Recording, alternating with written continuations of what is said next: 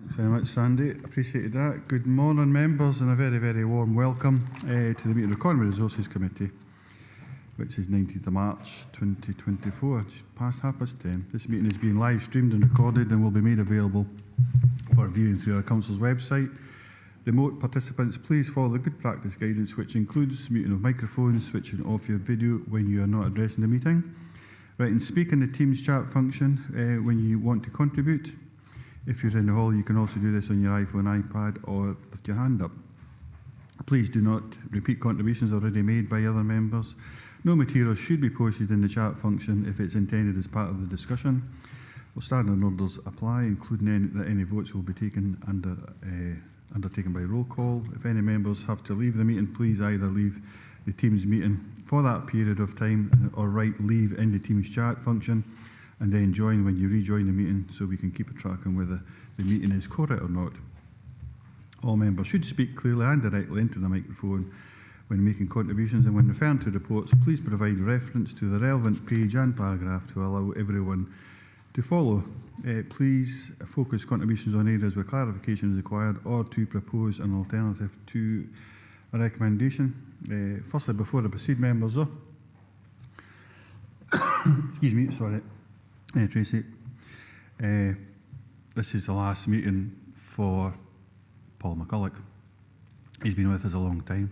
As far as I'm aware, Paul started off life with a trowel in his hand, and he's progressed from that point. So he started as a stonemason when I was talking to him. He's been with local authority more than once, but I think we could all say that and agree that he's been an excellent contribution to the council. It's sad to see you go, but we've got a good successor by the way of Mohammed Agun. So we certainly have. I don't know if Paul's online or not, but I'd just like to thank him very much for all the hard work, and hopefully we'll have that recorded within the minute as well as we go forward. Thanks very much, Paul, for all your hard work over the years. It's much appreciated. So, first item of business today, Senate apologies and Chair's approval of members' remote participation, which I'll do that last point right now. So, Tracy, it's over to yourself. Thank you. Thanks, Chair. Good morning, everyone. Morning, members. We've got 20 members present in total, 10 members present in person at Council HQ, being the Chair, the Vice Chair, Councillors Baretti, Dryborough, Ferguson, Marshall, Scobie, Slater, Thompson and Wilson.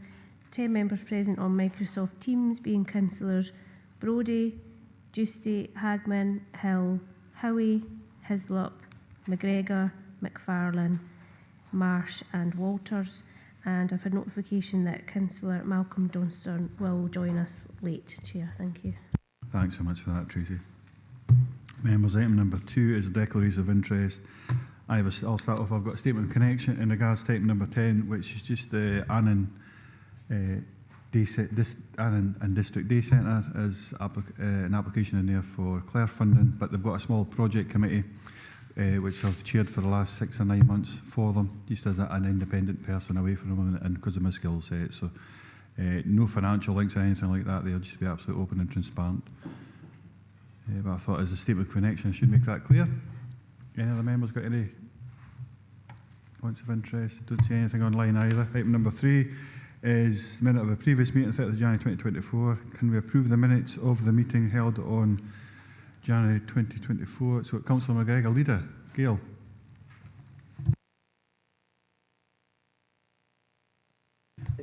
Sorry about that. Yeah, it was just it's just a statement of connection. Item 5, the Climate Change Draft National Adaptation Plan 3 consultation. I've been involved in some of the discussions around that in my role at COSLA. But as I say, it's just a statement of connection. I won't need to leave the meeting.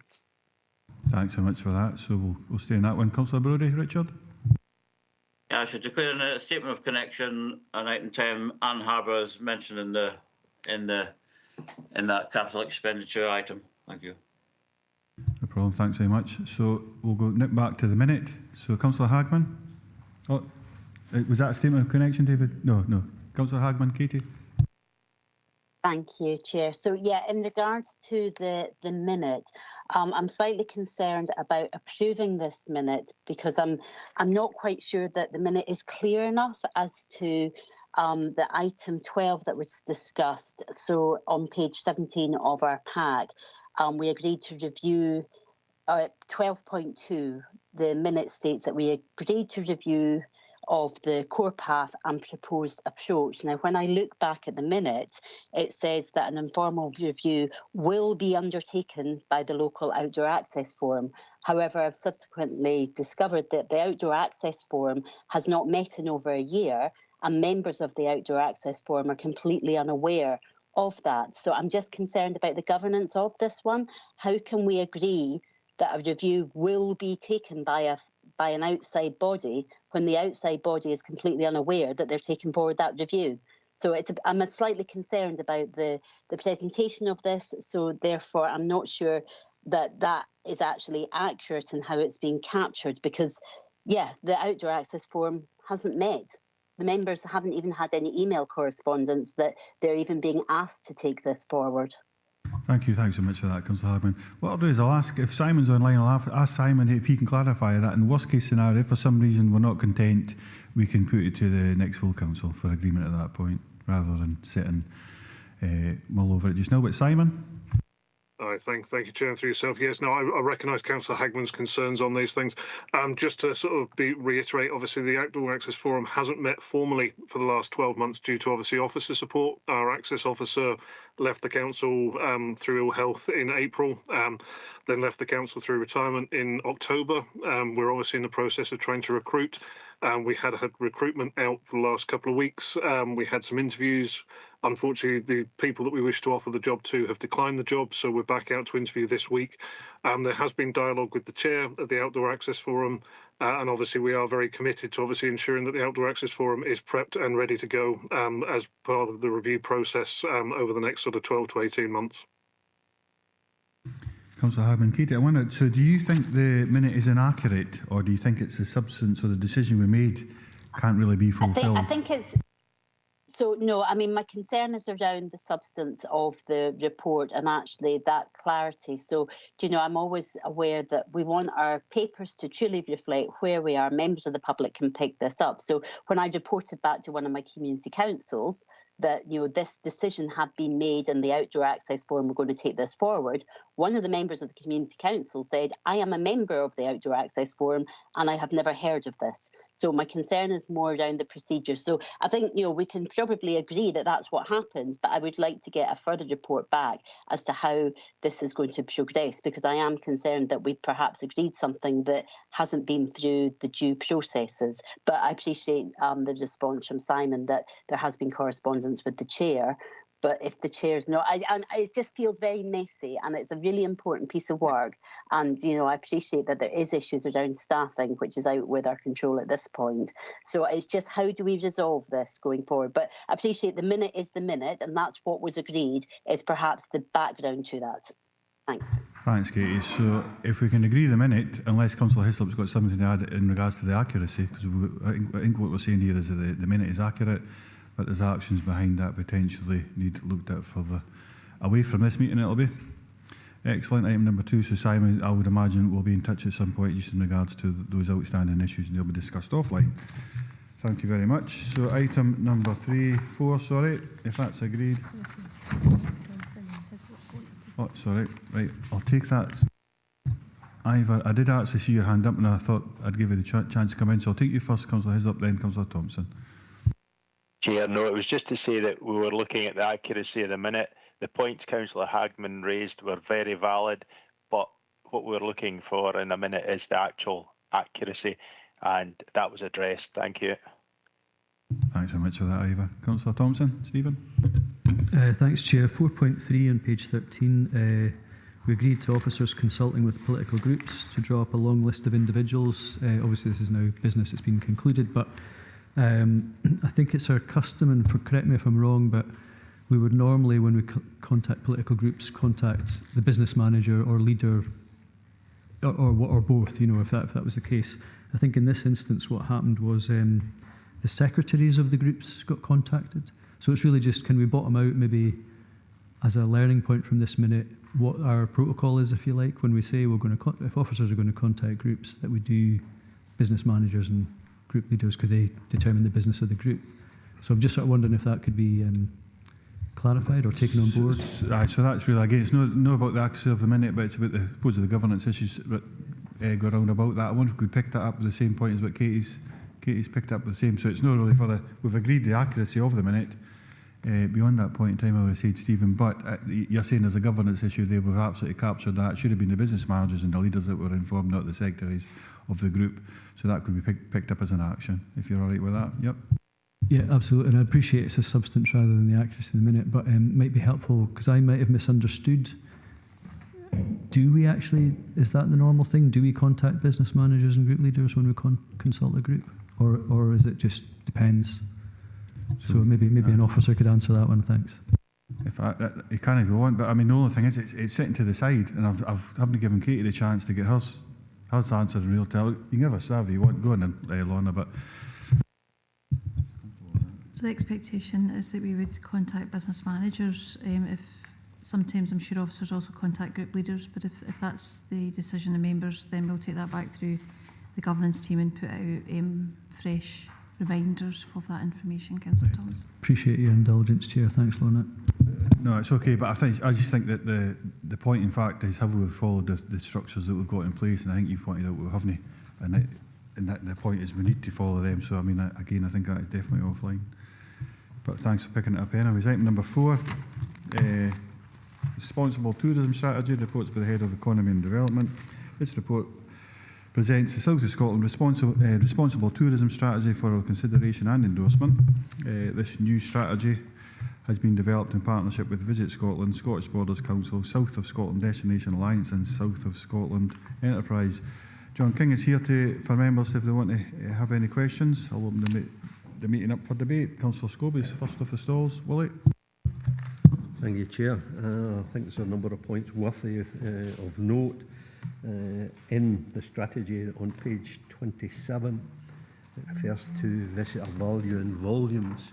And I think it's worthy of note the number of Chinese and Japanese people we get coming through the ports of Cairnryan. And it's how do we try and get them to stop off rather than just come from, and they mainly come from Edinburgh, going across to Ireland, both north and south. And it's how do we stop, and get them to drop off and spend some time in the region, particularly west of the region. And on page 30, again, foreign visitors, and it makes reference here, we will target the high spend in North American market to capitalize by capitalising on the unique history value of the region. Just for the committee's information, there's a group of, I believe, Americans coming to Stranraer within the next couple of months. I'm not quite sure when, but these are philanthropists that look at how we put projects on the map as World Heritage Sites.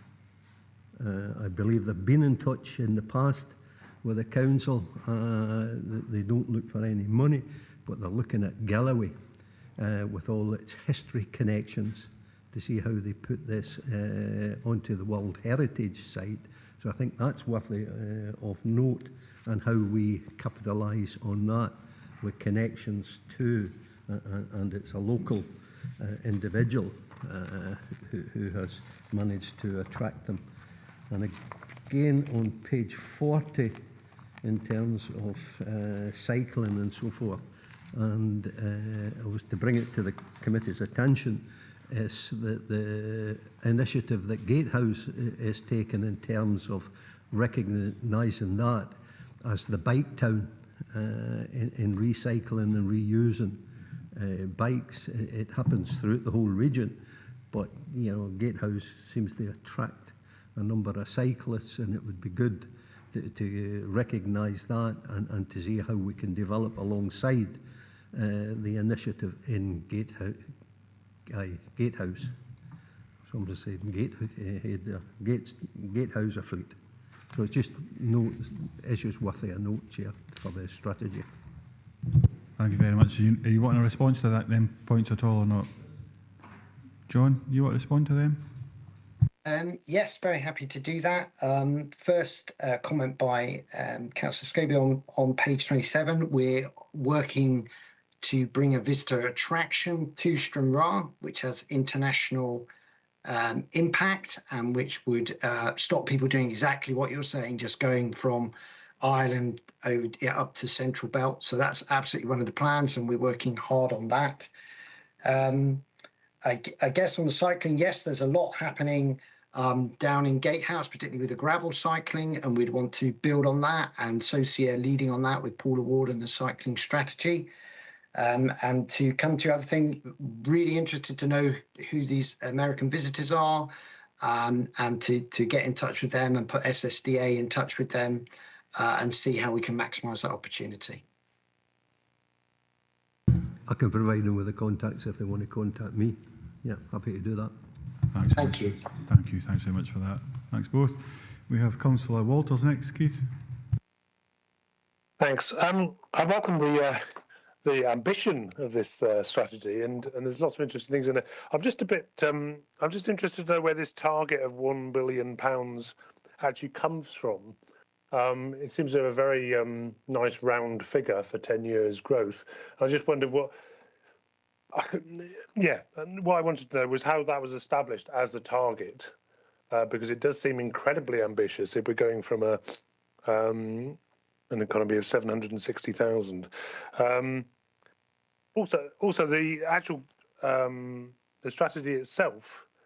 I see that we're launching it tomorrow. So I wonder what's going to happen if we have any input today. Whether changes are going to be made if and when we launch it tomorrow. So that's the second question. And I suppose the third question is there any details on the split of the influence on Dumfries and Galloway and Scottish borders? Because obviously it's an overall strategy, but there are some things that seem to be talking quite specifically about borders and some about Dumfries and Galloway.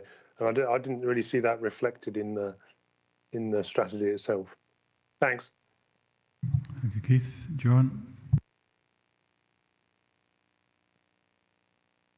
Sorry. So I guess what happened is we put together the strategy and we got a challenge that we had not been ambitious enough, which we took up. I think there's two parts to the strategy. There's general incremental change, and then there's trying to do the game-changing part of it, which is really what the Stranraer project is about, because it is a huge target. We would definitely prefer to be ambitious than to be mealy-mouthed, and so really that's where the 1 billion target came around. And the action plan, which will be launched tomorrow, will show it in 3-year steps and how we will get to that 1 billion. Second point today, there has been an awful lot of consultation. Members had a seminar in January. We've been out to communities, to businesses, and you can see all the detail in the strategy. So I'm hoping there are no changes, but it is a living document. If there was something that came up today, then we would have to consider it. It wouldn't be for tomorrow's launch, but if there was a significant point that we had missed or that there wanted to be a discussion about, I could take that back to the group. In terms of the split between both sides, this has really been a South of Scotland team approach. We've been meeting weekly, Borders, myself, Visit Scotland, SSDA, SOCI, and really we're just looking to make the most of wherever the opportunities lie. The two areas are similar in many, many ways, but each obviously has its own strengths and weaknesses. And we're just trying to take advantage of wherever those are.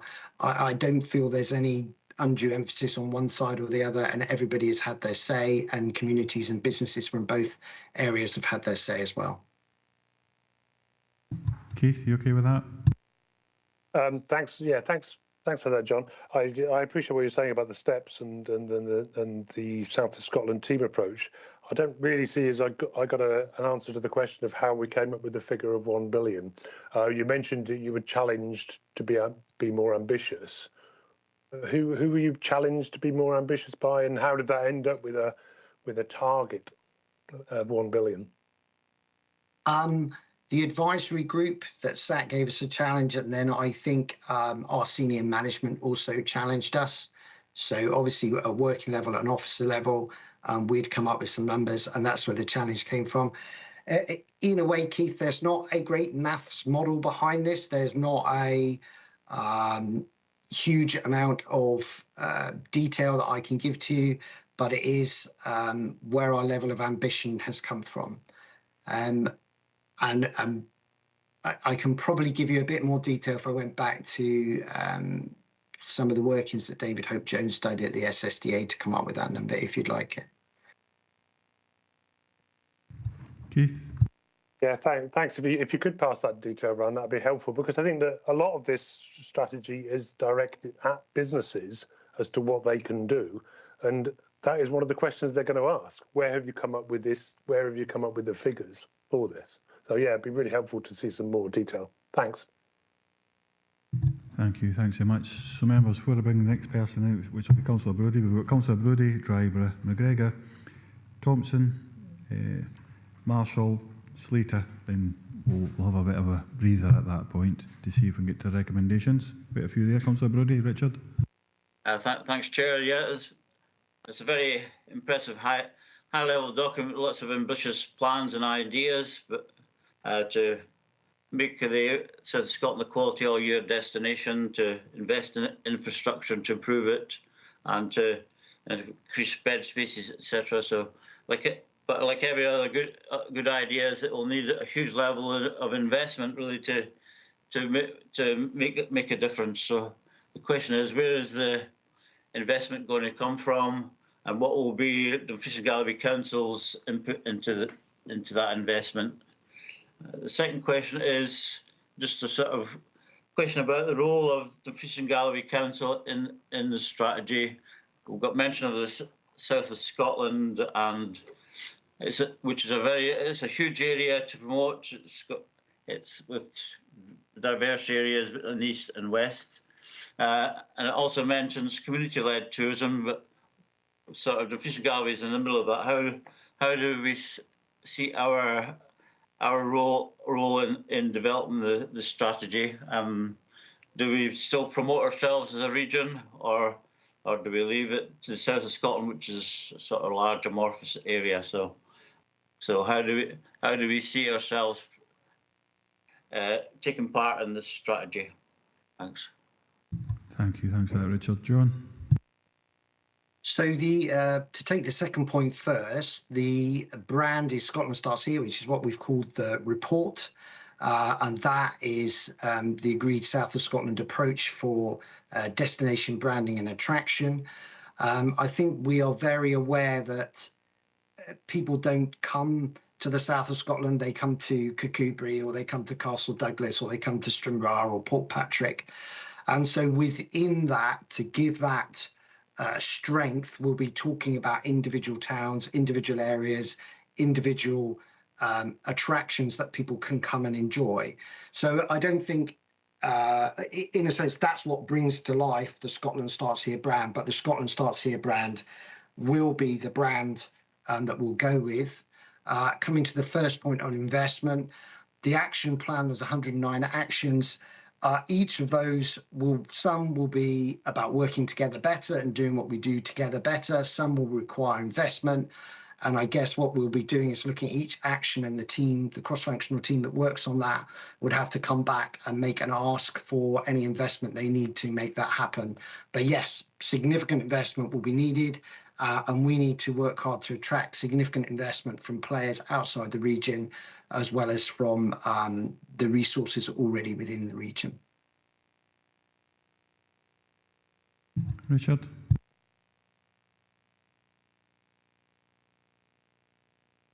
Thanks, Chair, on that. Yeah, except I think it's a massive task to promote such a huge area. So we'll just have to see what investment we can bring into it, because it will need a large investment to make the difference. Mm-hmm. Well, thanks very much for that. So we've Just to correct myself, Councillor Hagman, you're between Councillor McGregor and Slater. I'll just say that now in case you thought I missed it. Well, I did miss you, but you're in a blind spot there, Katie. So we've got Councillor Driver next, Archie. Yeah, thanks, Chair. And I've got no problem with ambition, you know, as long as we can deliver it and we don't raise expectations and you know, brilliant. We're 2 hours away from 14 million people. I think there's a bit missing. And that bit is missing is Northern Ireland. We've had the North Channel Partnership for, you know, a number of years now, although they've had some problems across there with getting, you know, councils to come and meet us through the North Channel Partnership. I think there's opportunities for Ulster Scots. We've had that discussion with Mid and East Antrim Council before, and I think the quid pro quo is that, you know, we're either side of a ferry that is quite expensive for people to come across from Northern Ireland and go back across. So has there been any discussions with the ferry group about any ferry deals, for instance, that could be made? We don't get, like the islands in the north of Scotland, any sort of substitute rate or out like that. I think Mid and East Antrim Council are dead keen to work with us on, you know, the tourism strategy. But I understand this is a South of Scotland one, but there's a very important part missing in this, and that's the North Channel Partnership. And I'm just wondering what discussions are ongoing now to make sure that we can get those visitors across who are coming from Ireland, who are coming from Northern Ireland, who are coming from Europe, and potentially coming from the rest of the world as well, because they want to do the Celtic gathering, for want of a better word. Thanks for that, Archie. John? Yeah, we haven't had any direct discussions. I've had previous discussions outside of the tourism strategy with Mid and East Antrim and about what they're doing with tourism. I think the visitor attraction, as I previously mentioned in Stranraer, is a really good reason for people to get off the boat and head east. And I think we're very aware that we need to create better products around Burns and things like that as a reason for people to come east and as a reason to create better experiences. Very happy to take the challenge and start some conversations about Mid and East Antrim and how we might maximise the advantages of the North Channel Partnership. So is there any discussions on it at the moment to try and get the North Channel Partnership revigorated in council? Because I think that's a really important thing, especially with the situation with A75 and 77, where they're very supportive of that. And I think 75, 77 is a really important part of that as well. I wonder if Steve could answer that one. John, I'll see if Steve Rogers will answer that one. Steve. Yeah, thank you, Chair. There has been work ongoing, Chair, kind of behind the scenes, if you like, to update the action plan that's attached to that partnership. We've been trying to make arrangements to have a formal meeting, Councillor Dryburgh, but that's been made somewhat complicated by a series of changes that have happened with our partner in Mid and East Antrim, but that's ongoing. We are still trying to pin down some dates to reactivate those meetings. Thank you. Comfortable, Archie, with that? Yep. No, thanks very much. I'll correct myself. It's Councillor McGregor, Thompson, Marshall, Hagman and Slater. So, thanks very much, Chair. I'll be very brief. I very much welcome the report, John, and obviously welcome the strategy. I have to say that I think this has been a really good example of proper partnership working between our authority, Borders Council and all other partners. And I think the vigour of the team south of Scotland, is wired through the strategy as well. And it's really important that we think from Eyemouth to Stranraer, which I think was the vision. So as I say, the collaborative approach with this and the partnership working has been exceptional. David Hope-Jones has driven a lot of it through SSDA, and that's where a lot of the vigour and the vision has come from. And I'm probably, I hope I'm not speaking out of turn, but it might be worth groups inviting him in to speak to them, because he can very clearly express the vision and things like the detail behind the £1 billion quite easily when he's asked. It's also been very well trailed through the Regional Economic Partnership, COS, and various other forums, and I think it's a good starting point for us. There has been discussions with the Ayrshires as well, so it's not just about Team South of Scotland, that there's that linkage, as Archie's alluded to other authorities in Northern Ireland and also in the Ayrshires. So, although this is a Team South of Scotland approach, it's very much looking at that connectivity as well, particularly in relation to the 75 and the 77. So I very much welcome it as a starter for 10. It's going to involve engaging private business to make it work and ensuring that private business have the skills and the capacities that we're looking at through the rep as well. But as I say, I think it's been much needed, and it does give great ambition. We've now just got to link it all together and get the benefits from that. So thank you very much, John. Thanks for that, Gail. So I don't think you need a response to that one, do you? More of a statement. Councillor Thompson, Stephen? Thanks, Chair. Yeah, so there's a few sort of points for clarity. I don't think it's quite the finished document, if that's fair to say. So there's a few things in there that we would probably like to see, and I wouldn't want to badger Mr. Hope Johnston every time we felt there wasn't something in the document that could have just been expressed in the document. It would save him a lot of travelling about explaining things to groups. But so one of them would be page 23. It does mention about jobs. I mean, a few of these things are mentioned a few times in the document, but I think obviously we want to see not just 6,000 annual jobs, but 6,000 high quality, high income jobs. We don't want to be creating a low wage economy. So obviously that would be a bit more detail could be teased out of that. Page 34, it does mention Borders Rail, for example, but not the Borders Rail extension, which is part of the Borderlands as well, and I think that would obviously go some way towards improving the connectivity. Page 40, there's a few things there about cycling. I'm not sure the Seven Stains offering in the west of the region is getting as much profile as maybe it could, and obviously that's we're interested in Dumfries and Galloway, so it would be good if that maybe had a higher degree of prominence. Page 43 talks about infrastructure, and it talks about Team South quite a lot, but it's not really joining up east to west, and I think one of the missing things which often gets mentioned but never taken forward is the A708, which actually connects the borders to Dumfries and Galloway, but anybody who uses that road will realise that it's not really the advert for tourists to have easy travel, although there are a number of tourist attractions along that route. So I think there's something there that could be recognised at least, and then hopefully taken forward. Page 47, there's an opportunity there, I think, in the second bullet point about developing our path infrastructure. Obviously, what we'd like to see is our coastal path infrastructure developed from Gretna to the west. That's something obviously we've got an aspiration to do. Again, no mention of that, but it just seems a wee bit remiss in that regard. So, I mean, there's a few points there, but I could go on probably. Page 40, though, makes an interesting comment about DNA. My limited understanding of DNA is it's kind of what's in us. And that I understand the intent of the statement there, but I think it's almost like saying we don't have it in us just now, so we either need to procreate to get it or do some gene splicing to add it in there. But I would rather say we do have the capability within us, rather than saying we don't have it and we need to get some DNA. We do have it, and I think we just need to bring it out. I think that's really what I think that's meant in that paragraph. But I think we need to be maybe careful about ambiguous readings of some of the phrases we might use. But other than that, I'd be happier to note rather than endorse this, but obviously see it go forward as a starter for 10. Thanks, Chair. So, apart from that last point, are you wanting any other points responded to in particular? Because I think for me that's what I picked up predominantly. Is two things. We do consider an endorsement. It's not really our document, so we can consider it and endorse it, but ultimately then it's how do we follow that and track the performance of it ongoing.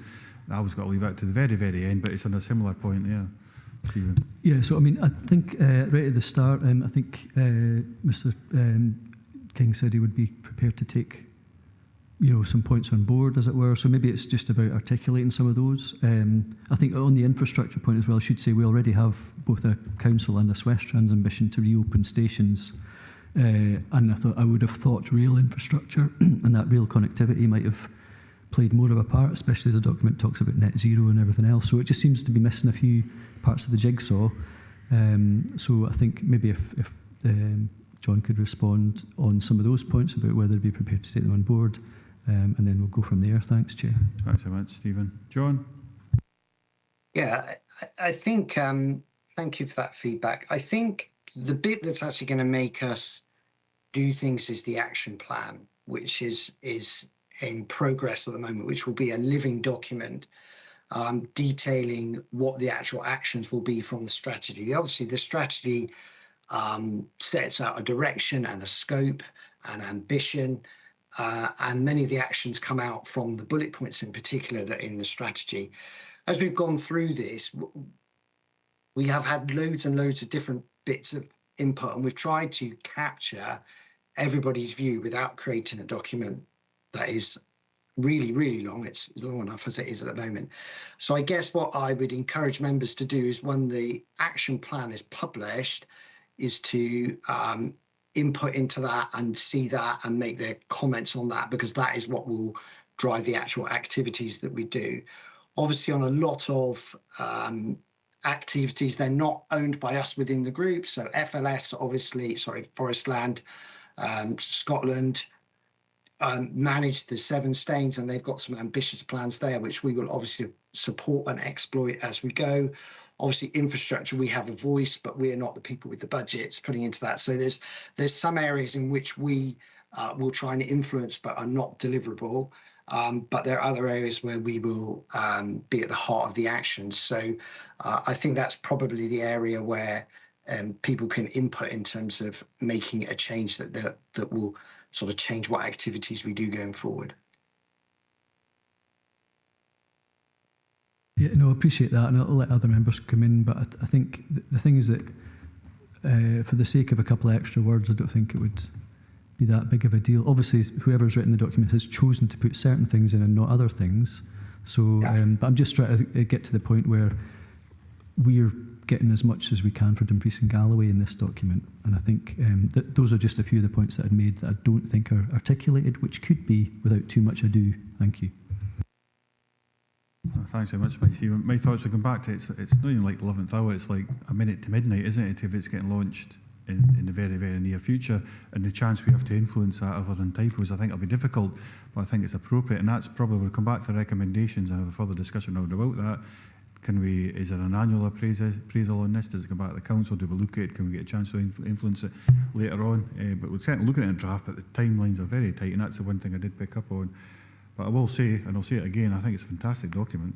I was extremely impressed with it, extremely ambitious. Councillor Marshall, Sean.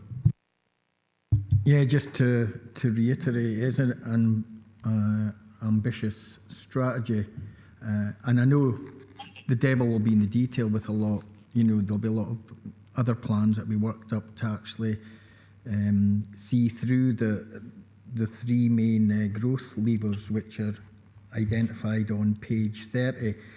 It's the one in the middle, the become a go-to rather than a go-through destination. And in there, it obviously identifies the key gateway of Gretna to the south of Scotland. I can remember back in over 20 years ago when I was one of the representatives from the council on the Dumfries and Galloway Tourist Board. And again, you know, we identified this. I think the kind of strap line we had then was instead of turning right, turn left at Gretna. So instead of continuing on the M74, you took the route on the A75 to lead you into Dumfries and Galloway. And to be fair, you know, apart from that, I think the region, just talking about Dumfries and Galloway, we have developed a number of new tourist destinations and facilities. And I can only think, you know, one of the reasons for trying to attract them onto the A75 is that you have tourist destinations to go to and tourist facilities. And you even have to look just at the development in Eastriggs, and Richard will know about this, you know, the Devil's Porridge is just 3 miles down the road, and in History Town now, and then that continues all the way to Stranraer. But I think, you know, the suggestion in here that there's got to be a It's basically just more marketing and branding with the strapline Scotland Starts Here.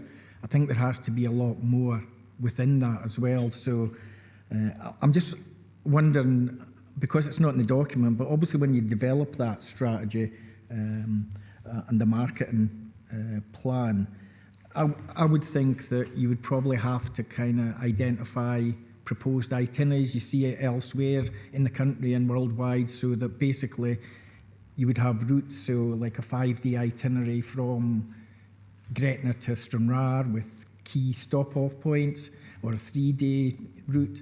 And I'm just wondering if they've got to that level of detail yet, because just saying that Scotland Starts Here and the list of bullet points is a start. I think we need a lot more, because we've tried it before and we've tried it countless times, and we get a lot of people, millions, stopping off at Gretna, but then they continue on the M74. Thanks for that, Sean. I know I've reflected similar to yourself when I've got to bring that up as a typo, because it's quite a few times actually. No, but anyways, we'll get to that point. John, do you want to respond to that? Yeah, absolutely. I think it is a significant challenge. What you find is when people come to D&G, they're pleasantly surprised that it is a nicer place with more to do than people initially think. And so there is a perception issue that we need to change. That will be led by the SSDA with support from Visit Scotland, and will be part of that mix. But yeah, we need to give them the money and let them get on with the job really of bringing that to life. But we haven't got to that level of detail. We've got to the level of detail of saying where's the focus on what we're trying to achieve. Thanks very much for that, John. Councillor Hagman, Katie. Thank you, Chair. So, I mean, there's been a lot of points raised already, so I won't repeat those. However, just to touch upon, maybe just to get a bit of supplementary would be helpful. So, going back to one of the first comments by Councillor Walters around the £1 billion, and I appreciate that that's, we want to be ambitious going forward with that. But how will we know when we've reached that? And the report talks about, or in fact, John, you talked about the action plan and 109 points, but we don't have a copy of that in front of us. So how can we endorse something when we don't actually have the full list of information? I am just on the opening document, on the opening page, it says that this has been developed by the 2 local authorities. Now, I appreciate we had a member seminar, but that's been my only opportunity to feed in. And as part of the council, I'm not sure that I can really, say that I have had an opportunity to really feed into this. And I think the fact that these comments made today cannot be captured into the document. So, I would absolutely support, happy to note this. And, I do welcome it. A huge piece of work. But with only one seminar for members to feed in, have Scottish Borders Council had further involvement other than just one seminar? What has been their input going forward? I think the comments made by Councillor Dryber about the connections to Ireland on page 27 makes reference to close proximity to the ferries from Newcastle and Hull. No mention of a Stranraer ferry. So that's something that's really, when we're specifically talking about ferries and don't mention the connection to the north of Ireland, I think that's really quite a key point that's missing there. As I say, there may well have been exceptional collaboration across a range of organisations. I wouldn't dispute that. And clearly this is a great document to start with. But I don't believe that it's a finished document, but it's being launched. So, I mean, I'm just slightly uncomfortable with that. And just one other point, there's been lots of elements that have been captured in terms of infrastructure, Seven Staines, etc. But the creativity of Dumfries and Galloway is really quite outstanding. The Spring Fling attracts visitors, international visitors, and artists from all over Scotland come to Dumfries and Galloway to set up studios, etc. And there's no mention of that, or Kirkcudbright and its historical importance of being an artist town. So there's an element that's been missing within that as well. So happy to note, like others, I'm not quite sure if we're able to endorse it as such. And I'd really like to hear how we can actually improve this going forward, but also it'd be really useful to see the action plan as to how are we going to achieve this, because it's great to have the ambition, but it's the what next question. Thanks. I've got to bring Stephen first in regards to the action plan. Yeah, thanks very much, Chair. And I can certainly provide perhaps a little bit of context to help members with this. So the action plan, very much we would intend to bring that back for members' consideration. You know, as John has already outlined, that will then go on to detail exactly how this strategy is going to be delivered collaboratively across the partnership and what resource implications, if any, there might be associated with that. So we will be bringing a further report back. The monitoring, the ongoing monitoring of the strategy. So we, along with our colleagues in Scottish Borders, subscribe to what's called STEAM data. So this is Scottish tourism data that we receive on an annual basis, which is based on survey work that's carried out. And that forms the basis for some of the figures that are in, the baseline figures that are in this report are based on that STEAM data, which we get every year. So we're able then to track what's happening with visitor numbers and visitor spend. With regard to the kind of overall role and status of the strategy, I suppose this is one of the challenges of developing a collaborative partnership-based strategy to replace what previously was 2 local authorities strategies. So we had, as Dumfries and Galloway Council, as some members will recall, we had a D&G tourism strategy, and Scottish Borders Council had their own Scottish Borders tourism strategy. So as part of our commitment to working collaboratively through the Regional Economic Partnership, it was agreed that we would adopt a South of Scotland partnership approach in order to essentially maximise the kind of leverage opportunity of working more collaboratively rather than having 2 standalone tourism strategies. So that one of the consequences of that is that we have to work through and with our partners in terms of progressing the document.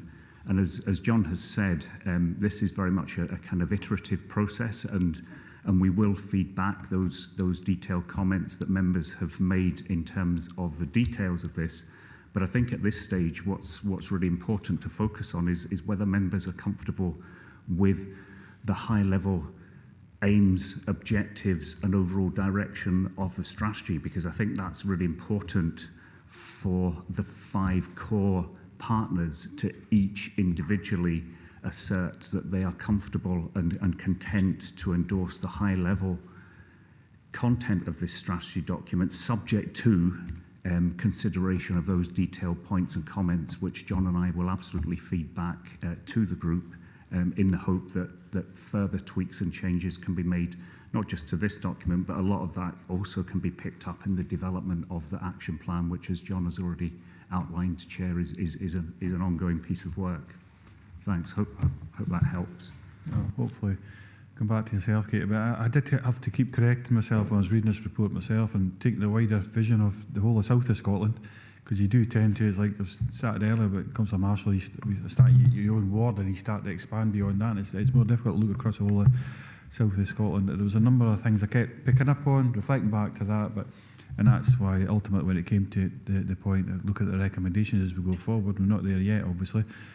But it's how do we have the checks and balances in place so we can come back, make sure what we've agreed, and it is at a high level. But you've got that one thing that stands out more than anything, and it's Councillor Walters picked up on it straight away, was that this is looking at driving an extra £1 billion into local economy, increasing the jobs by around 6,000. And that, to me, that is a high level strategy. That's what we're looking at across the whole of South of Scotland.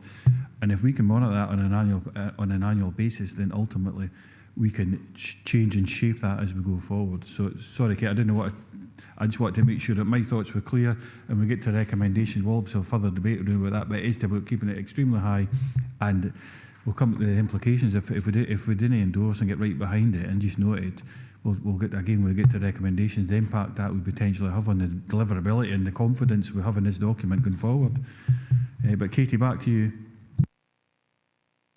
Yeah, and we'll maybe come to this, Chair, but I think there's been quite a number of comments, so it would be maybe useful to get, perhaps as an action out of it, a list of all those, if somebody's able to listen back to the debate and pull those out, just so that as members we've got confidence that those have been captured and they'll be fed in the appropriate way. So that would be my request on that one. But I appreciate your comments and those of John. Thanks. No, thanks so much for that, Katie. And we'll come back and revisit that point at the recommendations. So we've got Councillor Slater, Ferguson, Ivor. I've got you on the list now, and that's where we've got the recommendations after that. David. Thank you, Chair. Yes, on page 30, this £1 billion, there's been a lot of questions asked about that. It's a large amount of money, and to get 6,000 jobs as well. It's very, very ambitious, but what I'd like to do, I'd like to pick up the point that Archie actually brought up about the North Channel. The fact is, the ferries used to come into Stranraer. They don't come into Stranraer anymore. They go to another port further just across the bay. I think one of the main reasons for that was tide as well, because sometimes the ferries couldn't dock. But the situation when people get off the ferries now, Stranraer is kind of bypassed in a way. Because when you get off the ferry, they want to go, and you don't have to go through Stranraer anymore to get onto the A75. And I think that's something that I don't know if that can be addressed at all. How do you get people to come off the ferry and come to Stranraer rather than just go down the A75, which is the easiest thing to do? So that's a question that I think is very important. Because many cars just drive past Stranraer. So how do you get to stop? Thank you. So I suppose Councillor Scobie picked up on that as well, and maybe I would ask John to respond to that when it is about that drive. But Willie wants a quick, on the back of your question, wants a quick comment. Stranraer's been mentioned quite a few times this morning. I'm delighted to hear. And just to say that if we make Stranraer a destination, then we would see the people then coming to Stranraer.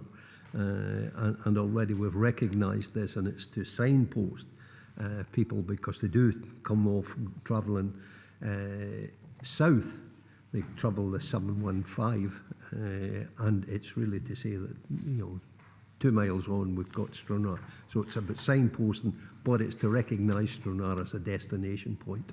Thanks for that, for those comments. But John, I'll let you comment on that as well, please. I think we need to improve our product. We need to have more reasons to stay in Dumfries and Galloway, more things to visit. We need to communicate it better.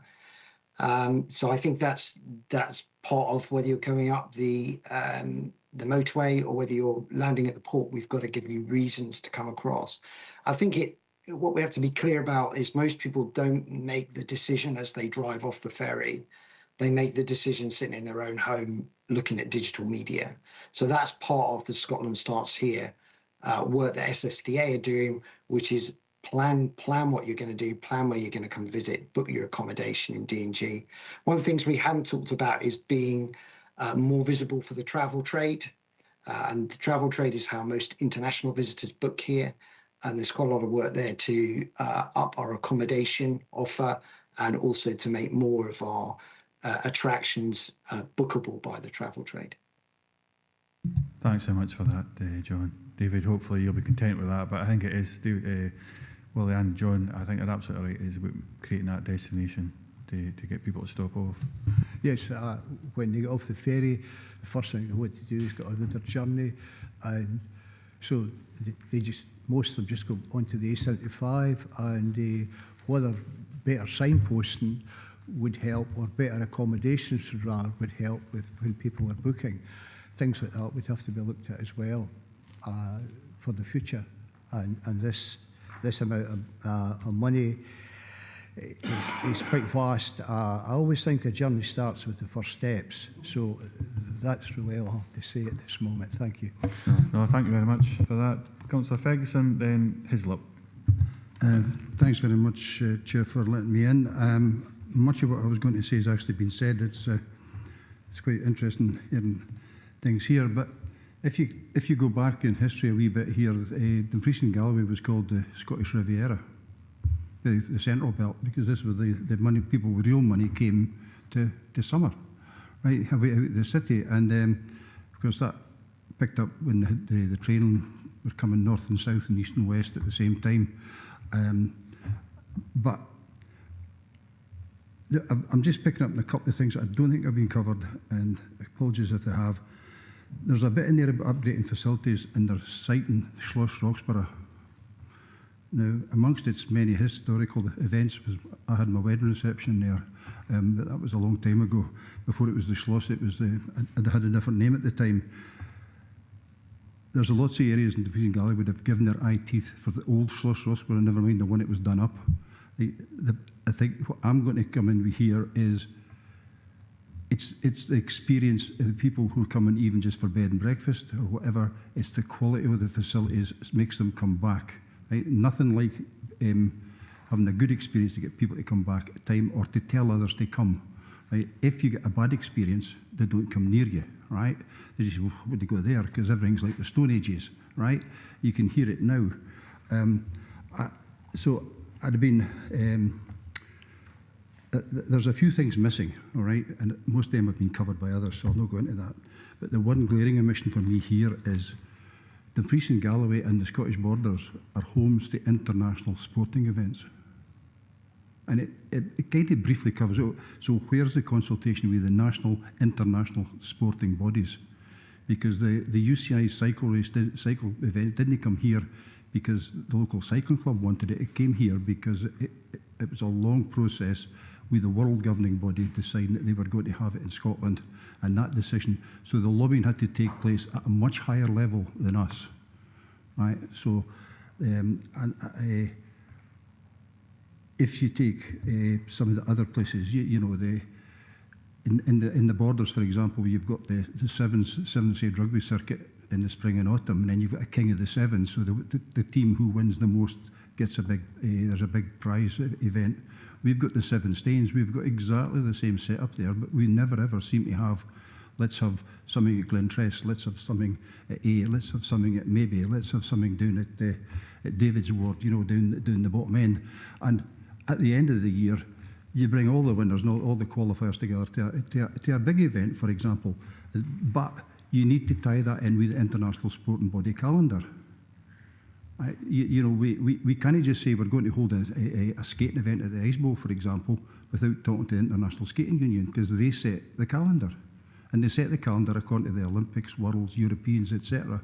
And, you know, we would be lucky if we got to be a qualifier, for example, one of them. So I think there's an opportunity missed there, but I'm sure that it'll be taken on board. The sporting events we've had in Dumfries and Galloway and the Scottish borders, right, have been hugely successful, well attended, and had fantastic results in terms of media coverage, TV, social media, all the things like that, and more especially all the small businesses along the route, because not everybody stays in the big hotel. Right? You're depending on what the hierarchy is and what your budget is, where you've come from. You need to find accommodation somewhere. And it's quite common, for example, in Dumfries, around the greater Dumfries area, that in big events at the Ice Bowl, for example, or some of the Seven Stains things, is if there's one at A Forest, for example, everything for miles around is full. You know, so these events do bring things, and I just don't think we're giving enough weight here to the sporting calendar. Thanks so much for that, Andy. John, do you want to respond to that? Yeah, two comments. We talk about growth development hubs, and cycling is part of that. But we're always going to take a south of Scotland view, so that is definitely an area that will get focus. And I think there's an events stream as well with our events officer Ian Barr, and I guess I'll feed back these into that event stream. But I hear the point made. Thanks so much, Andy. actually, it's quite interesting mentioning Ian Barr, a man of a lot of time for, but he doesn't normally identify the events. It's usually the sport specific go to the facilities that sport is played in, who then take it, and Ian becomes part of the team that then develop the bid, right? So the genuine idea that we're going to bring, National Hockey League for America to the Ice Bowl would never come from Ian. It would come from Ice Hockey UK, which would come from the International Ice Hockey Federation, blah blah, and it would filter down that way into the facility and said, could you hold this? Hold on a minute here, we'll need to get a team together, and that's when Ian becomes involved. Yeah. What I'm saying here is we're needing at the very top of the tree, right? No disrespect to Ian, the very top of the tree needs to be involved. Is that if we've got the opportunity to have major sporting events, then we need to look at them, and yes, even if it's, for example, it's across the east of the region, we tie in the accommodation with the Scottish borders and everything else. So I think it merits more than a few lines. That's my point. Thank you. Thanks so much for that, Andy. We'll leave that where that. No response to that one, I don't think, John, just because I think we've got to capture all this when we get to the recommendations, because this is more, for me, an event's an event, whether it's cycling, the British Pipe Band Championships for that matter, the Booktown Festivals, that type of stuff. It's all part of our wider tourism or attraction, as John's alluded to earlier. You have to make that a destination. But we'll come back to that. Councillor Hislop, then we'll go to the recommendations. Ivor? Thank you, Chair. I think Mr King summed it up quite well in answer to Councillor Slater's point. People don't arrive at Stranraer and think, where am I going? They're going somewhere. I don't go to Manchester Airport and think, where am I going? I've a book to go where I'm going. If I fly from Manchester, Glasgow, wherever. And I think that's something that we need to attract the people to here, not once they come into a port, we've got a chance of getting them. So I think we need to do that. And I think the other thing that's come out through this is if we improve our product, we will get better numbers coming in.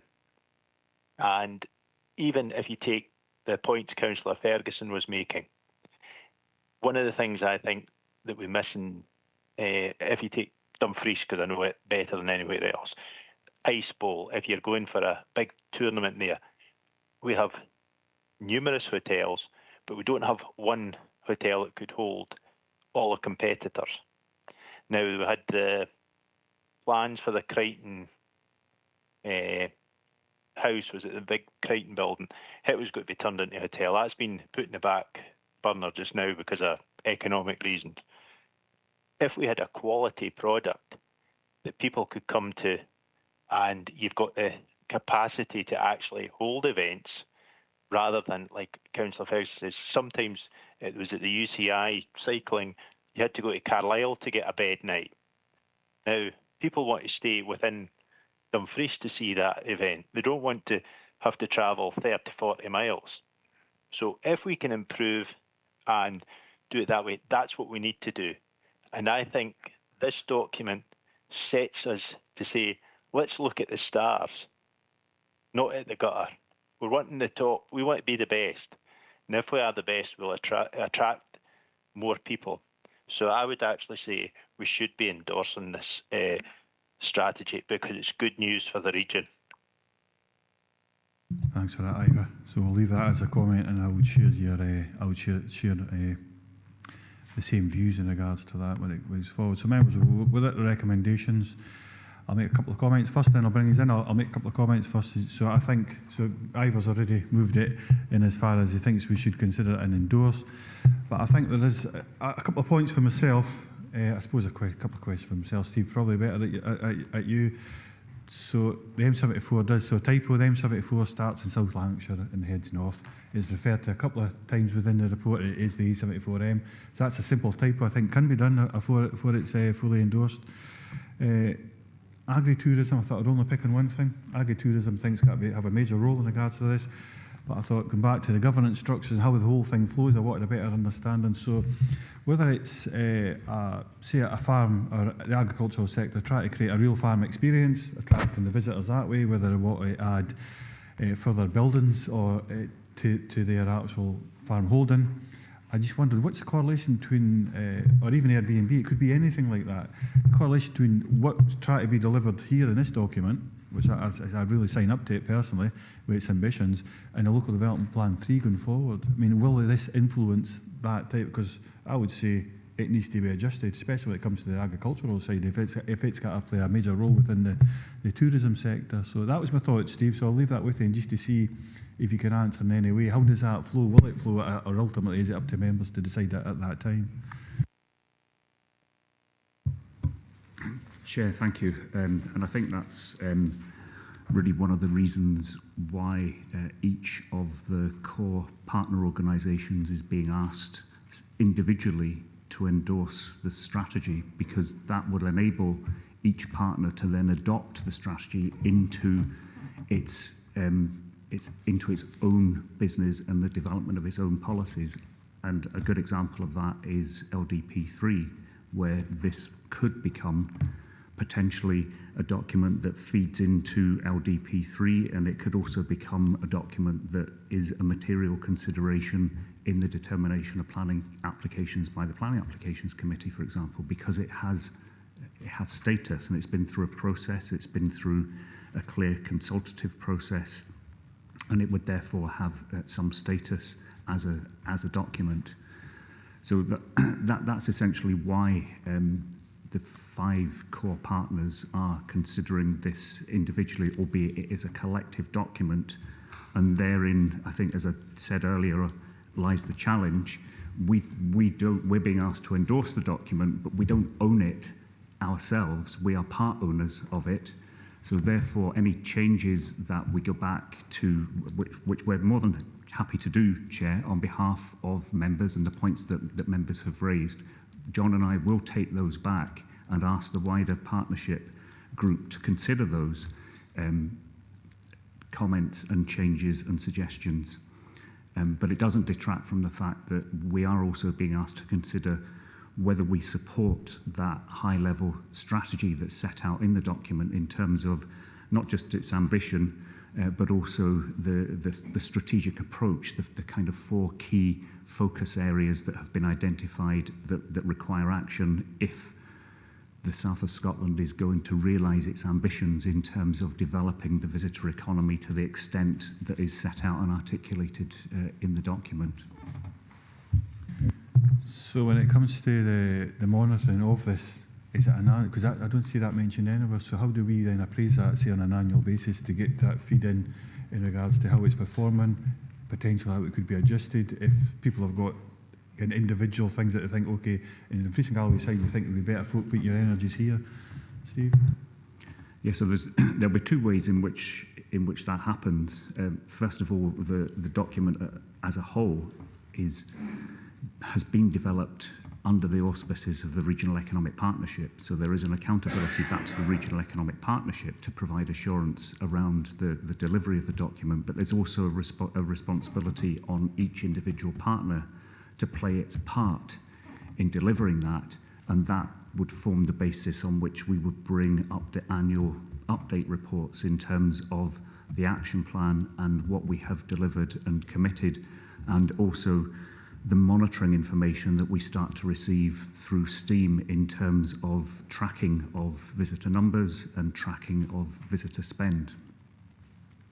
That's exactly what I thought it would be. Councillor, we've got Scobie then Dry, but I did have you down listed anyways, Archie. Just a quick point, Chair, and I think if we're going to do anything, and I'm looking through the document, it's really we need a positive marketing strategy.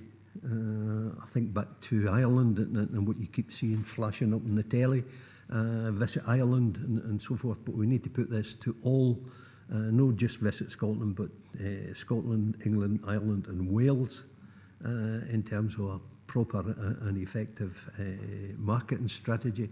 But we also need it for onboard ships, the boats that sail out of Cairnryan, to say why you would want to visit the region. So that we market this properly, because I don't see it coming up. And it's, you know, as has been said, it's before they get to it and say, where am I going now? They plan their journey, and it's to get them to stop, make Stranraer and Dumfries and Galloway region a destination. So I would hope that that is highlighted back to the organisation and coming up with a proper marketing strategy. So what I will do though is Councillor Hagman asked earlier, and I will come back to the recommendations. We're just about there now. We're right on it, and she's asked for a list. So we'll potentially look at a list. We can ask him to refer to. Like I say, I think it's 11:59 and about 30 seconds now, heading towards midnight. But some of that stuff will be able to be addressed, I would think. But in the longer term, that's why I asked about, okay, but look at the action plan on an annual basis, then I think we'd have to consider it that way. I've got my insecurities, you could say, in regards to the timelines, but I mean, I still think it's a fantastic document. Archie?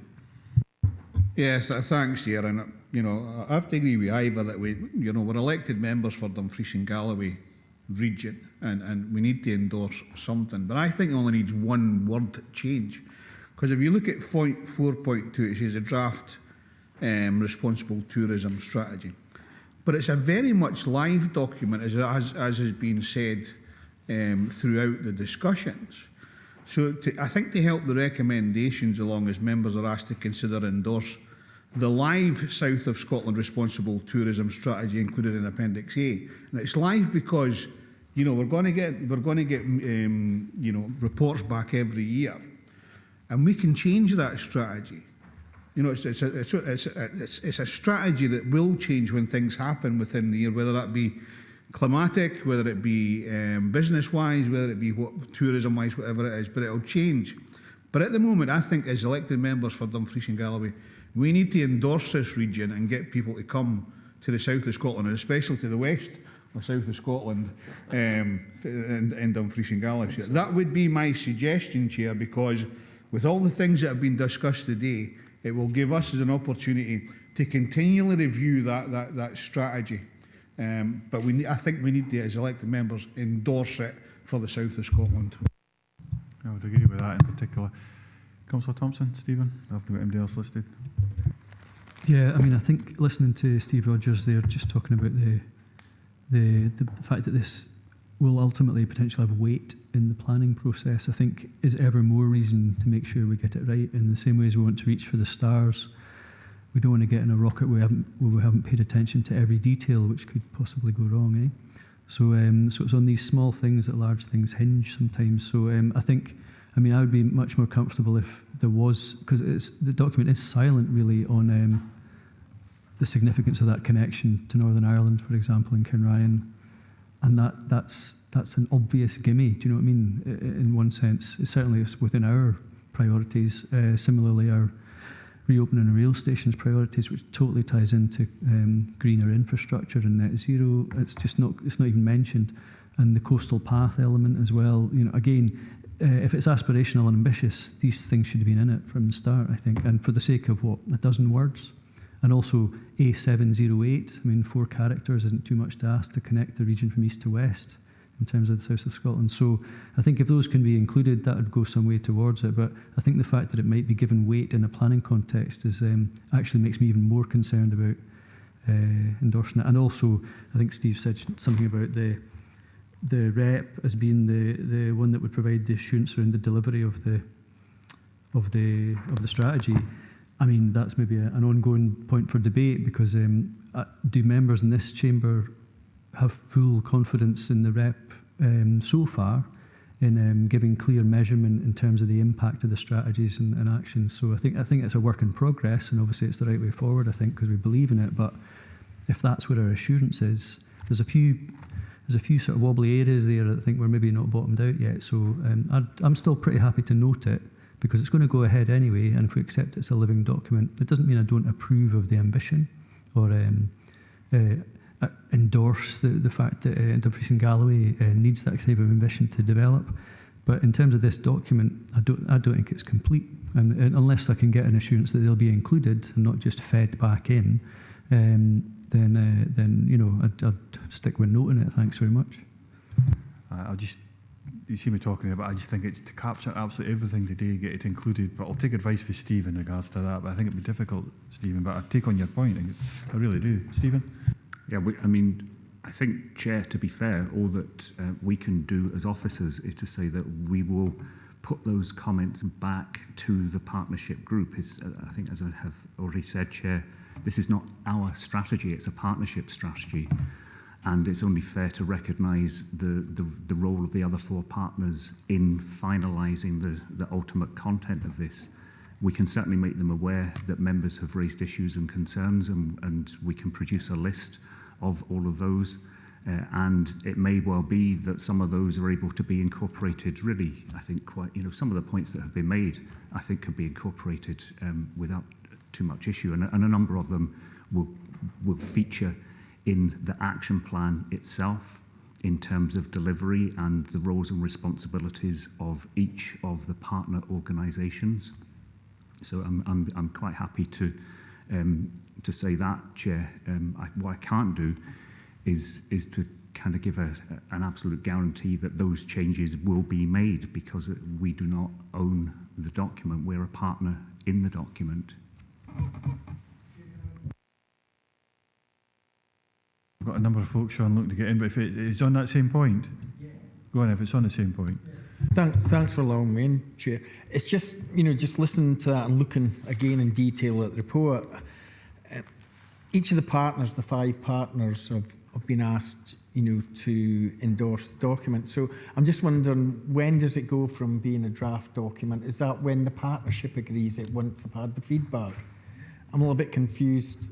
When does it become an agreed strategy? Is it at the partnership? And therefore, if they're asking, are they asking each of the 5 partners to endorse it before they actually agree the strategy? Appropriate, Sean. Steve? I thought it was tomorrow, but obviously it's yes, I mean, each of the partners is being asked to endorse it individually for the reasons that I set out earlier on. It was felt that it's important in order for the strategy to be progressed and to have sufficient weight and sufficient authority and backing that each partner is seen to be fully endorsing, in particular, the strategic ambition and the strategic thrust of the strategy. I think if members felt that the strategy was going off in the complete wrong direction, then we would have to report that back to the partnership group as a kind of fundamental issue. I think a lot of the comments that have been made, John and I can absolutely feed those back into the group, and I would like to think that those will be taken on board, but what I cannot do is give members, and I'm sure you'll understand, I cannot give an absolute assurance of that. That's my thoughts as well, because it's out with our control. It is in real terms. We'll come back to your motion shortly, Archie. So we have 3 further speakers, then we will make a decision at that point. So if Councillor Hislop, Hagman, then McGregor. Ivor?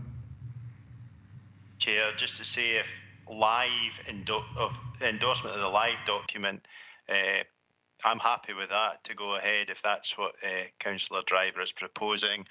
And the only other thing, this is a worded document, and people are saying that Cairn Ryan's not mentioned, but it's quite explicit in there. But we will use ferry crossings in Cairn Ryan in the west to attract people from the island of Ireland. Now, it's there, it's a big document, and there'll be bits I've missed. So I think the action plan is where we go with all the actions that we need to do. And if we actually deliver on this strategy, I think it'll make it so much easier for things like upgrading A75. We've got more ammunition there if we can deliver this. And this is a starting point. And we need to make sure that, if we don't endorse it, people will say, are they actually keen in backing this? And I think we should be seen to be backing this so that people see we want to move this forward. We want to move a region forward. Thanks, Ivor. I would support that fully. So we have Councillor Hagman, then McGregor. Katie? Thank you, Chair. Yeah, it's just I don't know if that's a formal motion or recommendation that Councillor Thompson has brought forward about noting and not endorsing, but certainly I would second that, just on the back of Steve Rogers' comments there about, if we were moving in the wrong direction. I don't think anybody's concerned that we're moving in the wrong direction, but we're certainly not complete. And I think in terms of the strategic importance, this is being based upon, as has been said by Councillor Thompson, if we're going to endorse this, it's very hard to endorse a document that's not been complete. So I would just I formally second that if that is a motion that Councillor Thompson was wanting to propose. Thanks. Okay, I'll just get clarity on that now. So Councillor Driver is informed that that was a motion and Councillor Hislop has seconded that. So that's a formal motion. But Stephen, was that a formal motion earlier? Yeah, absolutely, and ever more so because I think people are talking about it being a live document, which in planning terms is unusual to say the least. But yeah, absolutely, it's an amendment. No, thank you very much. So we'll take that as an amendment along with Councillor Hagman seconding that. Tracy, so Gail, you're next. Councillor McGregor. Thanks very much, Chair.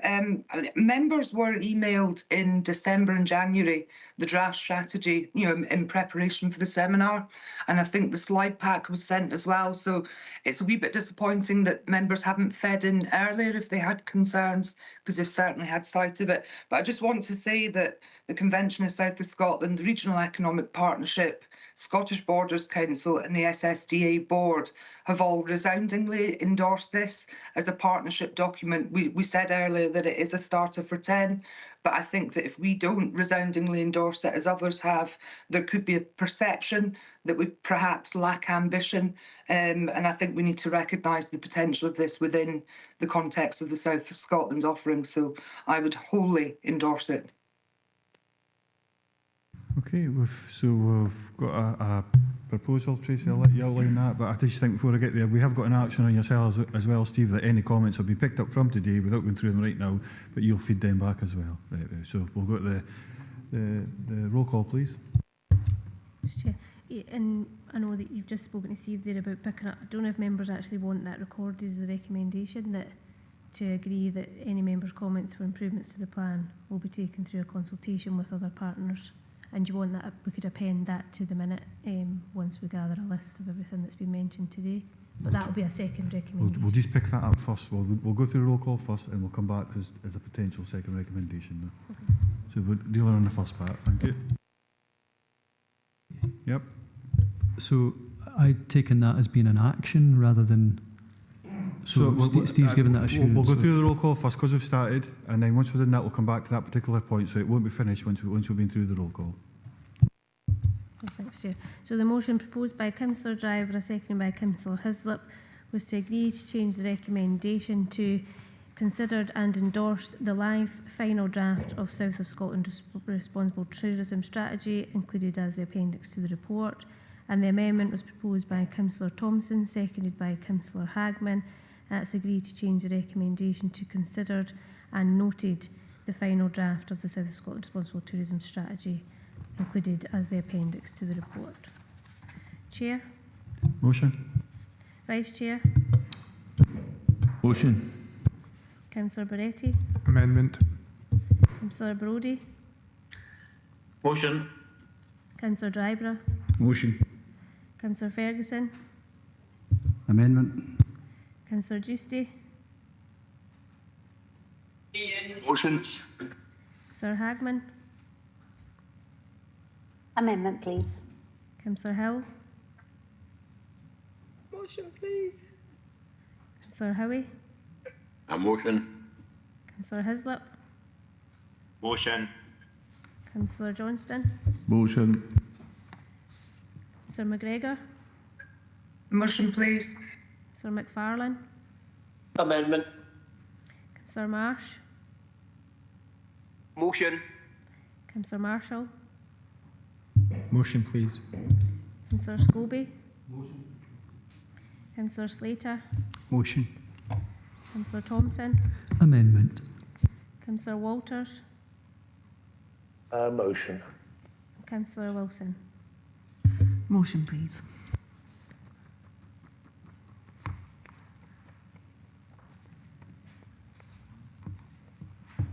The motion is carried 16 votes to 5. The amendment, the recommendation will be to endorse the live final draft. Thanks, Chair.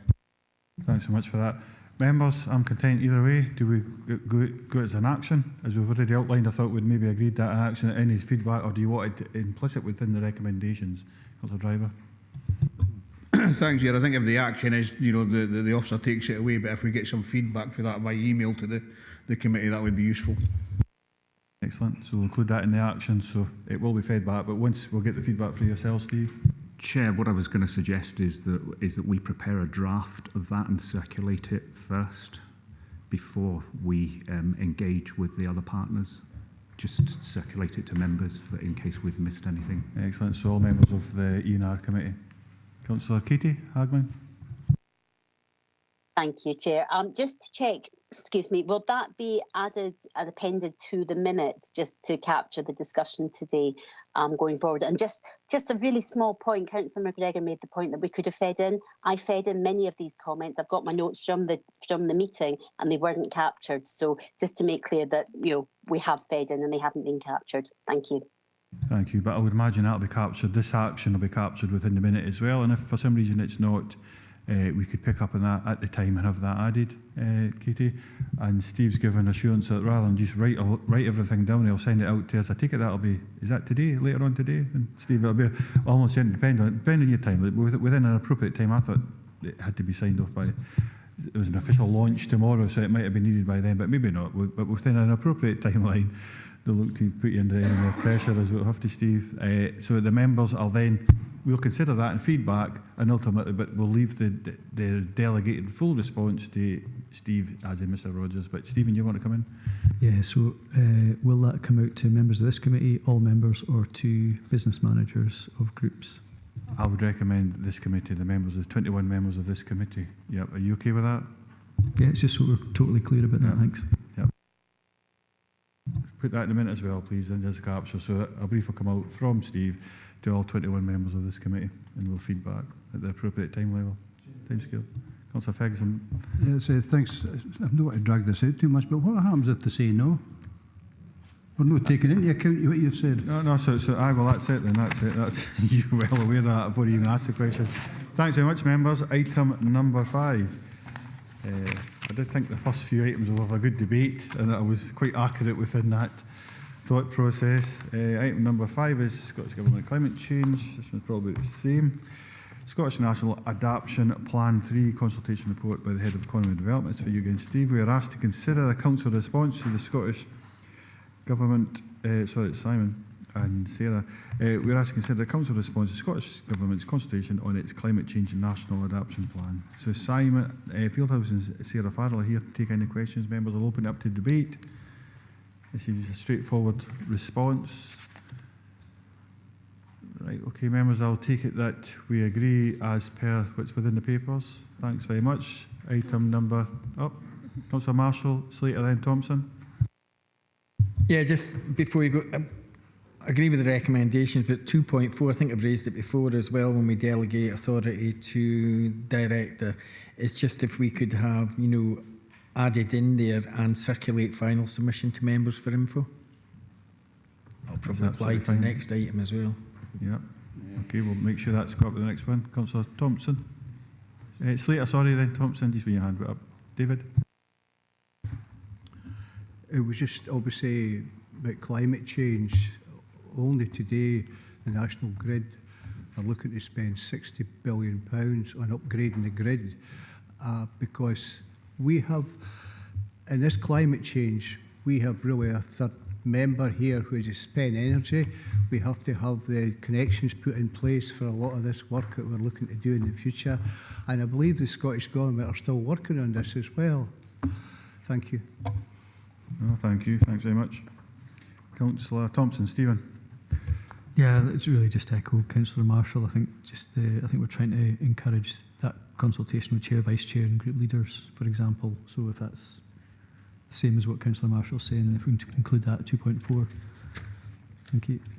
Excellent, thank you. Thanks very much. Item number 6 is the National Good Food Nation Plan. You capture that, Tracy? Yeah.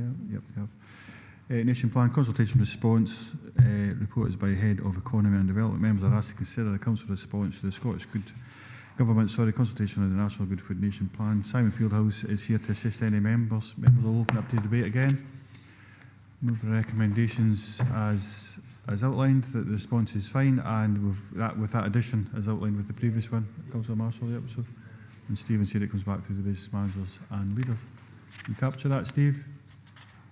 Yep, excellent. Thank you. Thanks very much. Item number 7 is our workforce plan. Thanks so much for your time this morning, Steve. Workforce plan. This report presents committee with a new council workforce plan developed to manage future workforce impacts and the requirements on delivering the council plan. James McDowell and Lynn Patterson are here to assist members of any questions. So remember, the next 3 I've already asked beforehand. If we could ask just for, I thought just to change and move things about a bit, but a quick 5-minute presentation if that's possible, and just outline the report, because I thought the next 3 were related to workforce in particular, and it was worthwhile doing that. Just before you come in, Lynn, for Councillor Barretti's wanting a quick word, Tony. Yeah, thank you, Chair. Page 110 and 100 and I think it's 135. Do you fancy leaving it? Is that a question? Sorry? Do you fancy leaving it? We'll go have a presentation. Oh, yeah, no, fine. I'll ask as long as I get for. Yep, no problem. I'll get you in first. Your name's on the list, Tony. Lynn, over to you. Okay, thank you, Chair.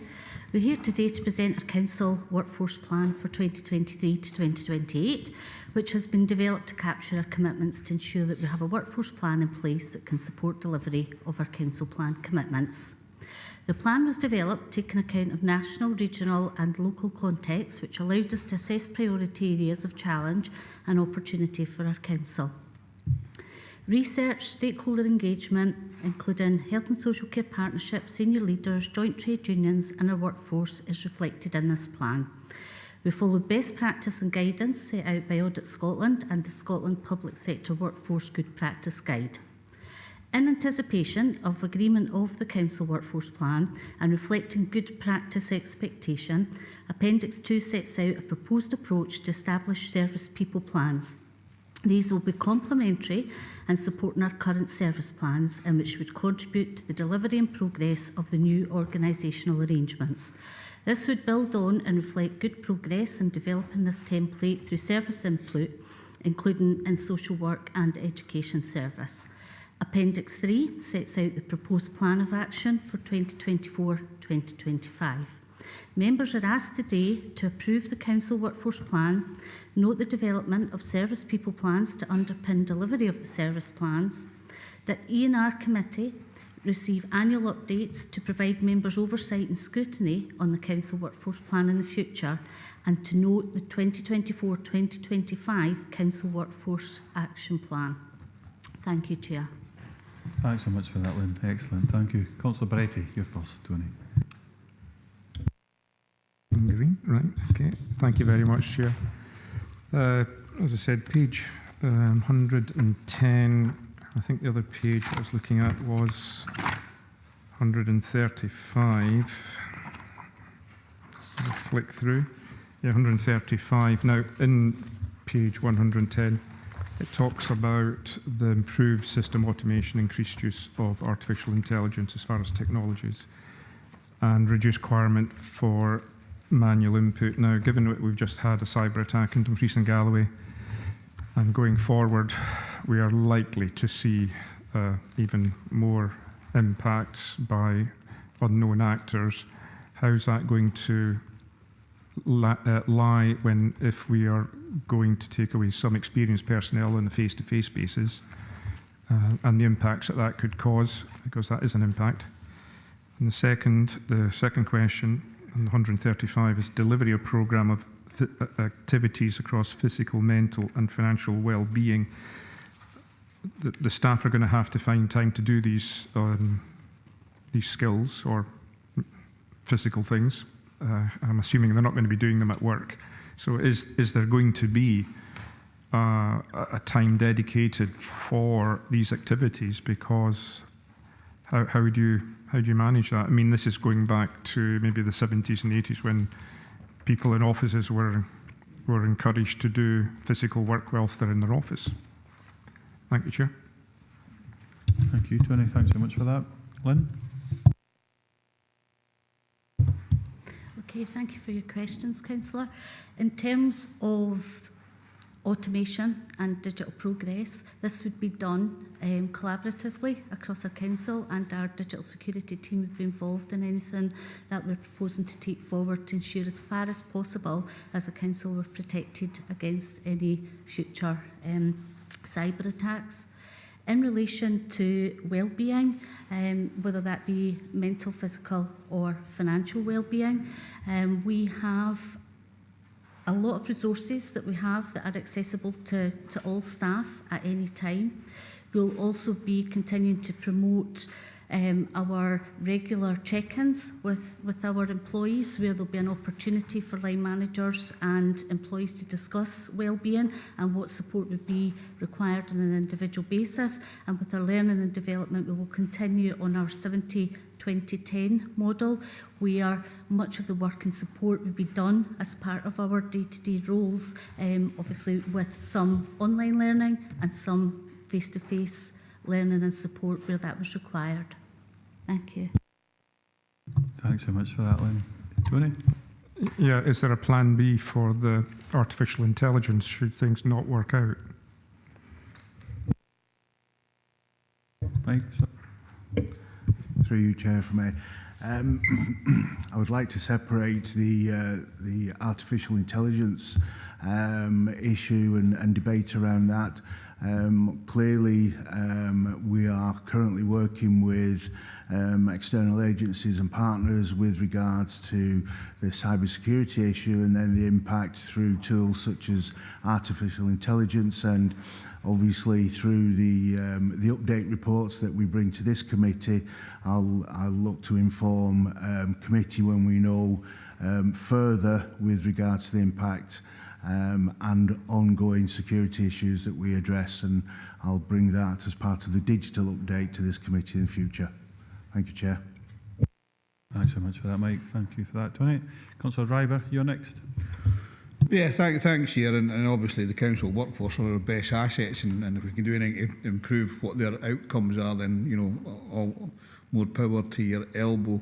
This was recently brought to the Joint Consultative Group of the Council, where we attended, a couple of members attended, and was endorsed. But there was some questions for the trade unions, those guys wrongly, you know, and I think they were answered appropriately.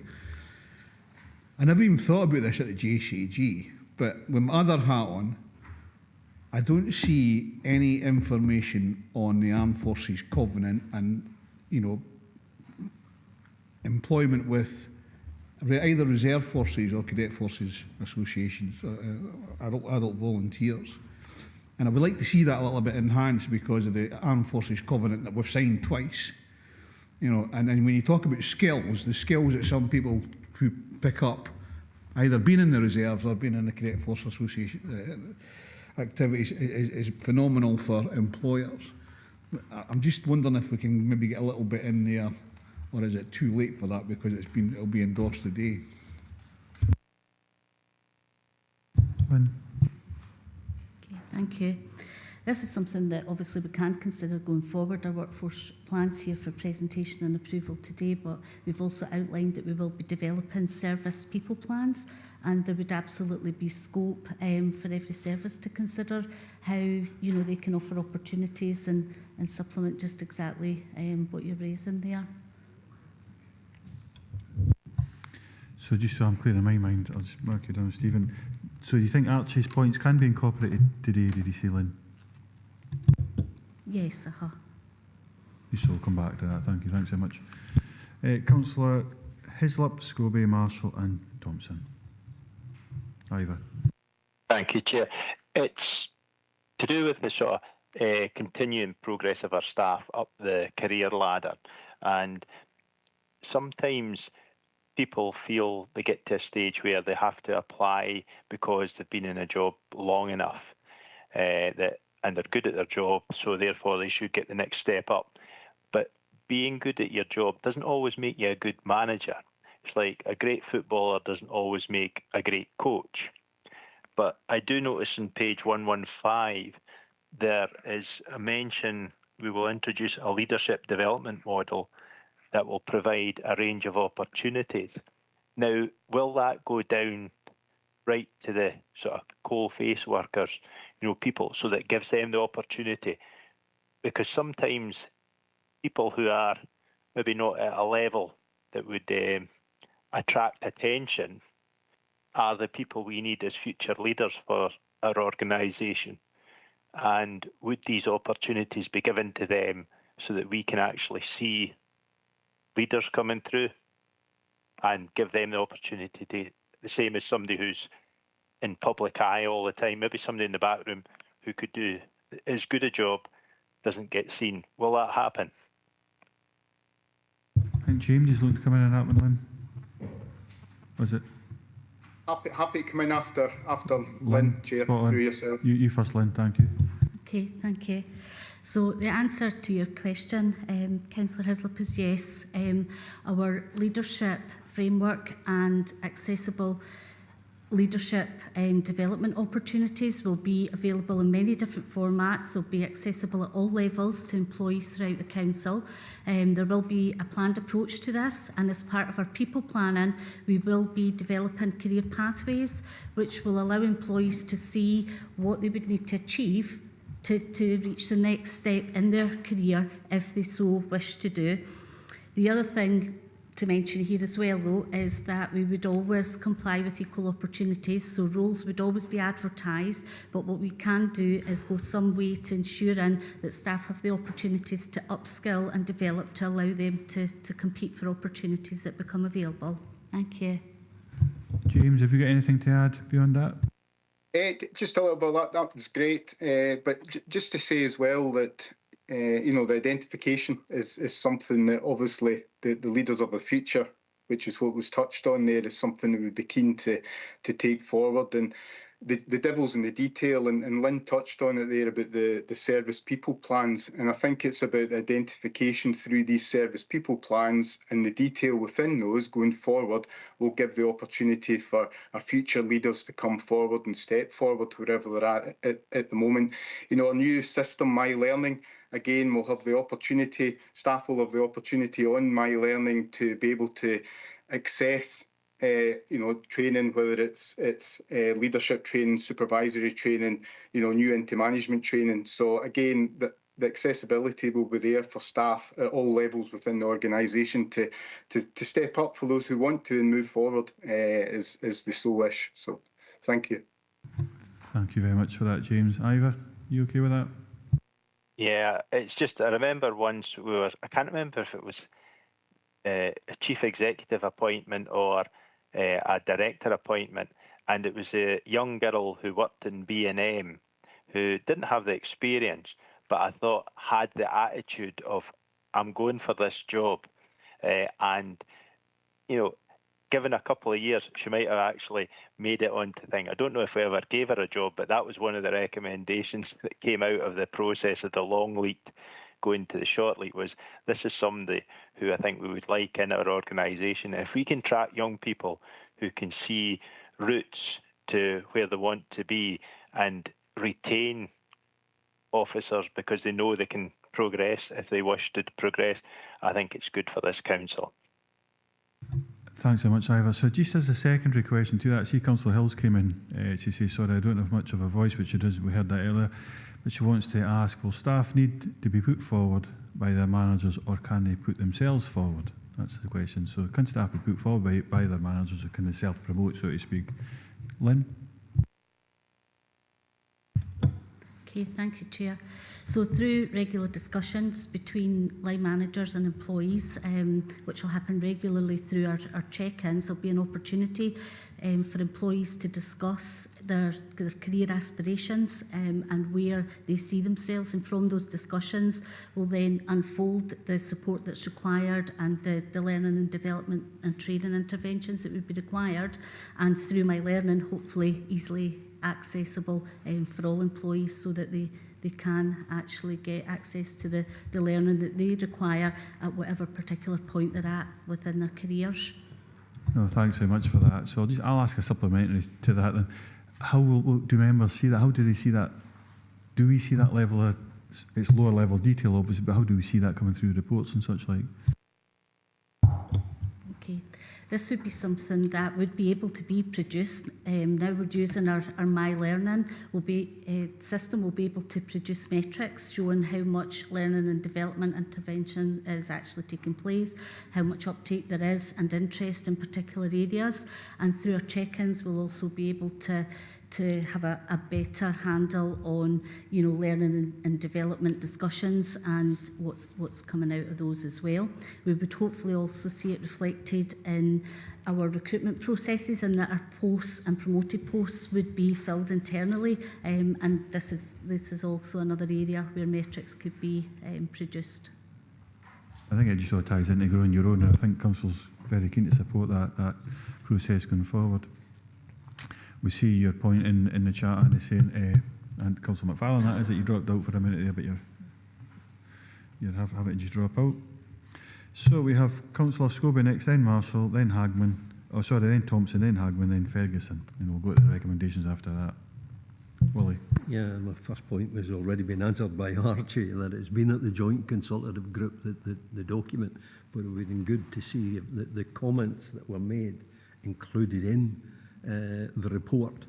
I may come to that in item 8 in terms of employees, the engagement framework for employees and trade unions. So first point's been answered, but I'll address it at item 8, my second point, Chair. No bother, thank you. So, so say that again, Willie? Yeah, there was a time in this council that comments were made by the trade union on relevant and appropriate reports that came before us. That seems to have dropped off the reporting mechanism. But as I said, it would have been good to see the comments that Archie referred to when it was at the Joint Consultative Group, just to see the trade unions. And we've seen it in other committees where the trade unions either phone members or whatever and give an insight, but it'd be good to see them in the reports, appropriate comments from the trade union side, if we're engaging and fully and properly engaging with employees and their recognised representative bodies. So I mean, I think it's a very, very valid point in regards to the level of consultation on the appropriate type of report, and James has got to come in and answer that particular point, I think, but it was a question asked myself about the joint trade unions, the level of consultation, and I got reassurances around about that, so I'm sure we'll get that from James as well. Yeah, thanks through yourself, Chair. Absolutely, it's just to provide that level of reassurance that the whole way through this document and the next one that's coming on the agenda, joint trade unions have been centre to that development, and the comments that are provided by our joint trade union colleagues are included within the documents as they move forward. Another great vehicle is the Joint Consultative Group. You know, as Archie touched on there was great debate around there, and again that's taken on board and factored back in through the development process for this document. So again, hopefully that's provided that reassurance that we do value and indeed incorporate those comments into these documents. And I think Councillor Scobie's point in particular was around about it being explicit, and so you could see it yourself within the report, and then we'll come back to that. I'm just double checking myself. Okay, we'll come back to that point, Willie, but I think we'll get the reassurance here that they have been involved, and that's a reassurance I'd certainly got previously with the committee. And it says at point 7, paragraph 7 within the report on page 85, thanks very much for that, Tracy, that the Council's management team and joint trade unions have been consulted during the development of the Council's workforce plan, and the report is in agreement within their contents. Yep. Okay, so it is there, but the details maybe not there that you're looking for. Yeah, I'll come back to then item 8, Chair, if you don't mind. No problem, leave that to you. Councillor Marshall, Sean? Yeah, thanks, Chair. First of all, just 3.13, the way I read it, it sounds as though that was something new, but my understanding is that we would develop service people plans we have in the past for each service. I think it's maybe, is it relating to the fact that it's just the new organisational arrangements? That's the first point. And then just a couple of points on the document itself. Sean, would you give us a page number, please, Nat? I don't see a 3.13. Sorry? Would you give us a page number? It's on the first page, it's 83, 3.3. All right, I thought you said 3.13, sorry. Yeah. Yep.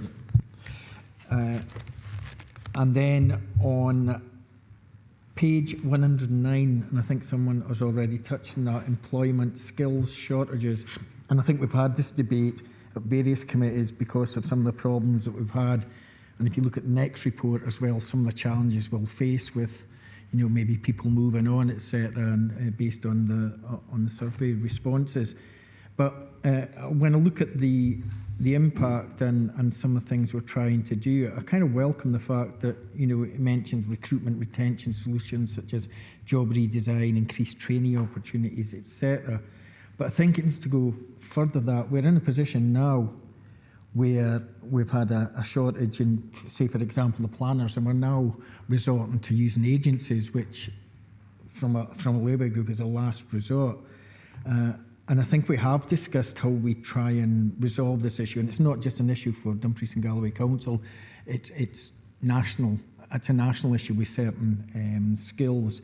But we had talked about potential relocation packages, looking at that. I'm looking at more at where we've got skills shortage that we can't fill within and we have to kind of externally recruit. And also, I think years ago we talked about market scarcity allowances, and that's a dangerous route to go down. But we are facing, I think, a crisis with regard to some of our key skills in certain areas.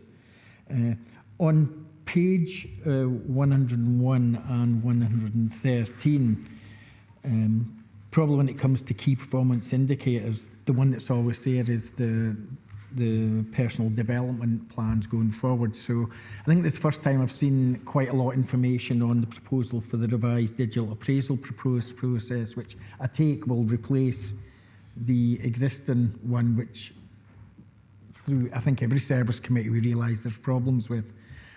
So it'd be interesting to get a little bit more information on that, because personal experience as well, sometimes when you move to digital, especially when you've got a lot of workforce that don't have ready access to computers, etc., then sometimes you don't get the desired results. So I would like, probably not this meeting, but I would like more detail on how we look to kind of perform a lot better than what we are with regards to people appraisals. But certainly the dipping in and out over the year and regular checking and updating that seems like a way forward. And just the last one, the last point, page 117, and it talks about the first bullet point, the smarter working policy.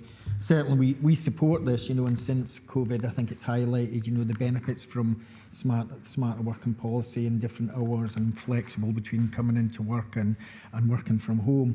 I think as we go forward with these plans, so I think certainly Labour Group feel as we need to get a handle on, you know, what the position is by each service as to, you know, where people are working from, what the different working patterns, etc. So I'm hoping when we go through the monitoring in the future that we have quite a lot of detail so we can get a full kind of understanding of the different work patterns, how many people are working from home, etc. And as I said, sometimes it's more productive to work at home. I did as well, so I do understand that. But also at the same time as well, from a public perspective, and again, this is a national issue that people think that because you're working from home, you're not doing the same level of work, when sometimes you're doing equally or sometimes more. So it's really those points I just wanted to raise. Thanks for that, Sean. When could you respond? Thank you. Absolutely, thank you, Councillor. In terms of our people plans, the template that's attached is a relatively new template that's been developed. It takes account of, I suppose, current and modern workforce planning, and it has been used already by a couple of services, and it may be that elected members have already seen people plans presented. They will be detailed living documents which will go into a lot more detail on, for example, our hard to fill posts, etc.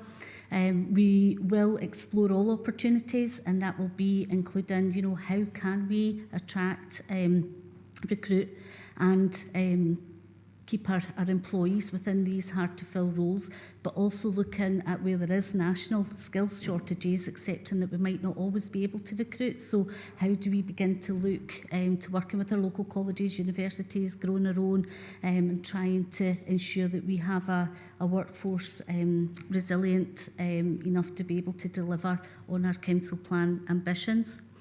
In terms of our PDR alternative, which has been worked on, I am happy to see that there is an elected member seminar scheduled for Friday where we're willing to give a lot more information. So if you're able to attend, we'll be able to provide you a lot more detail on that process and how that's moving forward and what we're hoping for, and our aims to increase participation and recording and capturing the good conversations and the support that's provided there. And smarter working, our workforce metrics in terms of reporting back to this committee on an annual basis. We hopefully will be able to report on some of the success measures, and that will be evidence informed based on our workforce metrics, etc., on the interventions that we have in plans in place on our workforce planning and our people planning, which is service specific. The people plans give us that opportunity for services to look on an individual basis because their needs are different, to see what best interventions are put in place to ensure that we have a workforce in place with the right skills that we require to deliver for our council. I hope that answers your questions. James Sean saying that's answered his questions, but you're happy to add if you want. James had his hand up, Sean. So I'm just saying that you've said that you're happy with the answers that's been given, but because James had his hand up. That's fine then. I know, excellent. They were answered very well. Thank you. Thank you very much for that, James. Thanks very much, Lynn, for those answers. So we have Councillor Thompson, Hagman and Ferguson. So Stephen, you're first. Thanks, Chair.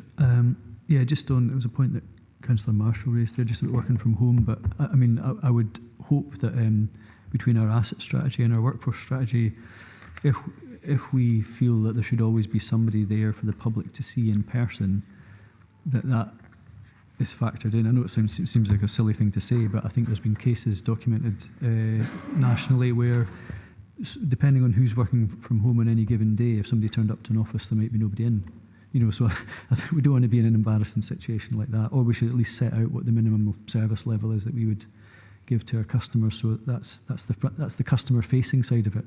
But in terms of the actual report itself, I think when I'm looking at the last appendices just around the action planning, so page 130, 131, 133 onwards, Appendix 3 effectively.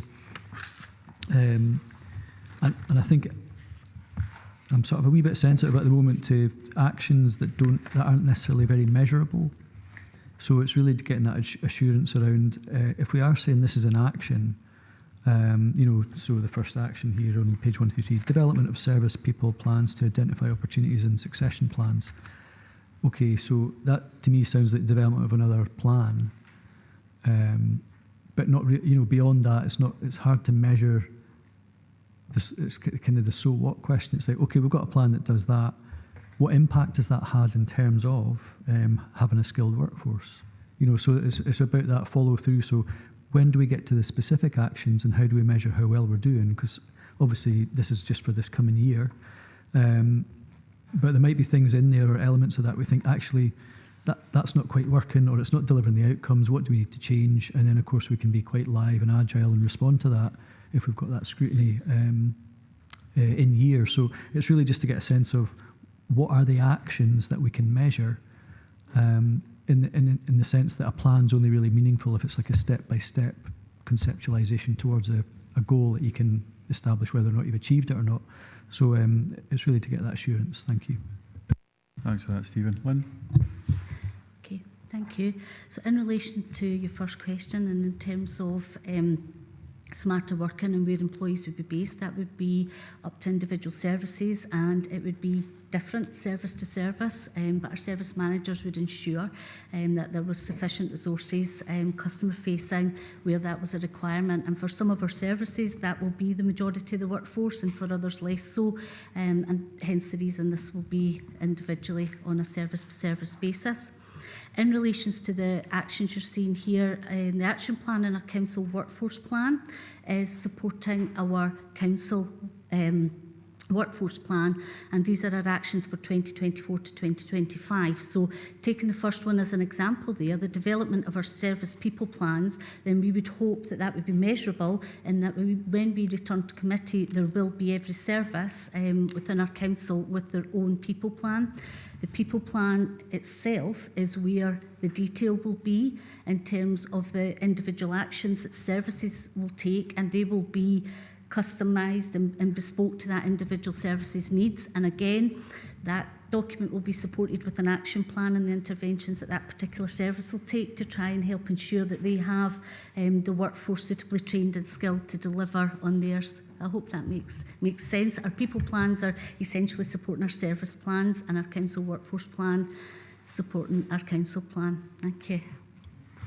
No, that's helpful, and thank you. So I think on the first point, I think it'd probably be interesting to the public and members which services require customer facing and what level is that, so we know when we're getting constituent inquiries, for example, yeah, well, don't expect anybody to be there because that's delivered online, that service, or they're only open in the morning or whatever. So that'd be probably quite useful for some of the key service areas where there's a bit of, I'm thinking of planning being one of them, so there's a lot of feedback about that.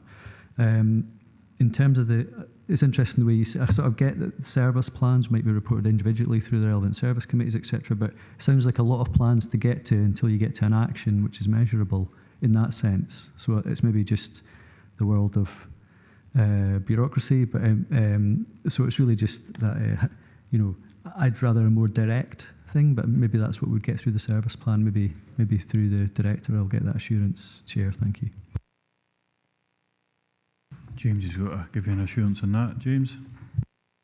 Happy to do so. Absolutely. I think, I think as Lynn pointed out there, I think the people plans is something that we've never had that level of detail before with regards to the gaps and identifying the gaps and the progress as we move forward.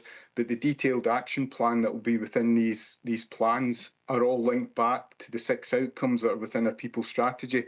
Page 130 within your pack there, that action plan that's within there, you see the people strategy outcomes that run down the side, the 6 of them. That's where the line is, that again we'll be able to report back at a strategic level, because we'll start to see the detail coming back into the higher level of the people strategy action plan itself through those 6 outcomes. So I understand what elected members are saying, but I think it's the detail that's been missing previously that we need and we will have going forward that will give us information and obviously give us information that we'll be able to track both at an individual, team service level and also organisational level, which is something that will be important for us.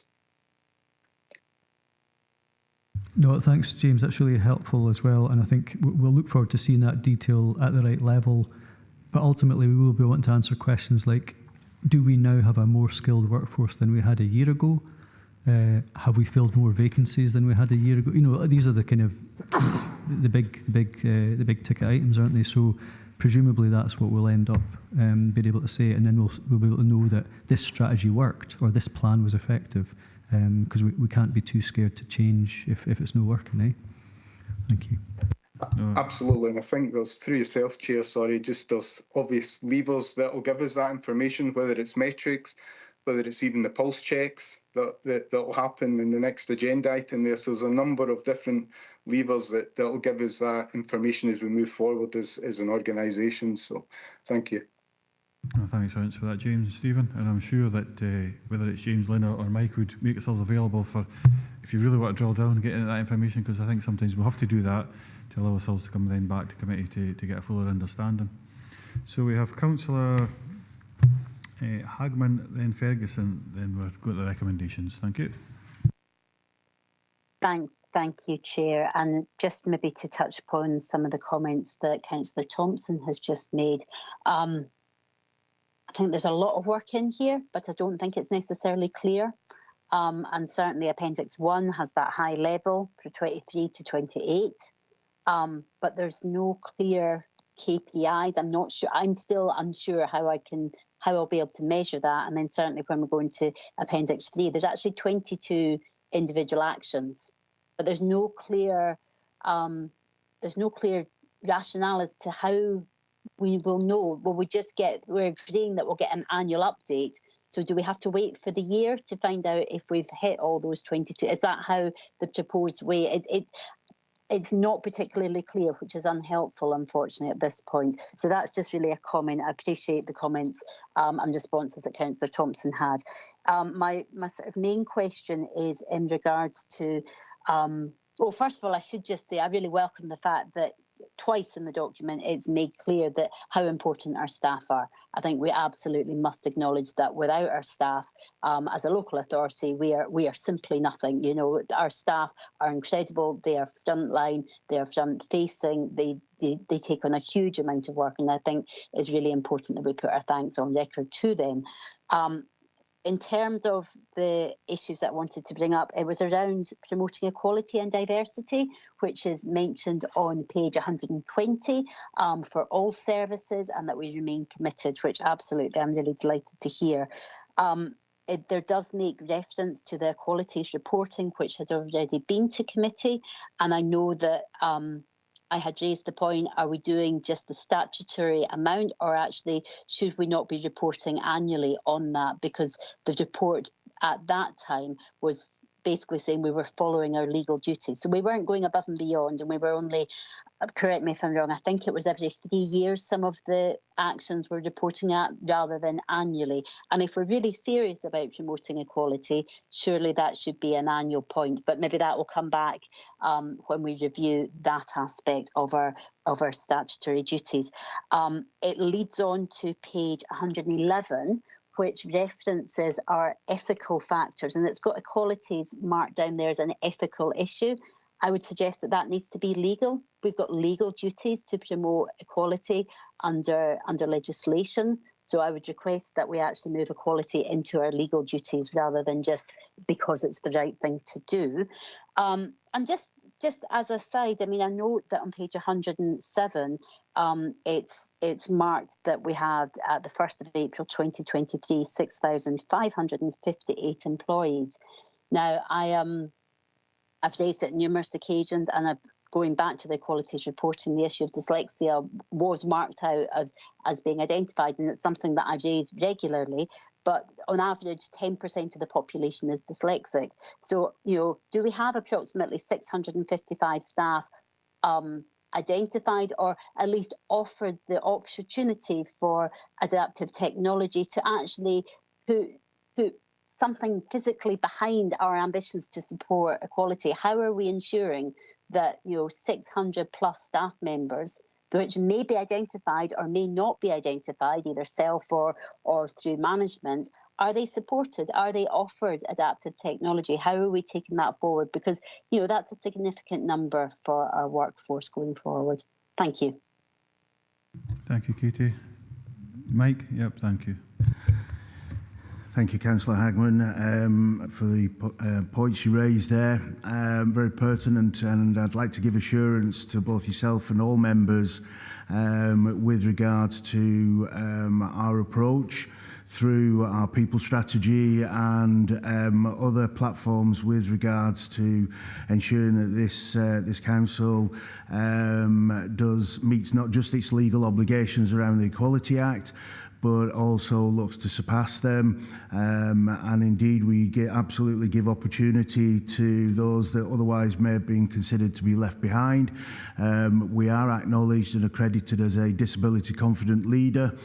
And we will continue to work with both internally and with external partners in regards of the Equality Act and giving opportunity to others.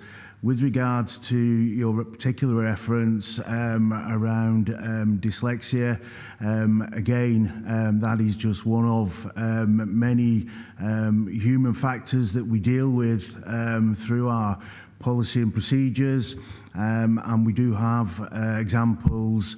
Whilst I can't give you an exact figure, but we do have working examples whereby, and in particular, people with symptoms around dyslexia, and when I say people, colleagues, are being supported with adaptive technology, working with access to work, etc., in order that they are not compromised because of human conditions that have then been assessed and qualified and quantified with regards to the condition.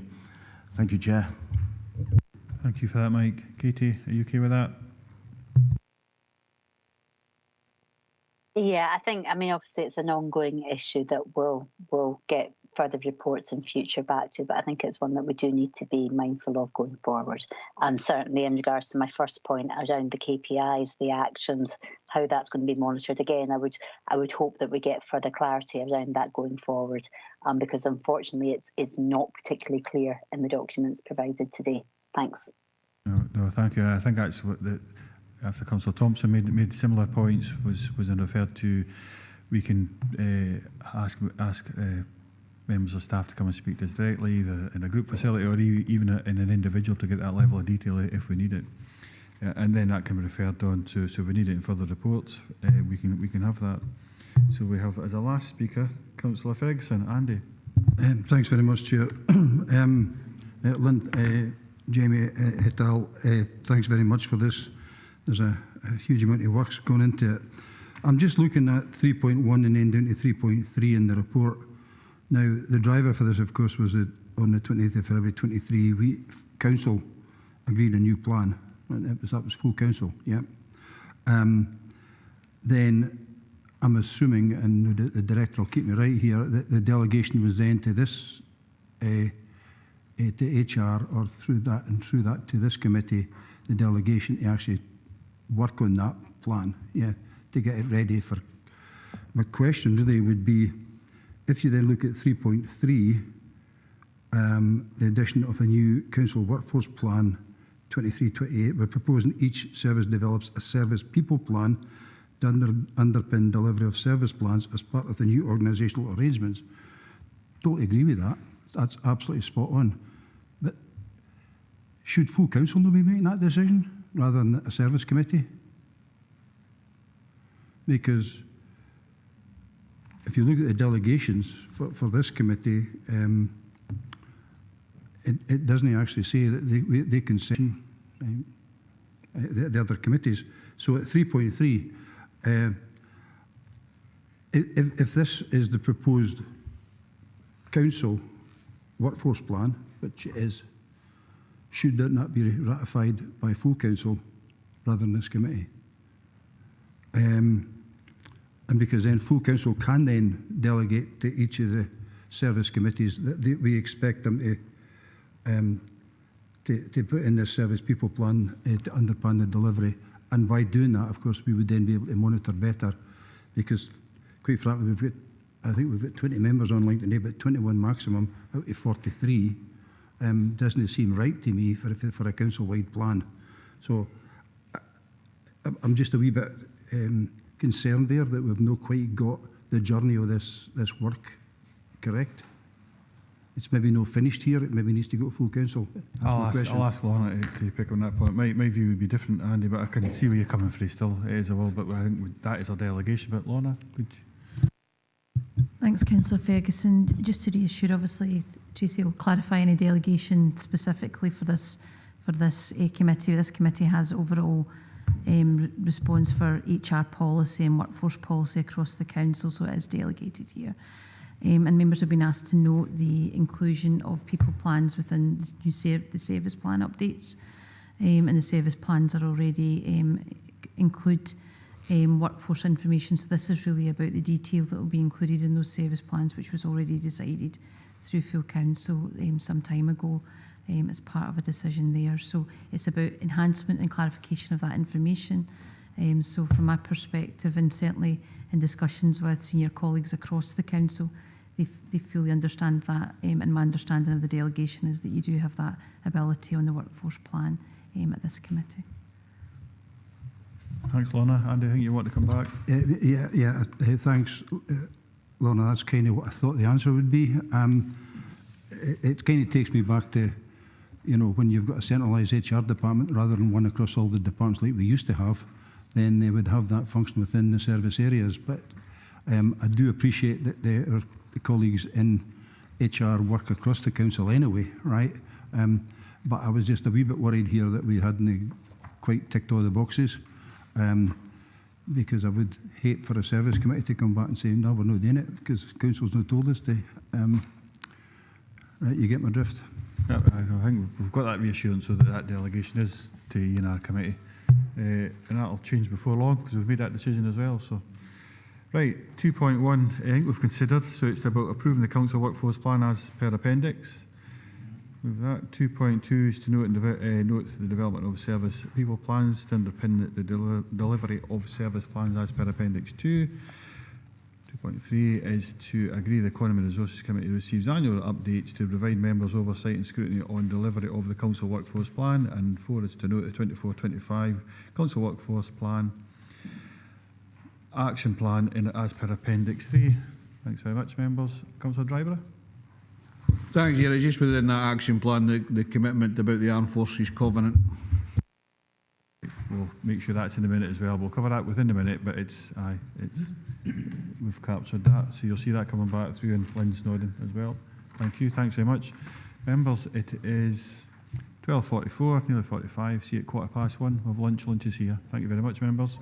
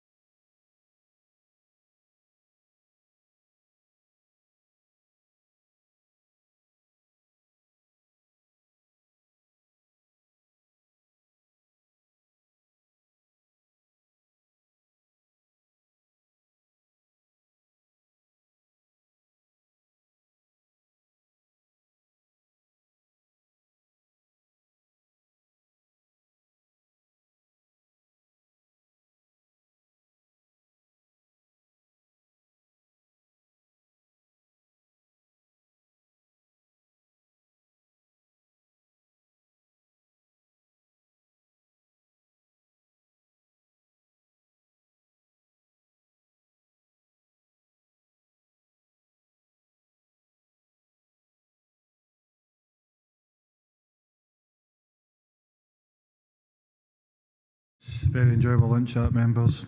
And a very warm welcome back. I think we've got to item number 8, if I remember correctly.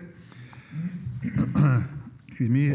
Committee is provided with a new employee engagement framework and action plan following the recent People's Survey for consideration. James McDowell and Anna, is it Chewett or Chewett? Yep, Chewett, yeah, it's spot on, Anna Chewett, are here to assist if members have any questions. So remember, like I said earlier, 7, 8 and 9, got to have a small presentation at each one, so Anna's got here, she's got to do that for us, so Anna, I'll ask you to lead the way, and then we'll go to questions and such like after that, open up to members' questions. Anna, over to you. Thank you very much, Chair. So we're here today to provide for members a draft employee engagement framework and our People Survey action plan in support of our Council's ambition to be an employer of choice. I can confirm that our senior leaders and our joint trade union colleagues and our employees have collaborated in developing our framework and action plan. And as a result, our work so far has been presented to our joint consultative group on the 6th of March ahead of this committee. The report also reflects the feedback received from that meeting. And I'd be happy to take any discussion points or questions from that. But I think the key for this is full collaboration from our joint trade union colleagues from start to finish. And obviously some members were at joint consultative group as well. And feedback's been incorporated into the action plan. So thank you. Excellent, thanks for that, Anna. Thanks very much. So first off stalls is Councillor Marshall. I think it was in Beretti. And Archie, would you hand up as well? Yes. Yep, I've got them. Excellent, thank you. Sean? Yeah, thanks, Chair. Yeah, I think first, I think there is some really positive results from the survey, and I think 28% return is a good kind of percentage to get back.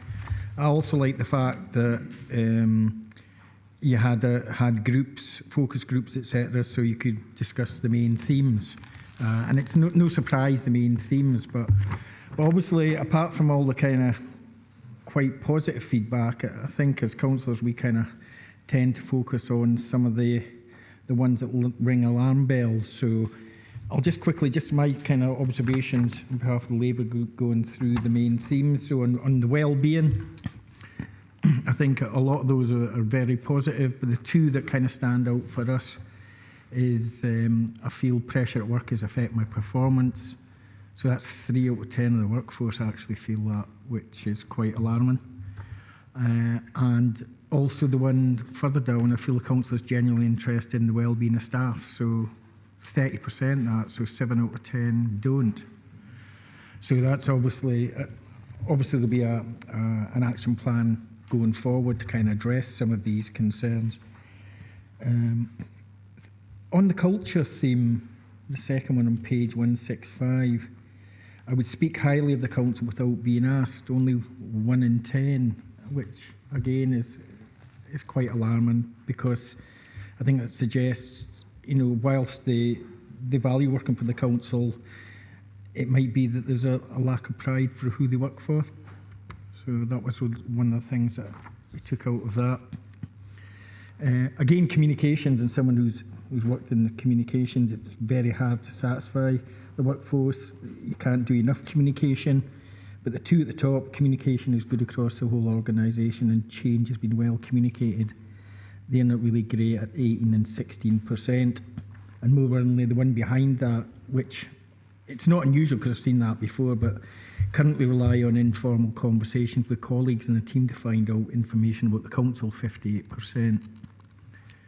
On the last theme, which is employee experience, this is the one, and we've already touched on it, but the one that I thought is very concerning is that of the 28% surveyed, 1 in 5 say that their intention is to leave the council within 12 months. So I think we've already asked, but I do think we need to do more work on ensuring that we have meaningful succession planning going forward if we're to try and meet the challenge of losing quite a lot of staff. And I know a lot of those are over the age 55, but it's still a worrying trend. And finally, and it'd be remiss of me not to mention this, as the Labour group are, have made their feelings quite clear on the restructuring. And I have to say as well that when it comes to this theme, readiness for change, this survey was in June 2023. So the information was gathered then, and it was before the organisational restructure. So I think it's safe to say from the feedback we've had from the workforce that the change is well implemented, 13%, and change has been well planned, 14%. If you surveyed the workforce now, that undoubtedly would be lower, in our opinion. So again, that's another area for concern, and I'm just wondering what the response is to that, because I don't know how you improve on that based on the latest change, which we feel as though that the workforce are very clearly unhappy about. Thanks very much, Sean. Excuse me, small comment from myself. Paragraph 3.2, because I think you raised a lot of relevant points there, and it describes here, just again, this provides us a baseline in which to move on from. But I mean, I can't say that I didn't share quite a number of the same comments. I would have put the same comments forward, which I've marked as we've gone through them, things I'd marked myself in regards to.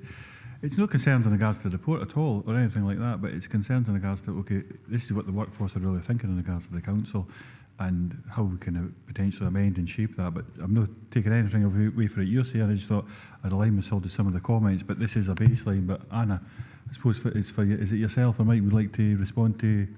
Anna, respond to Sean's comments. Thank you. Thank you, Chair. Completely agree. And if we just take that theme, readiness for change, on that last point, Councillor Marshall, absolutely, you've noted that the survey was conducted before the rebalance had been commenced or communicated. But it's absolutely the feedback, the confidential feedback has been collated from our survey, has fed into change management, and that forms part of our action plan. Staff are affected by change at their level, so their role, what it means for their day-to-day service delivery, and that's what we need to make sure that we as a council are ready for change, and ensuring that our managers and our leaders can communicate that change through all levels of the council, from top right to customer facing. Staff continue to tell us, and I think you've picked that point up really well, because they continue to tell us they want to hear from their line managers, and you can see some of the positive metrics that come from our people survey are definitely that staff have great immediate relationships with the line management, and they feel that that communication is good. There's something that misses out with that, and that's where we've got to help people translate that meaningfully at service level. So heads of service managers conducting their team meetings, making through our check-ins, which I know that my colleague at the earlier point has talked about, and it forms part of our workforce plan. So it's what that rebalance means for them in terms of this change, because actually very few staff would be affected at the front line. But we're only human, and I think what we don't know we'll make up, and that's something that we need to factor. So the employee voice vehicle is really important. And the change theme is important, and we've discussed this at Joint Consultative Group. It's about continuing to say you said, we did, or didn't do, so that they know that anything that they've suggested or that they've fed into, if we can't do it, why we can't do it. And I think that's a really important part of that change management. In relation to the 1 in 5, you're right. So over half of those were over 55. And during our focus groups, we've had a really interesting comment where a colleague said they had one eye on the departure lounge board, and I thought that's quite a nice analogy. They should have. We've got our new pensions portal, which I think has created a lot of buzz about people being responsible and taking ownership for their financial well-being and management. That forms part of our well-being theme as well. But it's again making sure that our customer-facing staff, without access to devices as part of their day-to-day role, can also get this, and that's part of what the OD team do to help facilitate sessions and focus groups with our joint trade union colleagues, because they have more reps on the ground so that they can get to the customer-facing services, as well as potentially, services closer to headquarters and campus. Well-being forms all of that, and this information feeds into our strategic health and wellbeing group, and we've had members of that group form part of our project team. So that would have been Erin Porteous before she went on to maternity leave, and I know that we've got councillors in this room, and obviously it's chaired by my head of service, Mike Shepley. But that's a key point. So we do lots of activity strategically, but is it getting down to the customer level? Because the council is genuinely interested in the wellbeing of our staff. We recognise they are our greatest asset. But if pressure's affecting your performance, that's something that our action plan's got to look at as capacity. And it's our organisational development framework and our people strategy helping our leaders and our council services to build capacity within the teams for the staff. Don't know if that's answered all of your questions. I'll just always come back and give the member a chance to come back. Sean, are you okay with that? Or? Aye, excellent. No, thank you very much. No, well answered. Councillor Barretti, Tony. I think Councillor Marshall just took away all my questions there, near enough. But I'll try and... I have actually got them all penned in, Sean, don't worry. Looking at page 144, I noticed that Axiom and one of the methods of getting this survey across to staff was to do a face-to-face in Stranraer and Fries. And then the paper version, now in the face-to-face, it does says clearly no one attended. Now, that can't be good because that is a face-to-face and therefore it's a hands-on. So how can we do better? And the fact that only 30 out of 300 did the paper surveys, it's not encouraging, but yep, it's what it is. And then going on to some of the other responses, as Sean has said, page 146, I like the stats that says 8.9 times more likely to recommend the company if you participate in surveys. Well, those stats there are not bearing out to the stats that are on pages 166, 164, 165 and 167, where it says, I think Sean mentioned, 10% of the staff, being 180, have done the survey, would speak highly of the council, which means there's 90% that would not. And then the second question below that, I am committed to helping the council achieve its vision. Well, those two stats to me don't match up. I can't understand why you've got low and high. But anyway, is it the way that we're communicating this to staff? Because I know it does say in another stat that they would like a more hands-on approach as opposed to digital. Thank you, Chair. Thank you, Tony. Anna, or Mike, sorry. If I may, through you, Chair, because this also relates to the previous question as well. Anna will come back shortly to answer specifically your question. One of the things around questionnaires, surveys, etc., is there are pros and cons, and this survey is no different. The pros obviously are around the rich information and the data that it provides us, that quantitative approach. But what we do before that is we undertake the qualitative analysis, so we know we're asking the right questions. And when the survey then produces the responses and gives us that quantitative data, then what we need to be mindful of, and it's one that will very much influence our action planning and our conversations with the focus groups, etc., is to understand the nuances between the response to question 10, for example, and question 15, because we need to dive deeper around the qualitative analysis as well. And it's been alluded to there, for example, the question of 1 in 5 wishing to leave. But what we need to understand is what are the reasons why, and it may very well be linked into another part of the survey around the age profile, etc. So I just wanted to say that through you, Chair, that is a recognised aspect in dealing with surveys and the analysis, and it can sometimes be misleading just to identify a certain question and pick that out. But thank you very much, Chair, and I'll hand over to Anna to answer the question direct. Thank you. Thank you. Just to pick up on the point about the Axiom hosted face-to-face sessions, you're absolutely right. Nobody attended the drop-in sessions when the survey was live. Our joint trade union colleagues believe that's because nobody needed to. They were integral to helping us, along with all members of the OD team, sleeves rolled up, getting paper copies, 300 paper copies out to staff. Only 10% of those were returned, and I think they were specifically due to a union member who admits posting those 30 herself.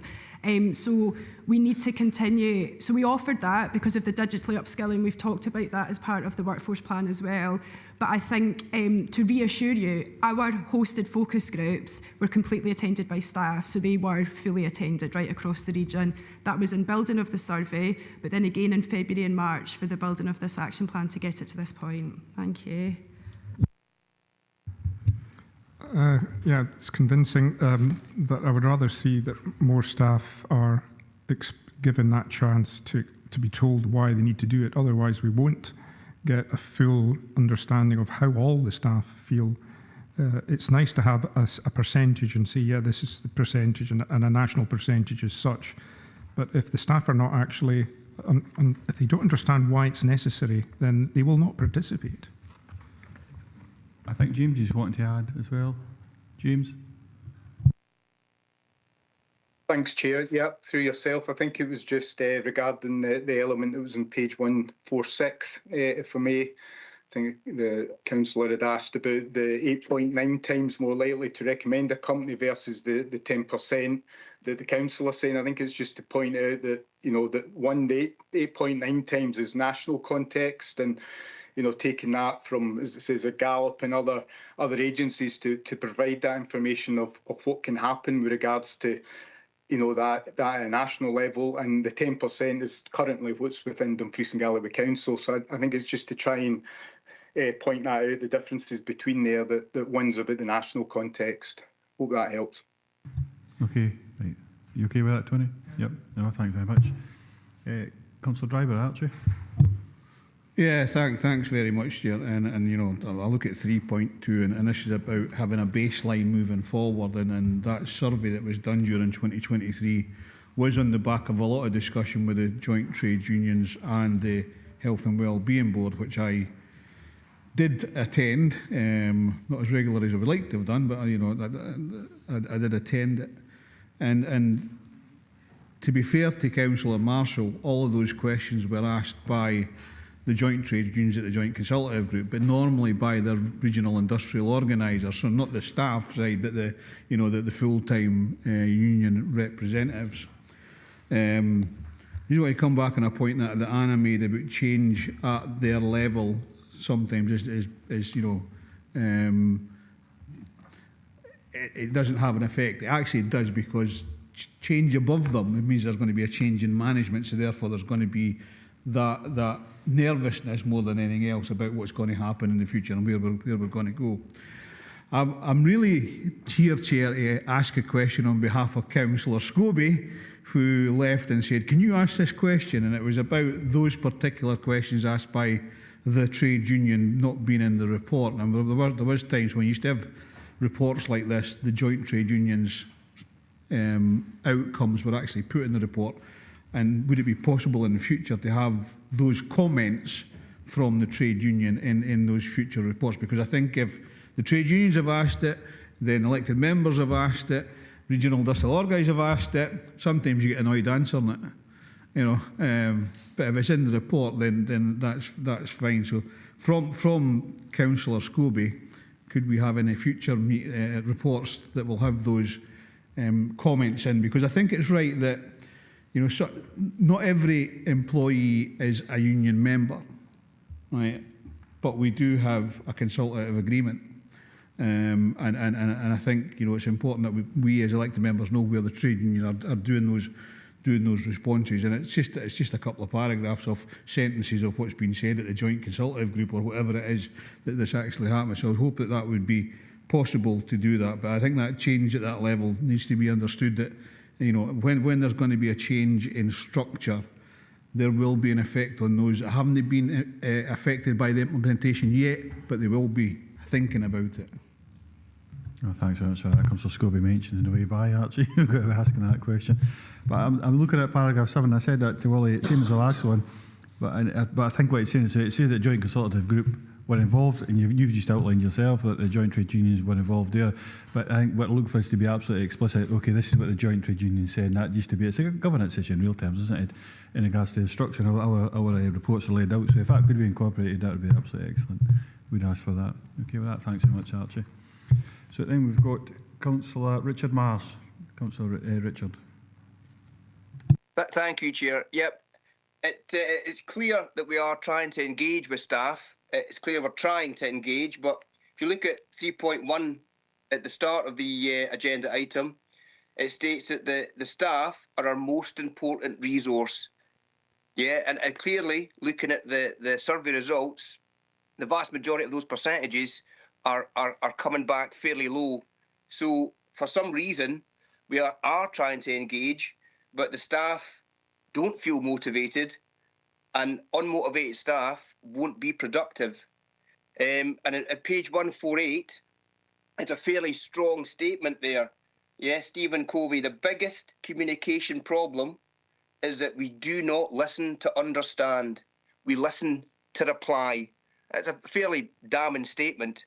I mean, what are we actually doing, physically doing, to change that, if that is what the majority of staff are feeling?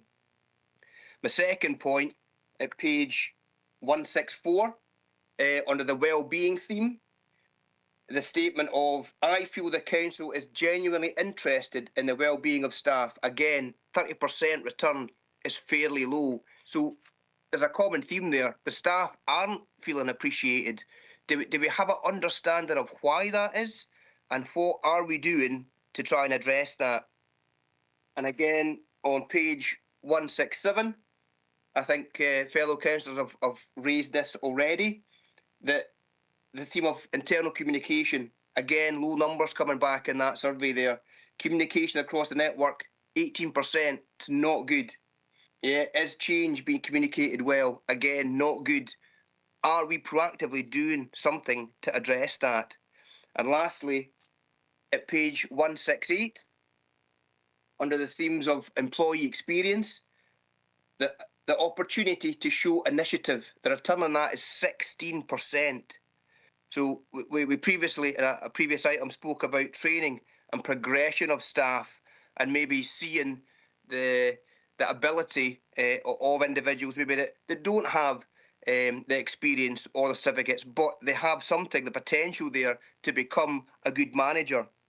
If the relationship with their immediate manager is not good, you know, how are they going to be able to progress? You know, will they be stifled effectively if their relationship with their manager is not good? How are we going to tease out that ability and promote that initiative, if you like, if the relationships there with immediate managers are not good? Thank you. Who feels best to make comments on that? Mike? Yep. Right.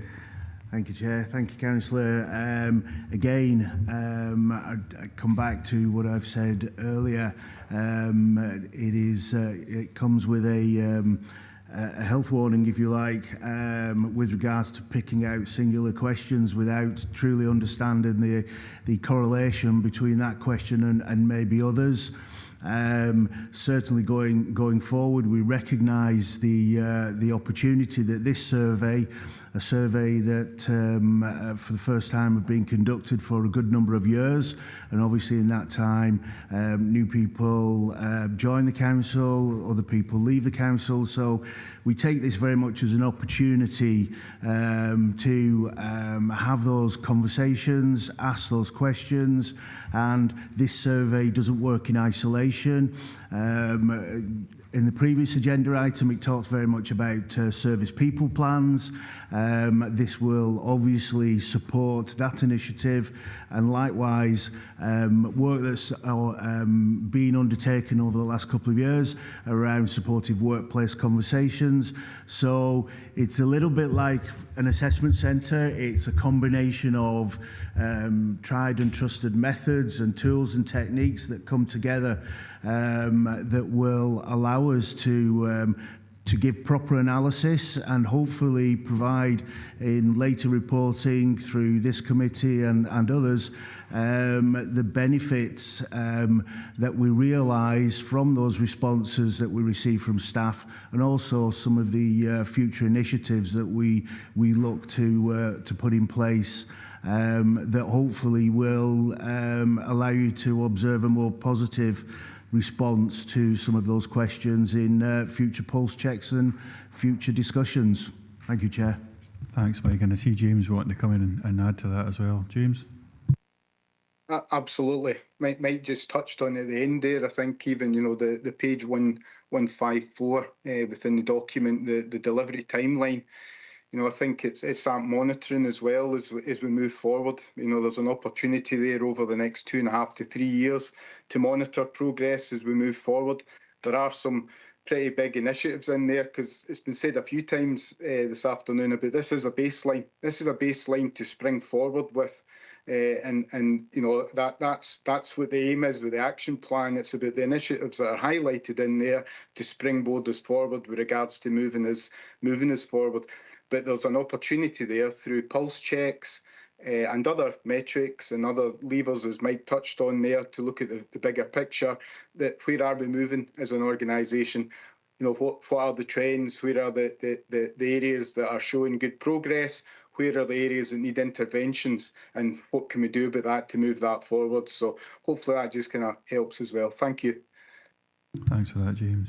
You okay, Anna? Yep, aye. Thanks, Chair. And it's just to clarify, absolutely, I completely agree, and thank you, Mike and James. There are some punchy quotes in the framework, and our joint trade union colleagues have helped us find them. So they've come from Chartered Institute of Personnel, benchmarking and research. So that one on page 6 of the framework is a quote, and there's a quote at the end as well. And we know that we've got staff and we've got employees and colleagues with different learning preferences. So our framework and our action plan are both interactive but give a real level of detail for benchmarking nationally. Rightly or wrongly, there's a framework there to show us why we should be engaging with our employees. I think everybody in this room knows why we should be and agrees that we should be, and that our employees are our greatest asset. In terms of the percentages of 28%, you're absolutely right. This is something to be improved on, but I'm personally very proud of that. We were getting around 10% before when we were temperature checking, so that 28% is as a result of hard work with our joint trade union colleagues and project colleague members as well. We need to continue to build on trust and confidence so that staff feel able to complete surveys. Surveys can't be mandatory. This is about people feeling confident to use their voice. A statistic in the document that I'm personally passionate about is over 70% of the respondents say that nothing's going to change in this council because of what they've said. I'm going to change that. That's why I'm here as the Workforce Engagement Manager, so thank you. Really hard to hear that, because that was one of the points picked up. All my points have been picked up on by everybody else up to now, but I think that was one of the biggest ones for me as well. That needs to change. Richard, are you content with that?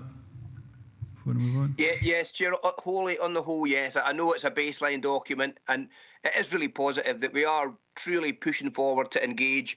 It's just the one last question that wasn't really answered.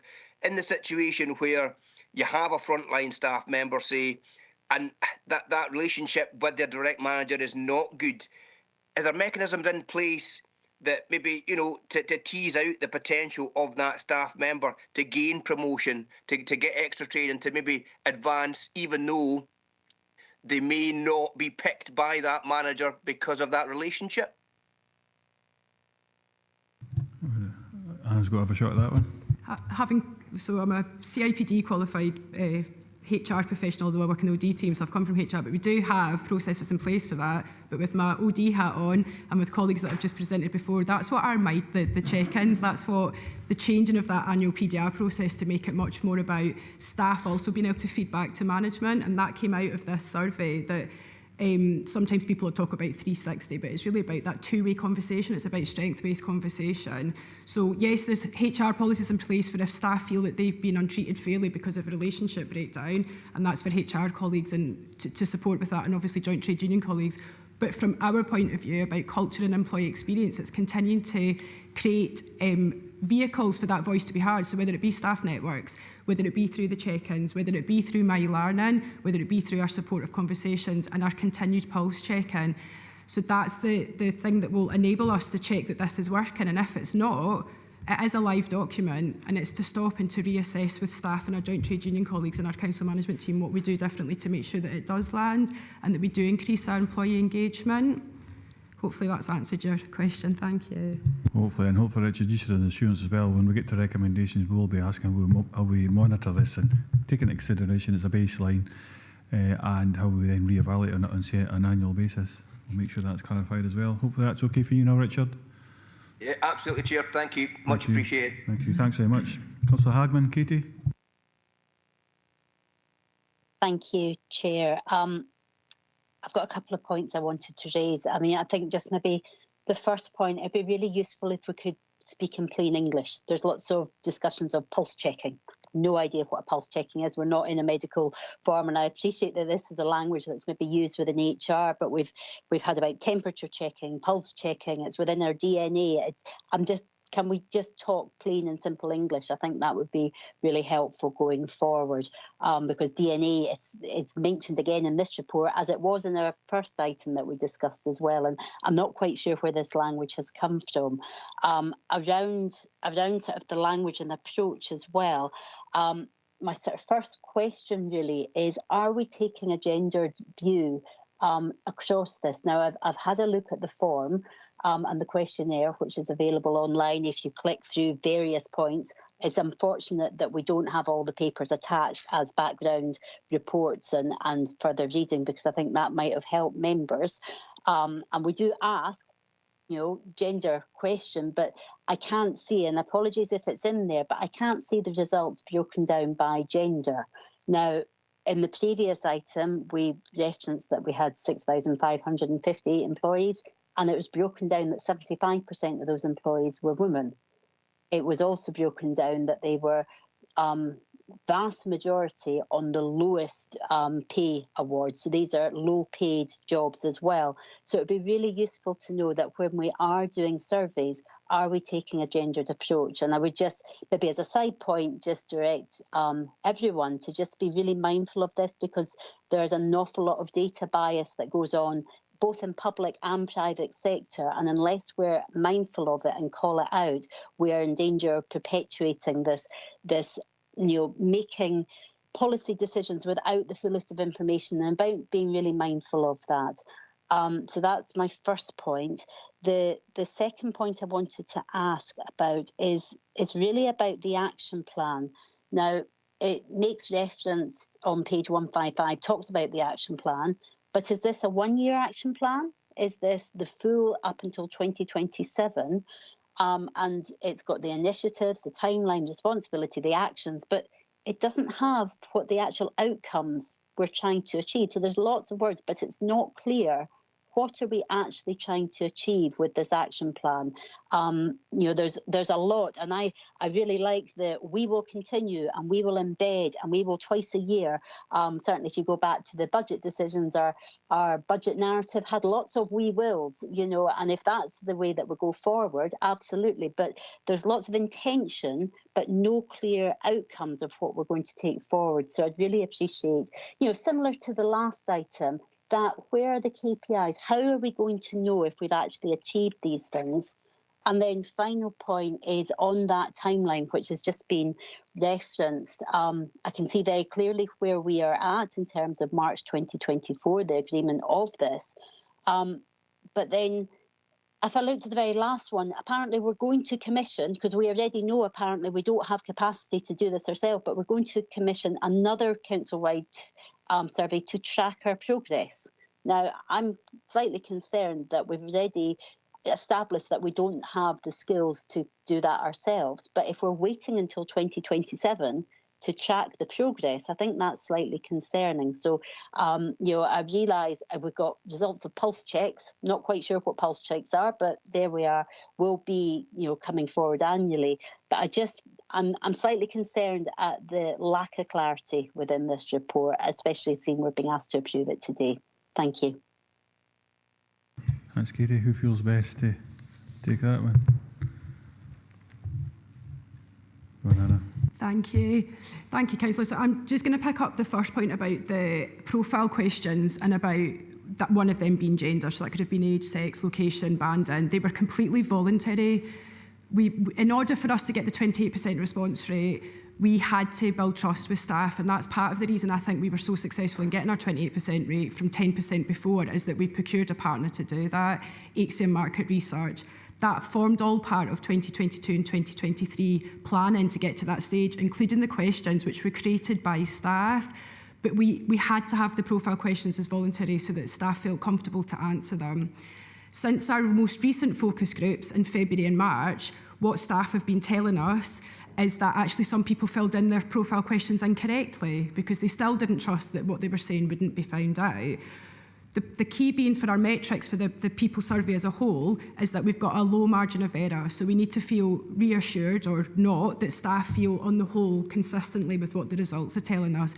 But this is what we need to build on. We need to build on all of the employee engagement framework, whether that be through staff networks, whether it be through our supportive conversations, whether it be through their check-ins, through their team meetings, through strength-based conversations where they're continually understanding that what they're saying is being listened to and that we want to hear what they're saying, so there's no consequence to that negatively, then I believe that we would be able to start to make those profile questions compulsory if we wanted to, but also that it would increase the response rate.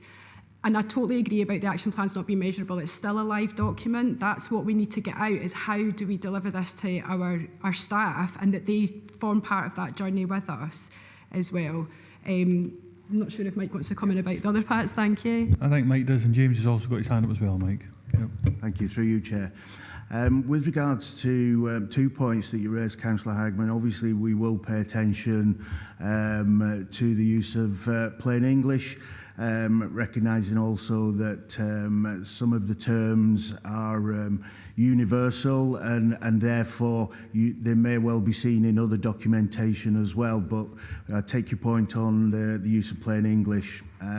With regards to the comment made around the 2027 and the overall timeline, one of the things that we must do with this work is allow for time to be taken to carry out the action, for us to promote cultural change, to create and nurture new behaviours and mindset, different mindset where required.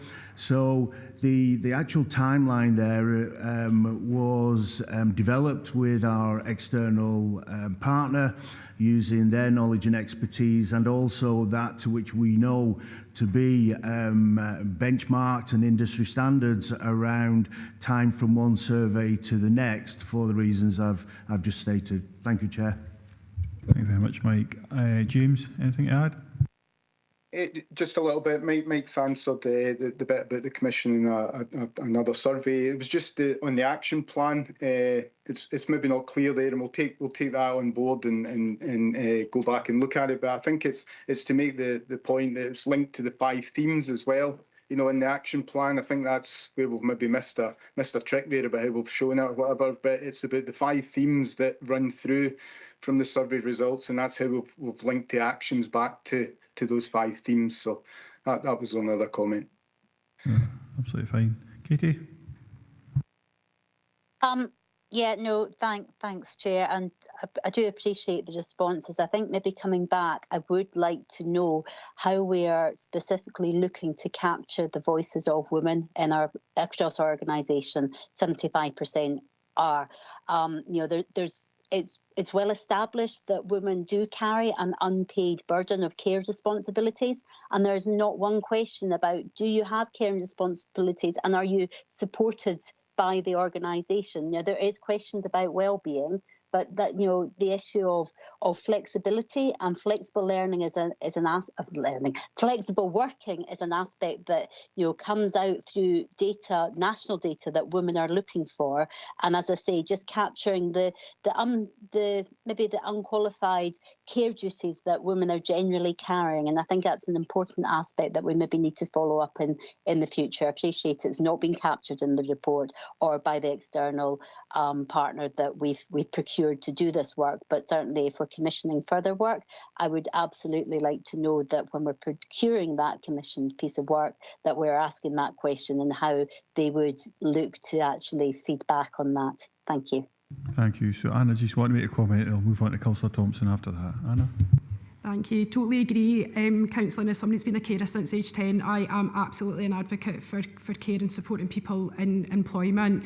We haven't specifically asked questions during this round of survey because that's something that we do within our partnership and through our HR colleagues. We are an exemplary care employer, so we already have statistics on that, but this is something absolutely I would note to take forward, that we could align that together through the Strategic Health and Wellbeing Group as well, because I think it's right that we do capture this. But this survey hasn't looked at that, but I've noted that for going forward. I think that's a really important point. Thank you. Thank you very much for that, Anna. Councillor Thompson. Stephen? Thanks, Chair. Actually, Councillor Marsh asked the question and it really made me think, and I thought that's actually unlocked a way of understanding 3.1, because I think, I suppose the people around this chamber are the council in on one sense, and then there's the council as the employer in another sense, you know, and so there's different ways of parsing that.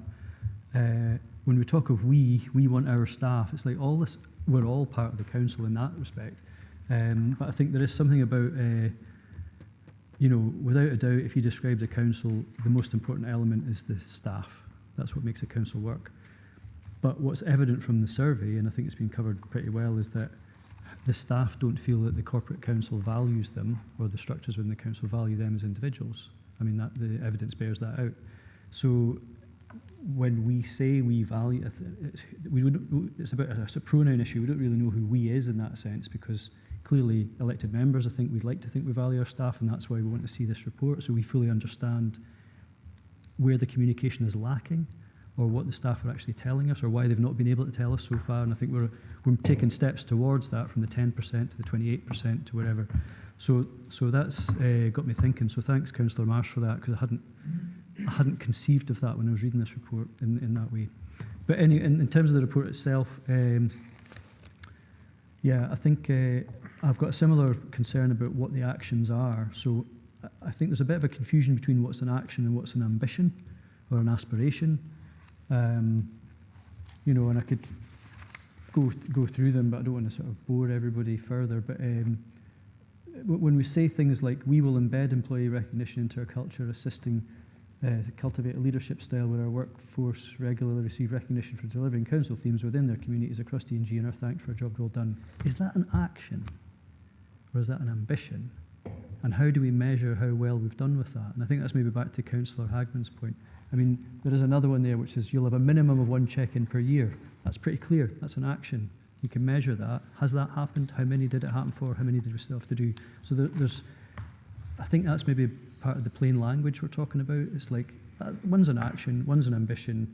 How do you measure either of those? And that's what those, presumably that's what the pulse checks will be for, in terms of the diagram that shows the sort of arc of progress. But I do have concerns. I think what's comforting is that the Joint Consultative Group, as has been touched on already, did get to hear, I suppose, more at first hand the voice of the staff representatives and unions. And largely, it did seem to be about the communication, which is picked up in this, although interestingly, the action associated with it is probably one of the biggest, densest paragraphs. And if you read it, it sounds like an actual bombardment of broadcasting from the top to bottom, with a little bit in the middle, which isn't an action, it's just recognising that staff had a strong preference for receiving information from the line manager and have that enhanced and inclusive communication. But there's no action associated with that, just a recognition that that's what staff said. That concerns me, because the clear message from the JCG was that's the bit where the top, the corporate bit, isn't meeting the staff at the front line. And the survey would seem to bear that out. So I would really, I mean, obviously this is a step forward, it's really positive in a lot of ways, but there is that issue about the language, there is that issue about what's actually measurable as a proper action. And I think I would welcome something to come back to this committee or another committee just to say, here's the actions we're going to measure and here's what they'll look like, here's how we'll know we're doing well. Because I think the pulse check or whatever, and I get that kind of sense checking, if you like, will be part of tweaking this into a live living document that improves. But I think we really need a bit more than that as elected members to sort of say, are we on the right track here? How are we measuring this? And can we take that to the bank, as it were, and say, yeah, we did carry out the one-to-ones, or we did carry out these sorts of things. So I would hope that the committee would want to get that information back in a formal sense rather than a pulse check, for want of a better phrase. And I'll not get into a debate about gendering and DNA, because that will get me into trouble, so I'll leave it at that. Thank you, Chair. I know we've got a different interpretation to that. But I do think very strongly come back to the recommendations too. It is about, I come back to my point earlier, this is a baseline. Obviously, I'd ask Anna to answer your question. So it is a baseline, and to me it's a really excellent place to be in regards to, okay, in a year's time, whatever that conduit is, or whether it's this committee or its successor, or whatever it may be, it can take a look at that. Here's the information we'll look at then. This is where we want to see the improvements, and how can we then see how they're advanced or right back, whatever it may be. And so next year's probably the proper starting point, but we're well informed at this moment in time. Do you want to take? I just want to think reassuring in regards to the governance going forward and the points for everybody. That's people have been mentioned. How do we then make sure that they're, or the questions that have been asked, I would say probably a year from now or so, that they get properly answered, but with something to compare it to. Anna or Mike? Mike's getting told it's you. Thank you, Chair. Through you. In terms of coming back, then clearly we've made commitments through both the People Strategy and Agenda Item 7, and this is no exception to that we will continue to monitor and update and bring forward progress, both in terms of the metrics, which would be associated with the evaluation of what's the return on investment around this work, but also what is equally as important these days is to understand the return on expectation, such as what do we expect as an organisation to be different as a result of this initiative, and whether that, because some initiatives are a little bit more difficult to put a metric against, such as cultural change and the intervention through coaching and mentoring. And so it's an understanding beforehand. It's almost like doing the pre-evaluation before you deliver on the initiative. So absolutely we will look to come back to this committee and other committees on a regular basis to update and inform on the progress being made through this engagement framework and strategic approach to workforce engagement. Thank you, Chair. Stephen, you okay with that? I'm still sort of processing that, but I think there's other people wanting in just now, so thank you, Chair. Yeah, well, Sean, I'll put you on the list. So we've still got Councillor Ferguson, McFarlane, yourself, Sean, and then but Councillor Hill's got a question which I'll read out personally within the chat. So, Councillor Ferguson, Andy. Thanks very much, Chair. I'm going to focus in here on the themes, right, and the responses. Now, I'm as equally worried about some of the high percentages there as the low percentages, because it depends what, what the context that the people are responding to there. Just for clarity, I'm assuming if you take 194 wellbeing, 50% say they've an acceptable workload. Is that 50% of 1,824? I think it is, yeah, because it can be. So that means all the percentages are a percentage of 1,080, 28% of the workforce. So that rings alarm bells straight away, because when you're talking there, I'd speak highly of the council without being asked. 10%, that's 182 people are got out of how many thousand are actually got to speak positively about their employer. I'm able to manage my workload. I have an acceptable workload, 50 or 66%. What department is that? Because we get reports to social work, for example, saying they're greatly overstretched. They've got too many cases, too much to do.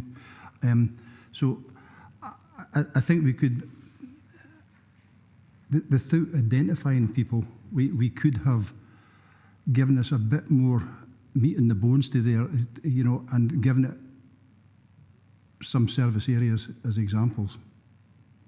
The roads department, for example, the education service, they might all have different workloads. Some might be happy with their workload, some parts of the organisation might not be. So one of the purposes of this, if I'm getting this right, is to find out if the good things that are happening or the bad things that are happening are either in little silos or if they're systemic.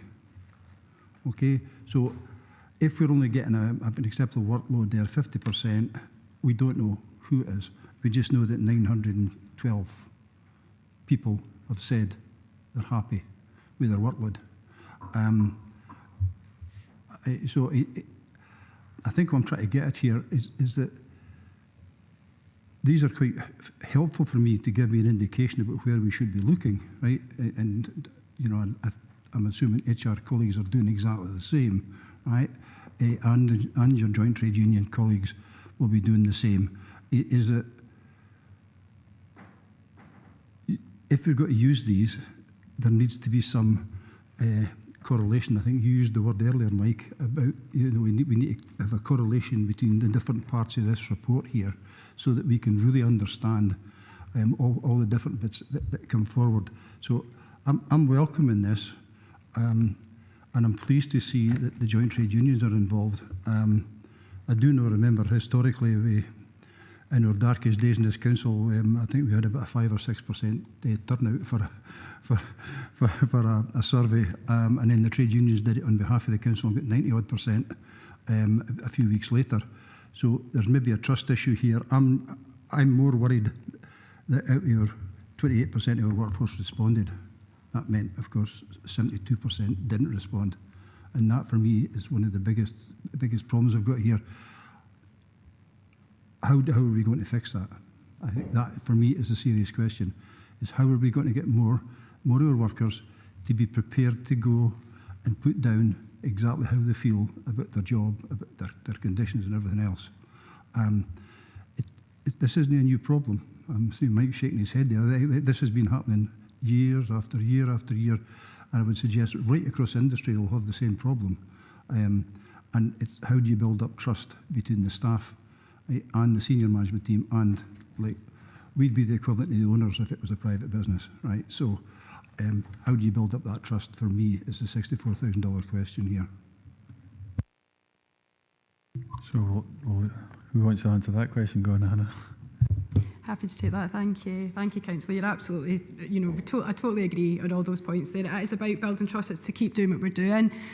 This is going to be the next stage of the pulse check, and so that's re-asking in 6 months' time. HCM won't be involved with that. That's going to be done in-house. So we talked about capacity. There's capacity to do that, but is it about trust? Is the reason that we got 28% because our joint trade union colleagues were fronting it up. Their logos even, their branding was even on the logo everywhere. And HCM hosted the web page. So that's going to be a test for us. And then it's to ask, it's to keep asking, it's to keep going out. OD have continued to do frontline engagement sessions this year, and they're about growth mindset, but we've been out doing it about the action plan as well. It's like Mike says, and that's the bit that I always struggle with, because qualitative feedback is just as important. But I can't put that here. That can't be breached, that confidentiality. Staff have got to know that they can say verbatim how they're feeling, but they're not going to be identified. It's to keep doing what we say we're going to do and showing them. That is the only way that I think we'll continue to build trust, and to work with our staff sides, to work within partnerships, to work within the region, and to keep doing that, to show. And it's about not all staff. You can have the information there for them and they won't always want to engage with it, but it's about making sure that they've got inclusive opportunities to do that. So I fully agree, Councillor. Thank you. Andy? Yeah, thanks. I appreciate why we kind of identify people, right? Absolutely. But if there's an overwhelming position in a department or a section or a workplace, then we need to do something about it. Now that's down to head of paid service, right? It's no down to councillors, I would suggest. But we would need some form of assurance that, yes, we'll take that forward. So I'm assuming the places that at least I hope I can assume, the areas of concern that you've noted privately will be addressed through the senior leadership team, I would suggest, or something similar, and probably shared with your senior trade union colleagues at the same time. I'm just kind of looking to see if we're doing something like that. Yeah, absolutely. So it's just to reassure that HCM, our director from HCM that we've been working with, has met with directors and their management teams to go into that, drill down to that detail. So absolutely to give that reassurance. And James and myself sit as part of that, and obviously Mike as well. And their organisational averages And so that 50% is our organisational average. There might be slight differences in directorates, but it's the margin of error that's really low shows that the responses are representative. So it is the concerns that you have are that they're proportionate to right across the council, regardless of what department you're in. I think in terms of the other part of the OD stream of work is about trauma-informed practice and psychological safety and how we continue to build on that. And actually, myself, James and Lynn have been integral to the Chartered Institute of Personnel Development, making that one of our code of conducts now for people professionals about how you enhance psychological safety. And that's for everybody. It's not just workers, that's for managers, it's for anybody that works within the council. Because I think if we get that bit, we'll start to enhance the trust as well. Thank you very much, Councillor McFarlane. Andy? Yeah, thank you, Chair. And it's been very interesting listening to the debate go so far. I'm going to apologise in advance because I'm a little bit confused, so my question may be a little bit confused and confusing. It's cut across quite a few things that have already been said. I think the biggest thing that comes out to me from this is the lack of trust of a certain proportion of the staff. But I find that some of the report makes it a little bit confused, and I'll touch on that in just a second. But firstly, can I ask, who are Axiom? Where did they come from? How did we select them as the organisation that we wanted to partner up with in order to do this? Then, you know, what is their track record? So if we could sort of put that one to the side, I'll go on to what I think might be the confusing part. If we look at page 147, it says, what next for our people survey? And it says that, do you feel they'll implement any changes as a result of the survey? 73% said no. So obviously there is a lack of confidence there. If I then looked at 164, a point that I think Councillor Marsh raised, I feel the council is genuinely interested in well-being of staff, 30%. But 2 lines below it, my line manager supportive of my health and well-being at work, 73%. So what they're saying is that individuals, they have a trust in their line managers, but again, it goes back to what Councillor Thompson said. You know, who are we, and who is the council in that point? You know, because are they talking about the corporate body? Are they talking about the people who are there? So, as I said, perhaps a little bit.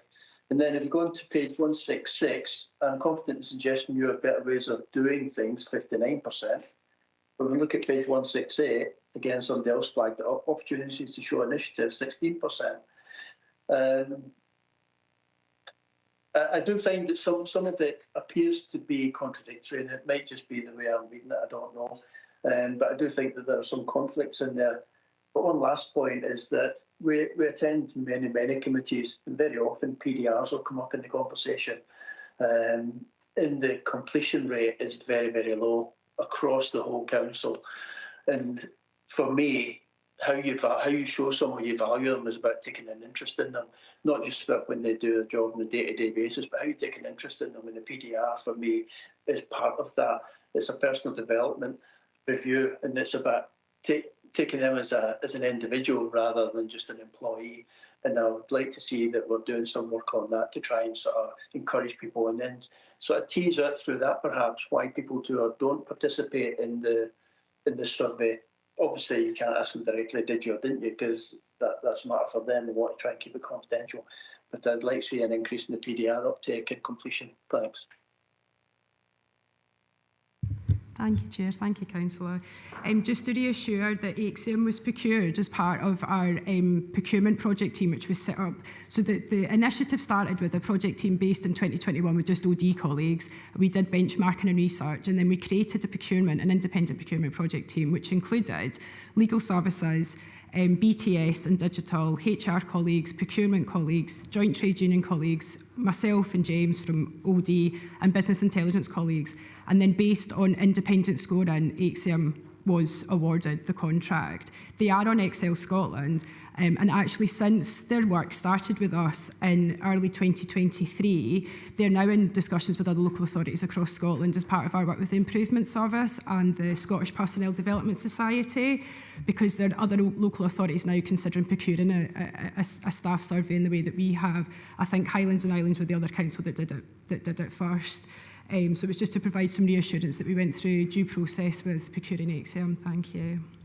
No, thanks very much. Andy, you okay with that? Yeah, I'm happy with that, with who Axiom are. But as I say, I just think some of the methodology might be a little bit off, because there does appear to be some contradictory things. So it's about who's going through, who's checking it, and who's asking those questions of them when we're doing it. And perhaps it's in the question and the methodology we've chosen to ask the questions. I don't know. Thanks so much, Andy. Thank you.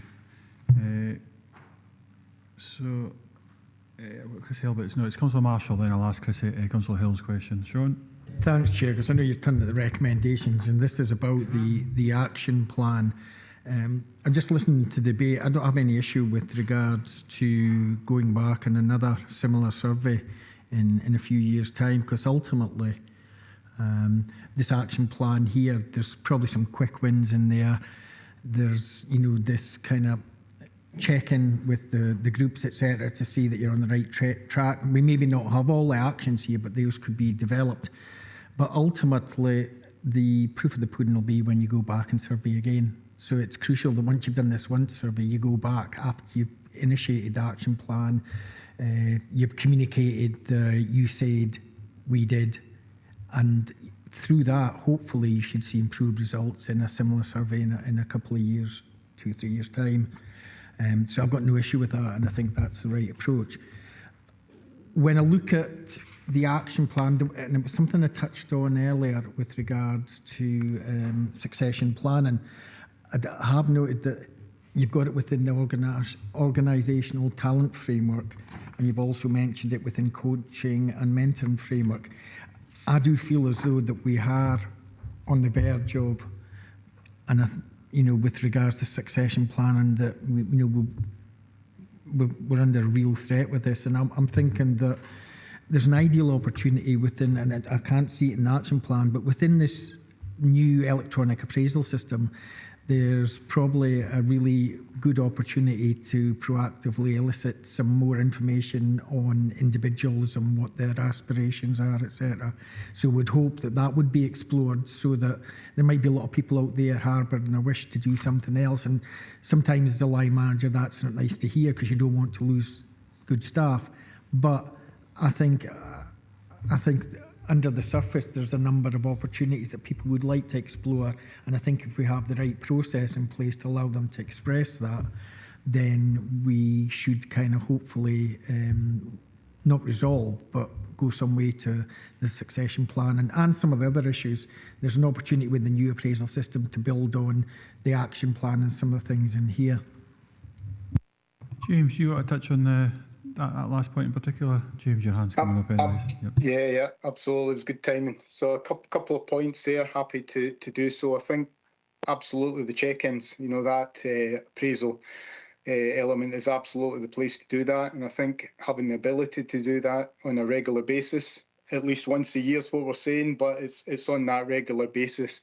And it's about that strength-based, positive conversation that happens between the individual and their line manager, and it captures what their thoughts are, what their aspirations are, what they're looking to do in the future with regards to their career, their pathway, and succession planning as well within that element.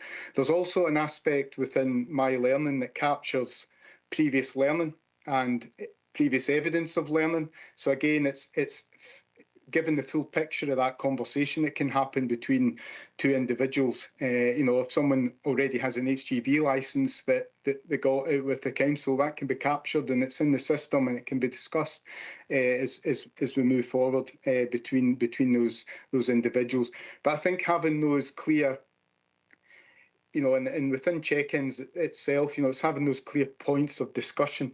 And I think that's the detail. Again, we've talked a lot about detail today, and I think it's paramount here as we move forward about having those detailed, strength-based conversations, one-to-one, about what their aspirations are, what their future is, what they've done well, what they need recognised with regards to what they've done well with, what their development is, how their well-being is. These are all parts of it, that it's all part of that jigsaw that makes it whole, that makes that whole approach that we need to take as we move forward. Hopefully that helps a wee bit to answer that, Chair. Thank you. Is it, Sean? You all right with that? Yeah. It does, but it doesn't seem to be an action plan, so we can maybe build that in. Okay, so pick that up in the recommendations, please. Councillor Thompson, then I'll pick up a point myself in regards to the timelines, page 154. When we get to that, then I'll read out Councillor Hill's question, then we'll go to the recommendations. Stephen? Yeah, thanks, Chair. And it's just really, I suppose, as we move to recommendations and taking on board some of the clarifications and assurances we might want around actions and how we track those, and just so there's quite a lot of maybe soft measurements that another survey would obviously be able to tease out, because it's the type of subjective response that you'll get from staff around some of the aspirations. There's some actions which are hard measurements, like did we have those 2 check-ins, or did we have, and you could almost say the percentage of PDR rate in a year maybe measures how much we value our staff. So if it's sitting at 30%, we don't value them enough. So, it's a very crude metric, obviously, but if we're doing that, at least we know we're having those conversations. And I think that one I'd like to see embedded is on page 162. So it starts to talk about internal communications plans, etc. That's one-way traffic, apart from that recognition that the preference is to have that line manager, maybe more day-to-day, regular conversation and communication. So it's like, how are we going to measure that? In a way that elected members could get a report to come back to say, yeah, we've done 50% of that, or whatever the appropriate metric is. Because the team meetings and staff communications group are slightly different things, where it's union reps reporting to higher levels in the organisation. So I think it's the bit at the line management level, which seems to be a key bit that we've not quite cracked yet. And maybe that's where some of the inconsistencies arise that Councillor McFarlane touched on. So I would suggest, maybe as part of the recommendation or an action, and given the fact that we're undergoing a transformation just now with a new structure, we've already got a commitment for a report to come back to full council, for example, in terms of the implementation of the new structure, which might be 9 months after the 1st of April. I'm not sure, can't remember the exact timescales, but there's maybe a sense check or a pulse check, whatever it is, on this would be very appropriate in terms of how well are we doing as we're going through that change, because communicating change and the rationale for change came back strongly in the survey as well. So there's some way we can build that in as an interim sort of report coming back before the sort of next full staff survey, as it were, so that members get that satisfaction that as we change direction, staff are on board with that and we're valuing them in a measurable way. Thank you. So I just wanted, so my point was got to be on page 154 before we come in and answer your question, because I know Lorna's want to come in on the higher level stuff too. So there's a timeline on page 154, and it's already been touched on by other members. I'll just give yourselves, give me a wee thumbs up when you're on it. Can you see it? Aye, so it goes right through it, and it's the very last point. So the commission of another council-wide staff survey to track progress against the themes. I personally would have felt more comfortable if that was fitted in before the March 25. Says E&R committee, I'll say, or its successor. I would rather have seen that if we could have had that survey done again on an annual basis, or picked up at that point before, then lead up to that. Then it's back. I think a lot of the points would then be picked up. The questions that are being asked, we could do that sense check, pulse check, whatever you want to describe it, whatever language we want to use in regards to, we've got a comparator at that point. So we will. So we'll get. Let's get an answer first, Sean, in regards to, is that possible? Would that be a sensible idea? Whoever wants to pick up in regards to that. Again, I come back to the benchmarking and the industry standards around surveys and the time from one survey to another, the requirements to test the responses and to test models with regard and initiatives with regards to the responses. So sometimes you can be fall into a trap of manipulating data for the purposes of providing a survey. So it's about understanding what are the outcomes that we're looking for with regards to the responses we receive from colleagues across all groups.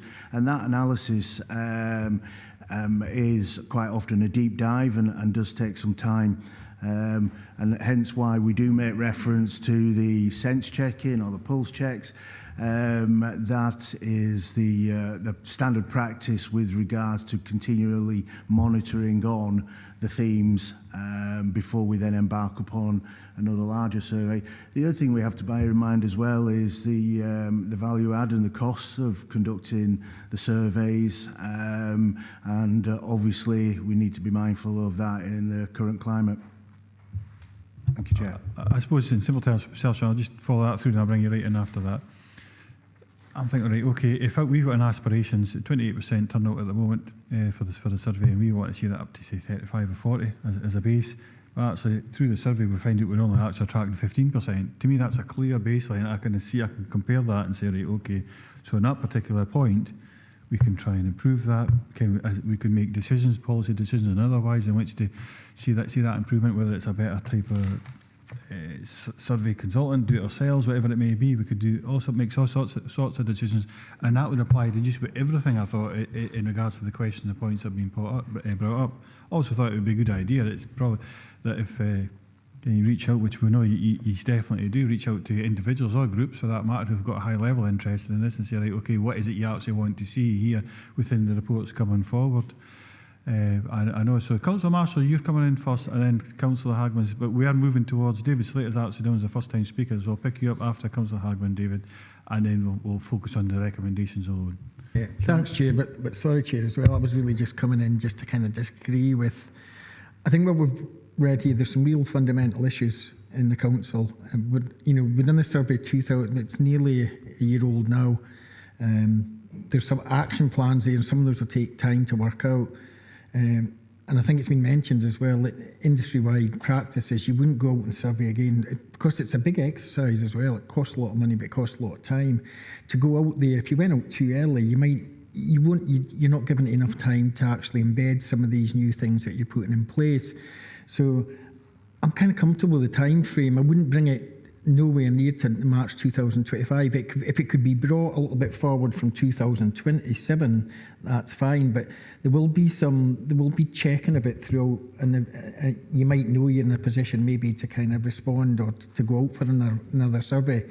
But reading through this, there's some big kind of fundamental issues within the council that's going to take a little bit of time to resolve.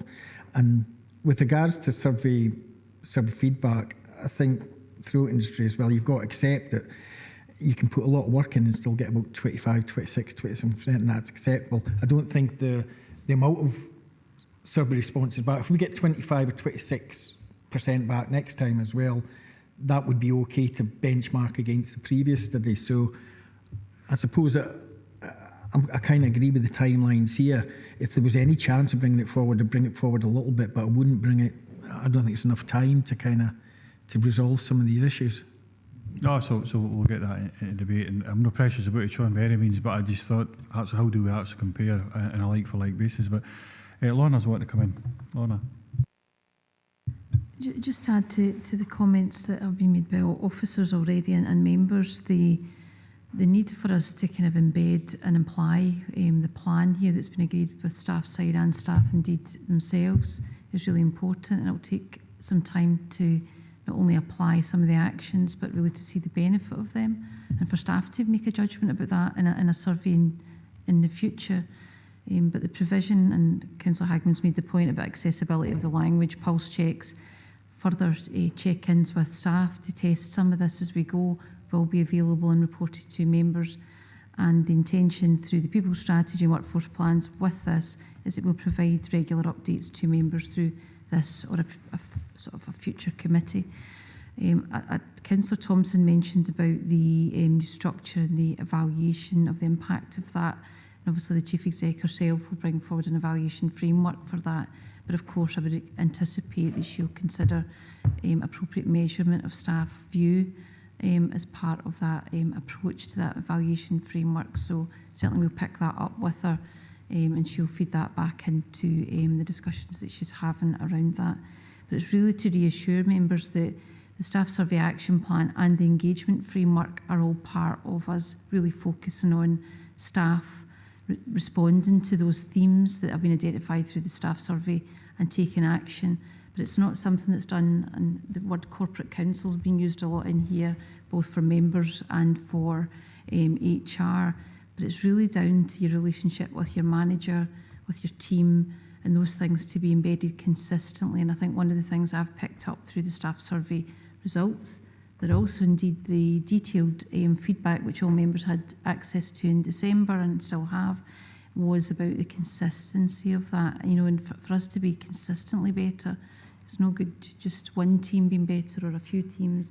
We need to raise the level across all parts of the council consistently, and that will take some time to make sure that we give support to all staff, managers across the whole council on that basis. So we intend to keep you updated and we'll give you regular updates, but just, I think, reflecting Councillor Marshall's consideration there, that we do need to have some time to make sure that staff can give their judgment on whether those things are working through pulse checks, but also future surveys as well. So it is intended to be brought back regularly to members, and I think we'll take on board a number of the comments that have been made both in the workforce plan report and here about measurement and about how we understand impact and how we bring forward appropriate measures that give demonstration to the action that's been taken, because we'll be able to describe the action that we've taken, but what members are asking for is to understand that that's having the impact and the outcome that they expect to see from that action. So we'll certainly take that on board and come back and bring that together as part of a whole suite of our employee and workforce reporting, so that it's joined up as far as possible. Thanks for that, Lorna. Just want to make sure we're still recording, aren't we? Is that correct? We see I think came up on our screen saying we'd stopped recording, but I take it we are still recording live streaming. That's this side, right? Okay, that's a different, separate thing. So, did I see Councillor Hagman? Then I'll read out the question from Councillor Hill. Then we'll go to the recommendations. Oh no, we've got David Slater. Sorry. Thank you, Chair. I was going to give. Okay. Go on, David. Go on. I'll give David first, Katie, just as a first-time speaker. We've discussed this a survey for some time now, but surely you've got one set of figures, but you need to project it forward for another set of figures down the line. Then you'll see the difference between the first set and the second set. Then you'll know how much improvement there's been or less improvement there's been. But we're talking about one set of figures here. You surely need the second set of figures and then take one from another as such and make a decision. Then you'll know if it's up to 25% or more. But at this moment in time, you don't know, do you? You're discussing something here that you will have to have another survey, and then you add up the numbers and see how much improvement there's actually been, if any. Thank you. No, thank you. And that's the point I was making, believe it or not. So that's the point that I was making earlier in regards to that. So we'd have a like-for-like comparison. But I think what we're being advised is, and we'll consider that at the recommendations when we make that decision, is whether that's the appropriate way to go forward. It's whether we need more time to allow this initial piece of work to bed in, and 2027 is what would be advised as an appropriate time through the report. So I mean, I agree with you, and we need something like for like, so that we'll need a mechanism. That's one option. I outlined that earlier, but there'll be alternatives to that as well, David, I would think. Kind of other ways of getting to the same point. But I'm like yourself, quite basic, straightforward, and as far as, okay, we've got information, set of questions there, they've been answered. Let's see a like-for-like comparison to that at a future point so we can compare the two, then make decisions on the back of that evidence. But so we'll come back to that at the decision-making time, which, okay, but like I say, I'm not precious either way, so long as in future we see this annually and we can scrutinise it. Katie, Councillor Hagman. Thank you, Chair. Yes, so I mean, the recommendations are really simple, that we're being asked to consider and approve the appendix before us. And I really appreciate Lorna's comments in terms of how we ensure that we're doing this in the correct manner. And maybe just sort of turn back to points that Mike had said about it's really important that we know what our outcomes are. And I don't feel that before us, we actually know what the outcomes are, because they're not explicit, going back to maybe some of the narrative that Councillor Thompson referred to. So appreciate the timeline that we're being asked to approve. The next opportunity to look at this is in a year's time for the annual check. There's no other opportunity. So do we need to add an action or an additional recommendation so that we actually know what those outcomes are, so we can actually assess that in a year's time? I just feel that there's maybe something missing between where we are now and what we're going to look at in a year's time. And I would hate for us to be in the same position, having some of these same conversations of, well, how do we know that we did these? Because these are all aspirational. Thank you. No, I get it. It kind of runs down the same theme as why I proposed that, but maybe it is too early, so we'll have that debate. I'll just, so there's a question put in the chat earlier. So on what I'm looking at here, which is what we see in the live stream, there's a chunk of information missing. I can't see it for some reason. Because I've got a live stream here. Is that correct? I think that's correct. We've got a live stream here, which is on the same as what you're saying, Fiona, anyway. But on here, which I can see, which is on the live stream, there's a chunk of information missing. So the last point I can see was at 1344, and it's a question from, I'll just ask it now, from Councillor Chrissy Hill. Can we have staff feedback forms on learning platforms that are filled in confidence? So I'll ask that again, and then we'll come back to give everybody a chance to kind of, if we can get that updated. I need to see that idea. It's refreshing now, so I've lost it. No, so can we have staff feedback forms on learning platforms that are filled in confidence? Is that Mike? James, could you answer that one, please? Yeah, absolutely. There's a evaluation form within the system that allows staff to feedback on the training. I would imagine, Councillor Hill, that you're talking about. So again, it gives that ability to feedback on the particular course that we're on. Hopefully that answers what you were looking for. I've got two further questions potentially as well, but Chrissy, is your voice good enough to be able to answer that? Because we can't see what your response on screen, but maybe I can see it through clearly if you're comfortable, if you can't speak. But if you can speak, give us a yes or no, please. Yeah, for me it would be good to measure which services are responding in the surveys, if that's possible, so that we can see that if it's staff that do have access to like a computer, or it's staff that, you know, potentially work on the roads or frontline that don't have that access. And my next question was, when we talk about the appraisals, do the appraisals happen with non-permanent staff as well as permanent staff? So say we have a lot of temporary contracts in the council, maybe for 12 months, 18 months. Do we have appraisal systems in place with those members of staff to see if they have aspirations to continue working with the council and where they could possibly gain work, please?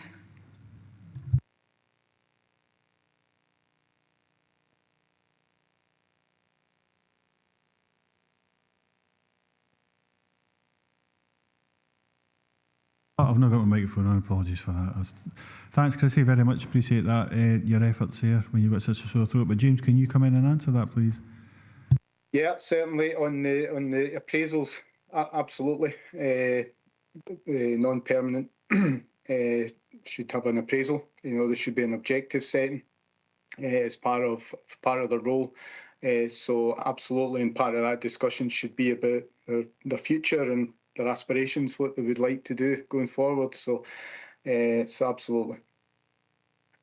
The one above there, I can still see it, Chair, if that helps. The feedback was about directorate level with regards to the survey results that came back in. So that was all part of the survey results. Thank you. Thanks so much for that. Sorry, can I come back in, Yeah, Chair? go on, Chrissy. Yep. So if it was directorate level, does that mean that we have figures as to which directorates got responses and which didn't? To see, say, like social work had a real high response on the survey, the roads had so much percentage. Do we have that level? That's what my question was. And with the appraisals for non-permanent staff, is that new then? Because as far as I was concerned, working for the council for 14 years as a temporary member of staff on different contracts, I never had an appraisal.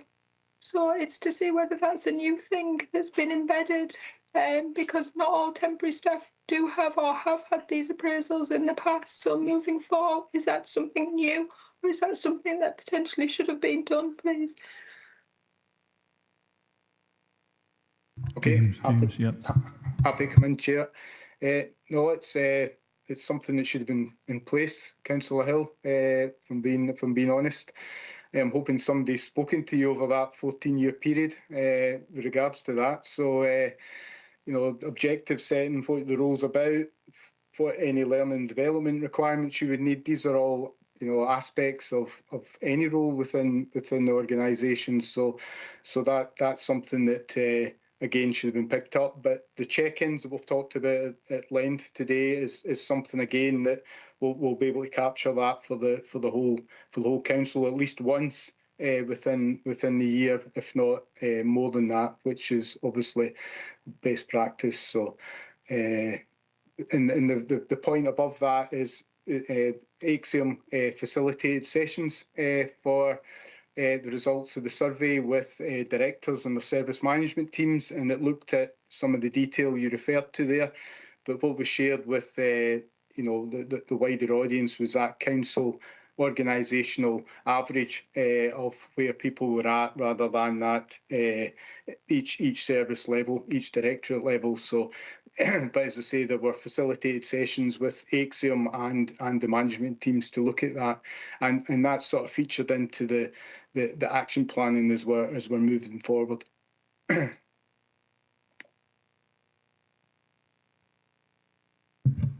Just to add to James's comments and Councillor Hill, just to give you assurance that my recollection, my understanding is that the response rates across the 4 existing directorates were largely similar. I'm seeing colleagues nod at me there, so it's just to say that the results are not biased to one part of the organisation or other, or are not representative. They do the response rates that we had across the 4 directorates, percentage-wise, were very similar. So there was an opportunity for all parts of the council to respond. Thank you, Lorna. Chrissy, hopefully that's all right for you. There's one thing I'll definitely pick up on. I think this is a really positive response in regards to, I thought we'd get a lot of debate on about this. I think it's a really good report. I would imagine that members will be asked for staff to come out of the groups to discuss this in more detail as time goes on. But like I say, that I think we've got the assurance that could be even at an individual level if that's required. David, is that an old hand or a new hand? It is. Spot on. Lovely. Right, members, recommendations we've been asked to consider, which we've done, so beyond that point, it's to approve the Council's employee engagement framework and People Survey Action Plan as per the appendix. So there was some action, Sean? Yep. Yeah, and as per the discussion, so I think the officers will have taken on board some of the comments that's been made. So, Councillor Thompson, I thought you probably was looking at it because there was some action points, I think, in particular we wanted to pick up on. So we'll just see how we'll capture them, Stephen. I'll give you a chance to come in.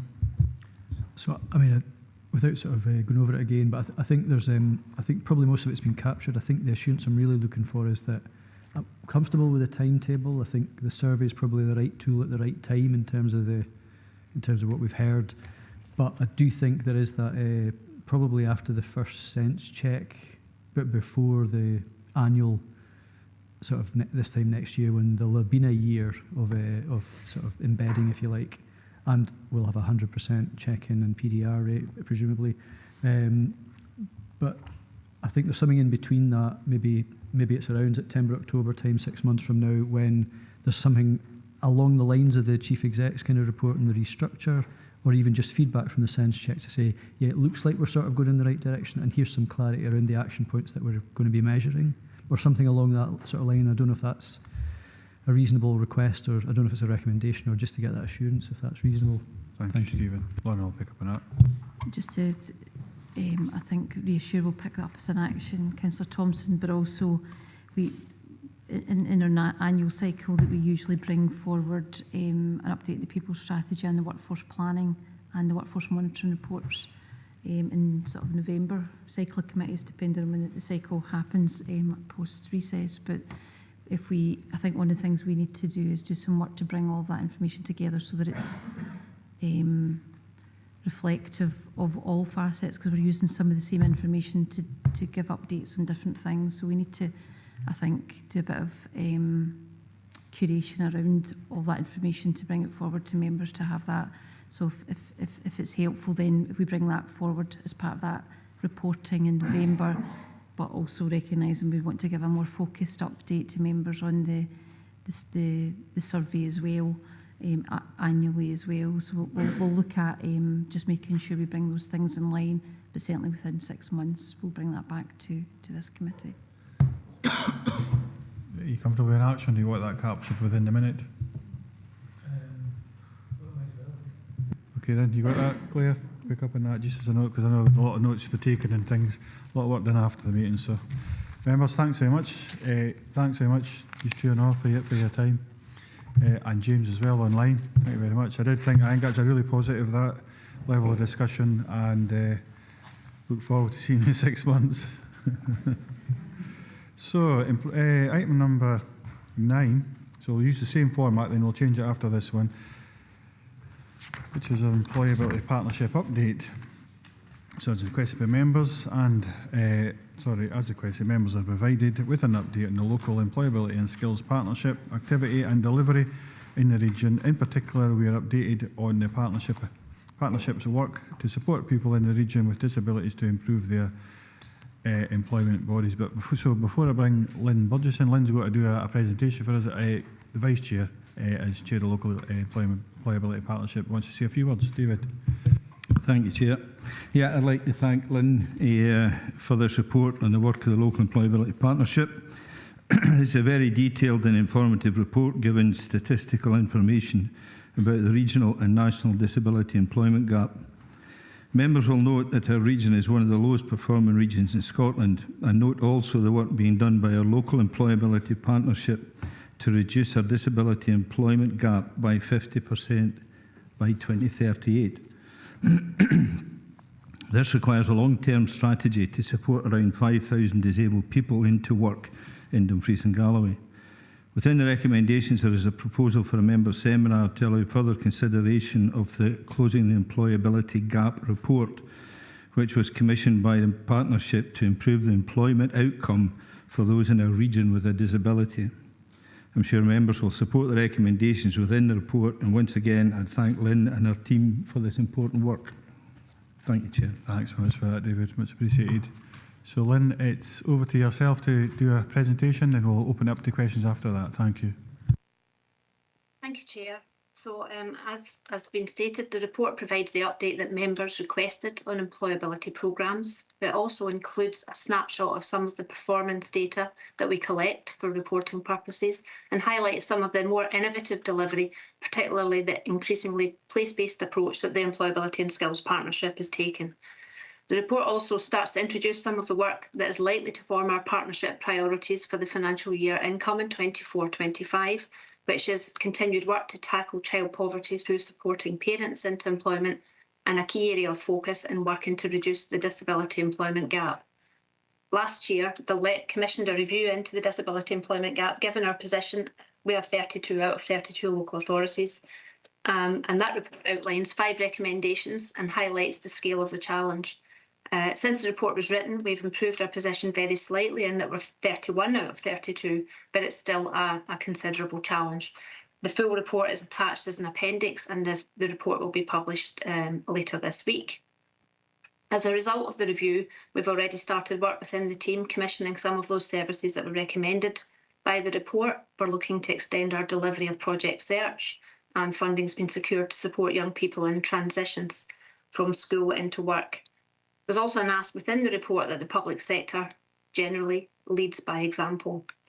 The last part of the report provides an update on the successful delivery within the Council of Placement Plus, and in line with our work to reduce the disability employment gap, suggests that we use the balance of existing policy funding to continue the Placement Plus programme into the next financial year, but focusing on supporting 15 individuals with disabilities into temporary paid work placements within council departments.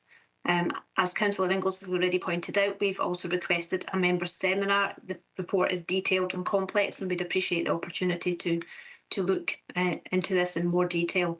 I'm happy to take any questions. Thank you. Thanks so much for that, Lynn. Very much appreciated. What comes from Marshall first? Sean? Thanks. Yeah, I welcome this report and the recommendations. Mention about the report that was commissioned. I just think, we understand the main reasons why, but, well, it's nice we've jumped one place up to 31st, but obviously, the idea or the option to actually, use this 195,000 is an excellent idea, which would provide 15 places. A more general question is on the overall placements. I think we've had 27 of the 30 that have been completed. But I think, and I don't know if we've had a report, but it's about, do they go into a positive destination? Because I wouldn't like to think we just provide this 6 months of work and then they're, back unemployed. I'm just wondering, it may be for a future committee, but I'd like to know how many of those went into a positive destination, whether or not it was retained by the council. I don't know what the process is, whether you can recommend them to apply for vacant opportunities within the council. But certainly with these 15 places, and those will be offered right across the spectrum. And I would hope that within that as well, it wouldn't be just an obligation for 26 months. I know that's all we can offer, but would like to think that at the end of that, there is opportunities available for them. And I'm just wondering what, in the past, what has been the kind of track record with these people that have been afforded the opportunity of these placements. Oh, thank you, Sean Lynn. Mine's off. Thank you, Chair. So yeah, the placements are provided on an intermediate labour market basis. So that means it's a paid placement and a temporary work contract, and those people farthest from the labour market, and part of that is ongoing job support. So at the end of the placement, nobody is left without job support. They're definitely signposted into either a positive destination, back into education or training, or they continue with job support until they get into a positive destination. So they absolutely wouldn't be left. That's not the model. The current round of Placement Plus is still ongoing. So they've, in the main, only just started. So they're still in employment with the council. So we don't really have an outcome from that. And this is the first time we've really done an intermediate labour market in this, like this, by our own, with our own funding. We did have the Kickstart programme previously, and I could get you the data on Kickstart because that's very similar. It's also an intermediate labour market, and that was just for young people, and this is clearly for all age 16 to 67. But we are either still supporting those young people, or they're already in positive destinations. So, that obviously we have one or two that drop off, but they're not left. They're absolutely supported all the way through. And I can certainly get the information on the outputs from the Kickstart programme for historical data, if that would be helpful. And just come back to that, yeah, and within that, I suppose you don't know offhand if any of those 27 were, offered or got an opportunity within the council, because we'd hope to think that statistically one or two of those would have been successful with the council, but I'll await that data. Thank you. Thanks so much, Sean. Thanks, Lynn. Councillor Hagman, Katie. Thank you, Chair. Thanks, Lynn, for the report. And certainly, as the former chair of the LEP, I know that it's a really positive forum with partners coming together. I'm also really aware that my name is on the forward of the 22 to 27 the plan for the local employability partnership. And within that plan, there was timelines of by March, and March 2023 is one March 2024, I believe, is one of the timelines that we will have achieved, or where ambition is. And I'm just wondering, is that being updated? Are we on track to deliver? I mean, it's really useful for members to be able to get some feedback on that. I appreciate that it's a partnership organisation, but when I go online, I can't see any updates. I've got lots of plans and lots of data as to where we were, but I don't have access to what's happened since then, so to speak. I mean, I'm having a look on the website, and there is the D&G Disability Gap summary, of which we've got the full report here, and that's helpful.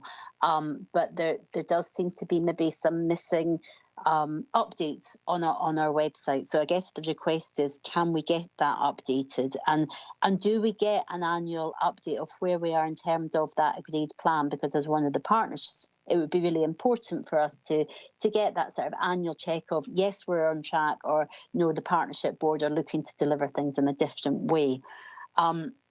In regards to the specific report before us, absolutely, I think it's really important that we get a member seminar so we can all have the ability to really do a deep dive into that. And certainly one of my questions would be, is the objectives and the recommendations, have these been accepted by the LEP? Have they been approved and then they're coming to us, or they come to us and then they'll go to the LEP to adopt those recommendations? And in terms of recommendation 5.1, which is on page 215, it speaks about establishing a subgroup of the Dumfries and Galloway Equality Group, and that the subgroup should be composed of local HR or recruitment officers and chaired by a representative from economic development. I just want to check, is that an officer space? And how would anyone with lived experience, bearing in mind the subject is looking at closing that disability gap, how is that lived experience going to be captured within that subgroup if we only fill it with officers? Thank you, Chair. Thank you, Katie. Lynn? Thank you, Councillor Hagman. So there's a number of questions in there. First of all, the website is not up to date. We're currently working to update the website, so that's definitely lacking. The delivery plan is updated annually, and our first milestone is actually March 2025. So our first milestone is it's the overall vision milestone. But it is updated annually, and we're in the process of updating it just now because our priorities are set based on data. So we do a SWOT analysis on an annual basis and set our annual priorities on that basis. That usually coincides with when we are issued with the Scottish Government grant offer letter, which we haven't yet received, but we are already working on the update for this year's delivery plan, because obviously things change every year and we have to make sure that we're flexible in our response to the labour market. Then question on the recommendations. Where appropriate, the LEP have approved the recommendations, so that the funding we're talking about is council funding, so they're aware of that delivery. The closing the disability employment gap went first to the LEP and was approved by the LEP as it was commissioned by them using the funding from No One Left Behind, so it was seen and approved by the LEP before it came here. There was a question on the subgroup, the equality subgroup. That's not within my report, and I'm sorry, I'm not quite clear on that one. What I can say is that we are setting up lived experience panels to inform the work of the Employability and Skills Partnership. We've started our first lived experience panel is parents. So our first parent lived experience panel met a week ago. So we are setting up lived experience panels in that. But the equalities group, I think, is not part of my report, unless I've missed something in the question. I'm not sure. Thanks, Lynn. Katie? Yeah, so it's in relation to the consultant's final report. So it's within their recommendations on page 215. So that was that point. But I appreciate this is not a council report. This is being presented by the consultant. That does sort of answer my question. I guess the only other comment, if I may, Chair, is certainly the timestamp that I've got on the report that's online is actually, apologies, I said March, it's actually April 2024 is one of the timestamps. And there's, possibly relates to our previous item as it talks, and, retrospectively looking back on that, there was a sort of ambition, the measure of success and the timescale, but what was the outcome? What was the actual deliverable in terms of that? So it would maybe be useful to get a bit further detail, but perhaps we can maybe invite Lynn to speak to that offline, or perhaps even within my political grouping, because I know that there's other members within the SNP council group that would really value an opportunity to actually delve a little bit deeper into this. Thank you. Thank you. Do you want to respond to that at all, Lynn? Yeah, thank you. I would welcome that. That would be good. We do provide an annual report to the Community Planning Partnership on the outcomes and the impacts, but it would be great to be able to do that in a wider way. Thank you. Thanks so much for that, Lynn and Katie. Members, don't see any other members looking for questions. You got very lightly there. Must have been the presentation, I think, Lynn, that's done that. So, listen, members, straight to recommendations, which is to note the work. 2.1 is to note the work to deliver the local employability and skills partnership led employment support activities as described in paragraphs 4.1 to 4.9. 2 is to note the ambitions of the closing, that's why I can't see it properly, closing the disability employment gap report commissioned by the LEP to improve Employment outcome for those in the region with a disability as described in paragraph 4.13. 3 is to approve the request for members' seminar to further consider the report commissioned by the LEP into reducing the disability employment gap in the Fries and Galloway as outlined in paragraph 4.14. And the last recommendation is to agree the remaining balance, £195,000 that is, of existing policy funding will be used to extend the Placement Plus programme to directly support people with disabilities to undertake supported paid work placements within the council as detailed in paragraphs 4.18 to 4.21. Excellent, members. Thank you very much. Thanks, Lynn.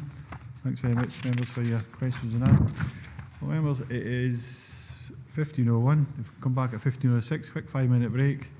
We've still got quite a number of items. Thanks very much, members. See you in 5 minutes.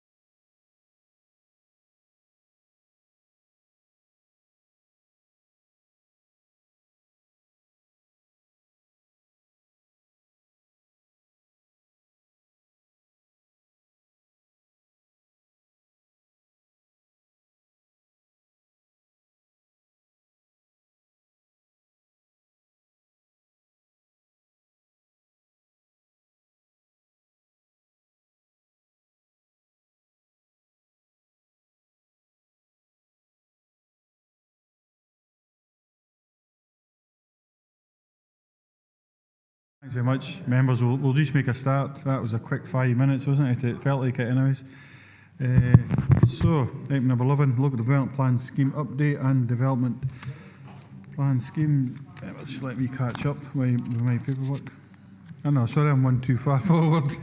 Sorry, Steve. I am one too far forward. Just when I seen Shona there. Item 10, Economic Development Capital Programme 2023, 24 to 25, 26. Project funding update and funding request. Report by the Head of Economy and Development. This report updates on progress on securing funding for projects within the Economic Development Asset Capital Programme and seeks agreement of committee to allocate funding to 2 community-based projects. Melissa McGarry is here to assist members. If you've got any questions, I see Steve Rogers as well.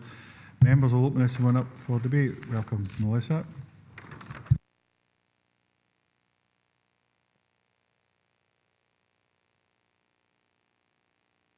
Sorry, I've got my mic off. Councillor Hagman, Katie, you're first. Thank you. Thanks, Chair. Yeah, so, I mean, as ever with these reports, there's an awful lot of information in here. But in terms of so I've got sort of 2 main points I wanted to ask. One is around the Annan Harbour Regeneration Project. Now, I appreciate there's a number of bullet points on 4.1.7 on page 225. And then it goes on to say that in preparation, a detailed risk action will come back, but it doesn't necessarily say when. However, if I go to the previous page, in terms of page 224, it does state that there'll be further advice from Scottish Government in terms of some of the funding streams we're putting into this project, and that will come to June 2024. So I'm just wondering, I appreciate there's maybe 2 streams and 2 pieces of work that are happening at a similar time, but will we have that full risk action plan as part of the report in June 2024? And if not, it might be quite helpful to have a real clear timeline of what are the 2 projects, because they both seem to have the same subject heading. Are they the same? Are they separate? I'm slightly confused. I'm not a member of Annan, and perhaps local members will have a much clearer understanding of that one. So that was my first question. The second one was in regards to the community-led economic regeneration framework funding. Appreciate that this is a piece of work. We do have a website, but and I've asked for this before, how much funding is there, how much are we drawing down, and how much has been left? So this is a question that I consistently ask for in committee reports, and it is not on there.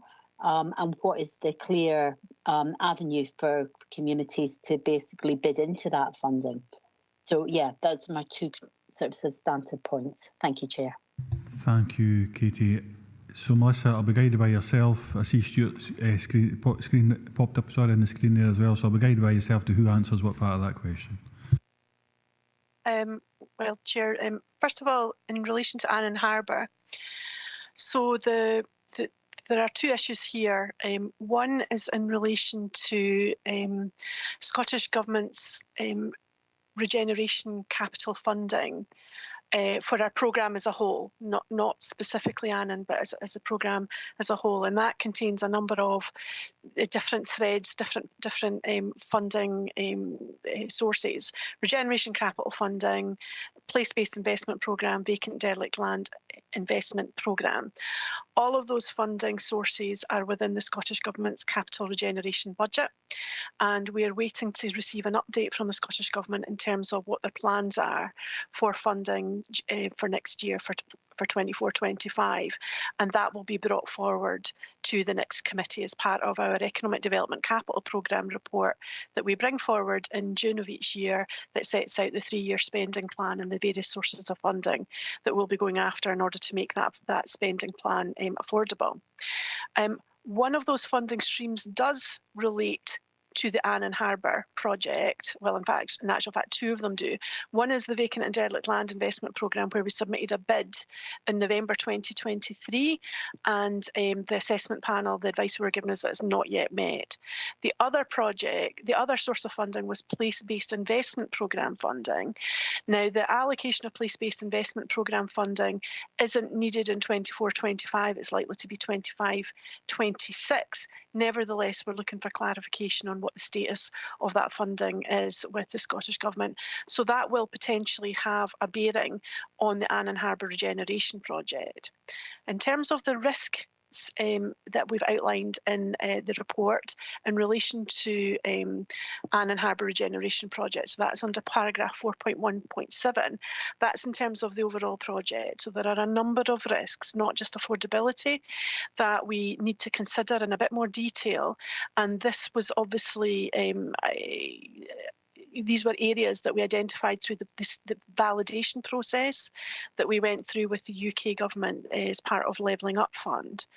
So again, the timeframe for that is that we are seeking to actually undertake a detailed risk workshop in April with our project partners and with some specialist support as well, supporting us, so that we can have that take a deep dive into these issues that we've highlighted, and then we will have a risk action plan coming out of that, and that will also include things like affordability that we've just talked about, and the comprehensive risk action plan will be brought forward as part of the June report as well.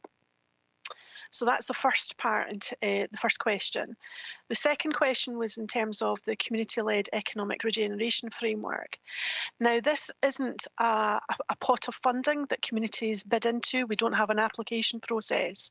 We trialled that a couple of years ago, but we found that the quality of information that we were getting from community groups wasn't particularly strong. Because we do develop our projects using a kind of business case approach, it was unreasonable for us to ask groups to put together bids that follow those kind of principles. So we do that work for them. So essentially what happens with community, with groups that want to express interest in this, they contact us through the website, and then we work with them to explore with them where the project is at, whether it would be appropriate to bring it forward to committee for consideration of support through CLARE, including potential grant funding as well. So one of the final things associated with that is that we're reviewing that whole process. And again, we want to bring forward an updated proposal to this committee or its successor in June to the next committee report, so that we can discuss CLARE in a bit more detail. I think the report did talk about how much CLARE was available, if memory serves me correctly. I'm just going back. If it didn't, then that paragraph has possibly been lost in an edit. But we did report at the last committee how much was available, and essentially we have £500,000 unallocated funding for 425 and 25-26 through CLARE. So the proposal for the funding of this project, the Annan Day Centre project, would be through that unallocated residual balance of funding that's still available. Thank you, Chair. Thank you, Melissa. Katie? Yeah, no, that is helpful. It's on page 227, 4.4 makes reference to the 0.5 million. I think if you're bringing something back, that's really helpful, because I don't understand. I don't know how community groups are going to know about this money unless they just happen to be speaking to a council officer or happen to come to an elected member to ask. However, there doesn't appear to be any proactive advertising of this fund, and it should be as open and transparent for any organisation. So if that's going to be included coming back, that's really welcomed. In terms of the capital regeneration funding, I absolutely appreciate we need further clarity on that one. One of the points that I've been raising across a number of forums, if you'll bear with me, Chair, is the the thematic boards at COSLA, and I appreciate that this has been discussed at a thematic board. Now, I know this because it's on the COSLA's public website, and I know that there's been an issue of some items are discussed at COSLA in private session, some in public session, but this was one in a public session, and it would be really useful to know that we're feeding back into that national conversation and highlighting at that national level the advantages that we see to being able to utilise funding from that fund. But I'm also aware that the director has also been looking into this as well, because it's important that we get that sort of feedback loop complete, especially when there's ongoing work nationally, and for those members who aren't in administration who may not have access to that information. Thank you. Thank you. Stuart, I see you want to come in.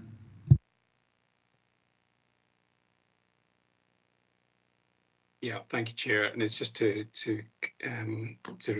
add a little bit on the back of Councillor Hagman's further point there. The Clare Fund funding and support is well described on the council website, and is also well understood, I think, by ward officers, police officers, planning officers, and economic development staff who are working pretty constantly with organisations locally and with town teams and community councils, etc. So the emergence of projects is certainly is rooted in that engagement work that is done at a place-based level. So, and I think it's important that there's a distinction here between a grant fund that's just where we are just seen as any other external funder, and actually what Melissa's been describing here, which is a very rounded support mechanism for groups and organisations to work with the team, take advice, a little bit of financial support, etc., to get their projects well grounded and moving through business planning and rebus stages of work to make them fundable by not just by the council but by all sorts of other external funds. So I think it's working extremely well. I think the approach that Melissa and team are evolving, and the sort of the appendix to the paper shows the amount of depth of detail, etc., that is going into all of the work to be able to de-risk projects and develop projects into well-rounded fundable schemes. Thanks, Stuart. I suppose I can just add in regards to Arran District Day Centre in particular, it was a local ward officer and a third sector organisation that brought it to their attention the potential of Clare funding. So I feel the same. There's quite a few different conduits in which to see what that funding's there. Quite often it's referred to in councillors' reports as well, to community councils and different organisations that they actually relate to. Kate, if you're okay with that, we'll move on to... I am, Chair. Thank you. No, excellent. Thank you very much. Councillor Gail McGregor, I think is next. No, sorry, it's Andy McFarlane, then Gail. Andy? Yeah, thank you, Chair. Yeah, and thank you for bringing this report. One thing I would like to flag up, obviously I've got an interest in it as part of it's within my ward area, but I look at the report and the content in it that's in relation to Carsphairn, and it's really quite comprehensive. There's a significant amount of information and data there. However, when you look at the Annan one, it's 2 sides of a page of A4, which seems rather scant by comparison. Really, I suppose what I'm doing is I'm going to be speaking on behalf of, excuse me, on behalf of the in support of 2.2, because I do think that this is a particular area where we have issues in relation to the depopulation of the area, and it's flagged up within the report as well. Talking about access to deprivation on page 232 and outward migration of young people. And then there's a gap between 233, the gap in current likely heritage skills training provision, lack of succession planning, and that there's three options have been put forward. Now, in relation to the 3 options that have been put forward, on page 238, it suggests that do minimum, intermediate, and do maximum. The preferred option is do minimum. However, we had at item 4 today, the tourist gosh, let me just check and I'll give you the right phraseology for it. We're looking at responsible tourism strategy. Yet within this, the option of do the maximum actually highlights the fact that there would be an opportunity for additional tourist accommodation in an area where just ordinary accommodation is quite scant. But I think that would tie in with that. So firstly, I'm interested in why do the appraisals for each of those differ so significantly, and why are we proposing the do minimum option when really there are benefits to the area to go beyond that? And I do feel like this is a little bit ironic at a time when we're debating whether the local schools should actually be staying open or not, because we're talking about people, youngsters leaving the area. Well, they won't be there if there's no means of educating or training them. So I do think that we should look a little bit harder at this. Thank you. Thanks much for that, Andy. Melissa? Yes, thank you, Chair. Thank you, Councillor McFarlane. So in terms of the difference between the way the two proposals are presented, the first proposal, the Annan Day Centre proposal, is at the earliest possible stage. So this is for the early stage of project development, REBA 0 to stage 2. In comparison with the Carsfairn project, which has gone through those stages, is at the end of REBA stage 4 and is now moving to REBA stage 5. So if the Annan project progresses and it comes forward at a later stage, having reached the end of stage 4 and is seeking delivery funding for REBA stage 5, then it would have a business case developed that would be to similar or potentially even more detailed level, depending on the value of investment required. So it's really horses for courses in terms of where the project is at. It would be unreasonable for a group that's really just getting started out to expect them to develop their proposal to this level of detail when they've not actually done as much project development as the Carsfairn group has. So that I hope answers that particular question. The second question, in terms of the route for the options and which they were assessed, I think the first thing to bear in mind is that the priorities in terms of capital investment at the moment sit with Stranraer, Dumfries, Upper Nithsdale, Annan and Langham. And that's not to say that we don't invest in areas and communities out with these areas, but I think where our capital programme is kind of geared towards the larger strategic investments at the moment, in the way that we're currently investing the capital programme, it does focus on these areas. What we were really doing with this particular project was we were marrying up the group's aspirations in Carsfairn with an opportunity that came about in the last quarter of the current financial year for funding through place-based investment programme, where this is really what they were looking for in order for them to move into REBA stage 5 and delivery stage. So we were really thinking there in terms of what their aspiration was, where they were at in terms of the project, and marrying that up with an opportunity for funding that became available. I think what we've tried to do in the business case as well is flag up that this is potentially part of a larger strategic approach for the community. We've identified other issues that also need worked on and that the community have agreed to work on, and we would hope that wouldn't rule out further projects that potentially would be aligned with our aspirations for developing the region's tourism economy as well.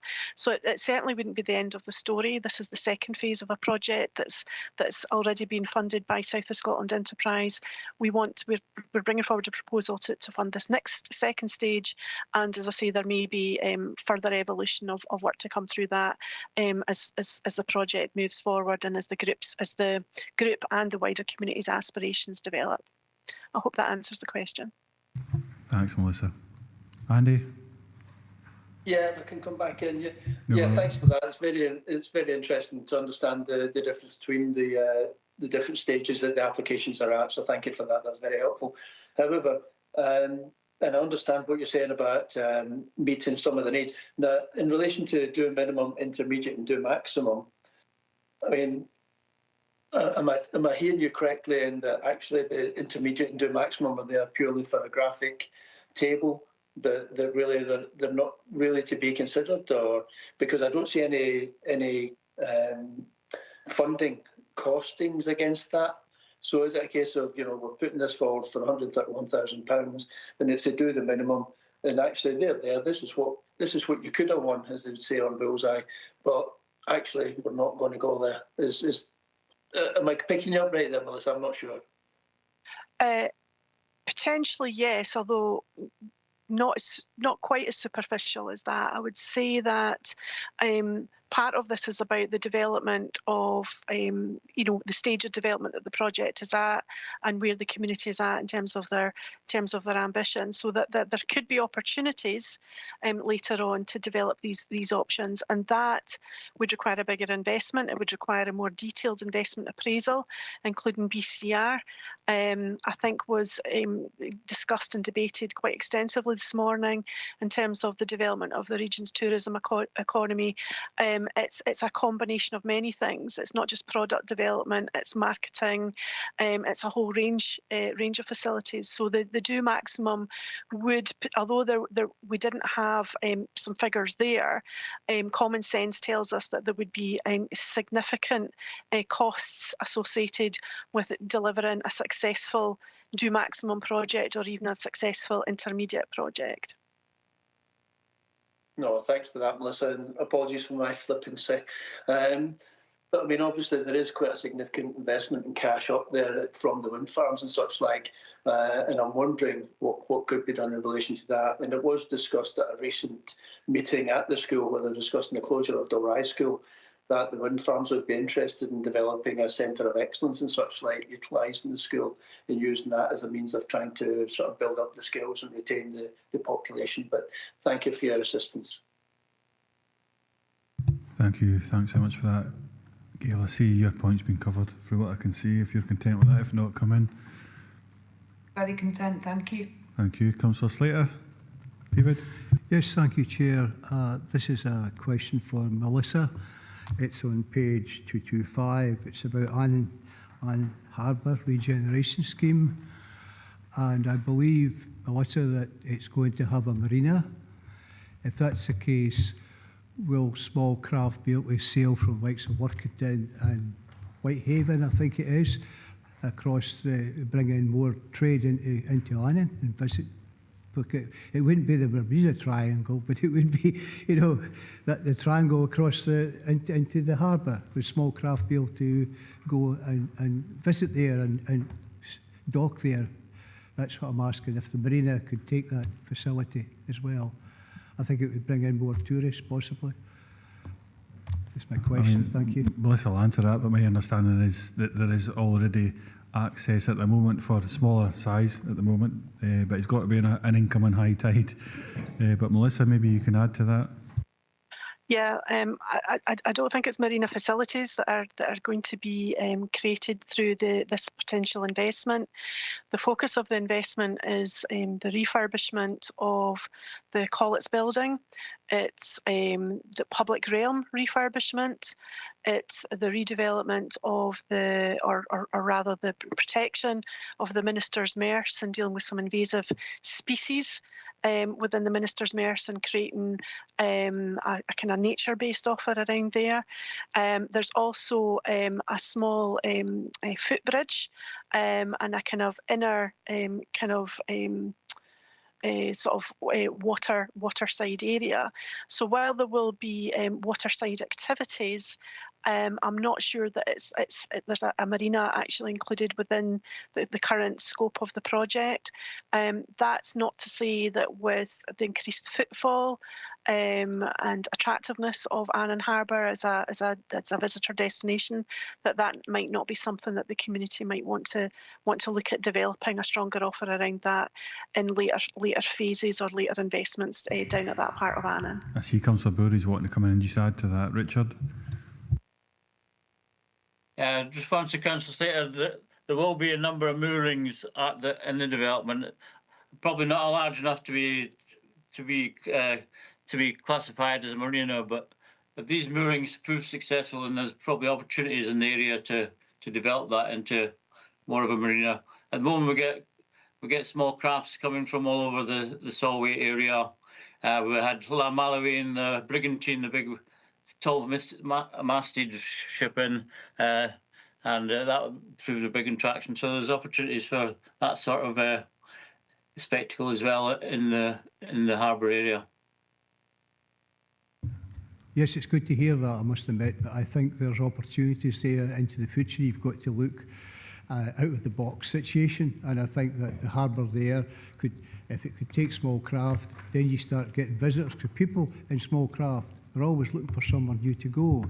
And Annan could be a destination that was discussed earlier today, and people, it's just a short journey across the water, really, and I think that's something that should really be investigated and looked at. Thank you.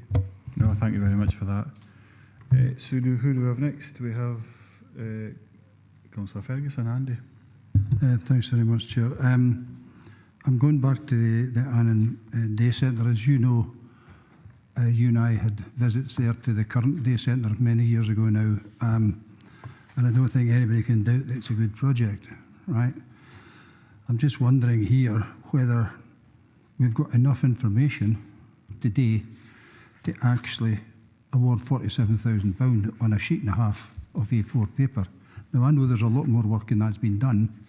It's certainly going against what we would normally do. We would expect at least some form of business case, because if the group can put together a business case with assistance, should we be investing £47,000 at this time? Now, what I'm not suggesting we say no. What I'm suggesting is we defer the Annan one to allow a fuller report to come to the next committee, and we can discuss it in detail then, because there's no rush. I don't know what makes you think there's no rush, but certainly it's time imminent, it's going on, but I'll let Melissa answer that, and if I feel I need to add to that, I'll add to that, but Melissa will come in and cover that point. I was just come back on that. No, let Melissa answer that point firstly. Then come back. You've asked your question. You've asked your question, Councillor. No, I didn't. No, you've asked your question. You've made your point. I haven't made my point. You've asked your question. You've made your point in regards to you feel that there's further information required. You want to delay at this moment in time. So what I'm saying is let Melissa answer that particular point. Then we'll come back because I'll want to add to it. I think, Melissa. Yes, thank you for your question, Councillor Ferguson. Through the chair, I'd like to respond. So yes, there is more information than that. The costs. So when we put together a grant funding agreement with the grant recipient, there is a detailed schedule prepared that sets out what the eligible expenditure is, the project milestones, the deliverables that will be delivered. And gives advice on our requirements for how consultant services that they may be employing should be procured, so that it's compliant with our requirements as well. So that work gets put together, and we are in the process of assembling. We've received the costs, and we're working out the milestones so that we can put in place that grant agreement. We have used this similar approach. A report came before this committee in September of 2023, where this committee agreed towards £70,000 through the community-led economic regeneration framework to Castle Douglas Development Forum for the Crannog project, and the supporting document that was used as part of that committee report was a logic model, which provides an overview of the reason why, what's this about proposal. The reason why we don't ask community groups to produce business cases is because, just to clarify, a business case is not the same as a business plan. It's a very different thing entirely. My own team have had to go through business case training, which requires exams to be sat and completed in order to be business case practitioners. And we think it would be unreasonable to expect our community groups to undergo a similar process. So what we do is we work with them, and when we're bringing forward investment proposals to the council, where a business case is required, we assemble that business case, and we'll be bringing that forward in the way that we just have done for the Carsfairn project. Thanks, Thank you. Andy. Thanks. The reason I said it was in apparent hurry, because it was only the 30th of January this year that this committee actually said we could carry this money over. That's about 6-8 weeks ago. So it is a rush, because normally these things take time. Right? We go into them fully, right? we into great depth and detail, and as I say, I'm making it very clear here. I think actually the project potentially is a good one, right? And again, I've seen the way they operate in their current premises and everything else. I just think, right, we should give them a chance, or get a chance here to get a fuller report, the same as the one we've got for Carstfern, much more detail. That was explained earlier. I'm not going to talk about it. It's two completely different stages. So this is REBA 0 to 2, which is about getting forward, getting the funding into place, the planning process, stuff like that. Now, Carstfern is about actually delivering the project. It's funding the project itself. This project's probably got a leader. It can potentially lever in £2 to £2.5 million worth. So it's a way above and beyond the project. If you look at the Carstfern project, it got, I think it was just over 9.5k or something last January, and that was at the same stage, I think. I'm just sure unless I could confirm that, as where this Annan and District Day Centre is now. So it's two completely different things when it comes to that funding. Can I come back in? Yeah. I'm also aware that you declared an interest at the start of this process, Chair, and you're answering my question that I'm asking officers. What is the problem with putting this off for 6 weeks or so to bring back a fuller report and then looking at it afresh, rather than rushing at it now 6 or 8 weeks, less than 8 weeks after we found that we had an excess amount from last year's budget? That's what we're talking about here. How many other places in the region, if they'd known, might have wanted to access this? So what's the rush? Let's have a look at it. I'm quite happy to propose that we actually defer it, the Annan one, to the next meeting and get a further report on it. I suppose the point I really want to understand is what you're saying to me, for what I can pick up, the Annan District Day Centre is being treated differently from other organisations when it comes to this claim for this funding.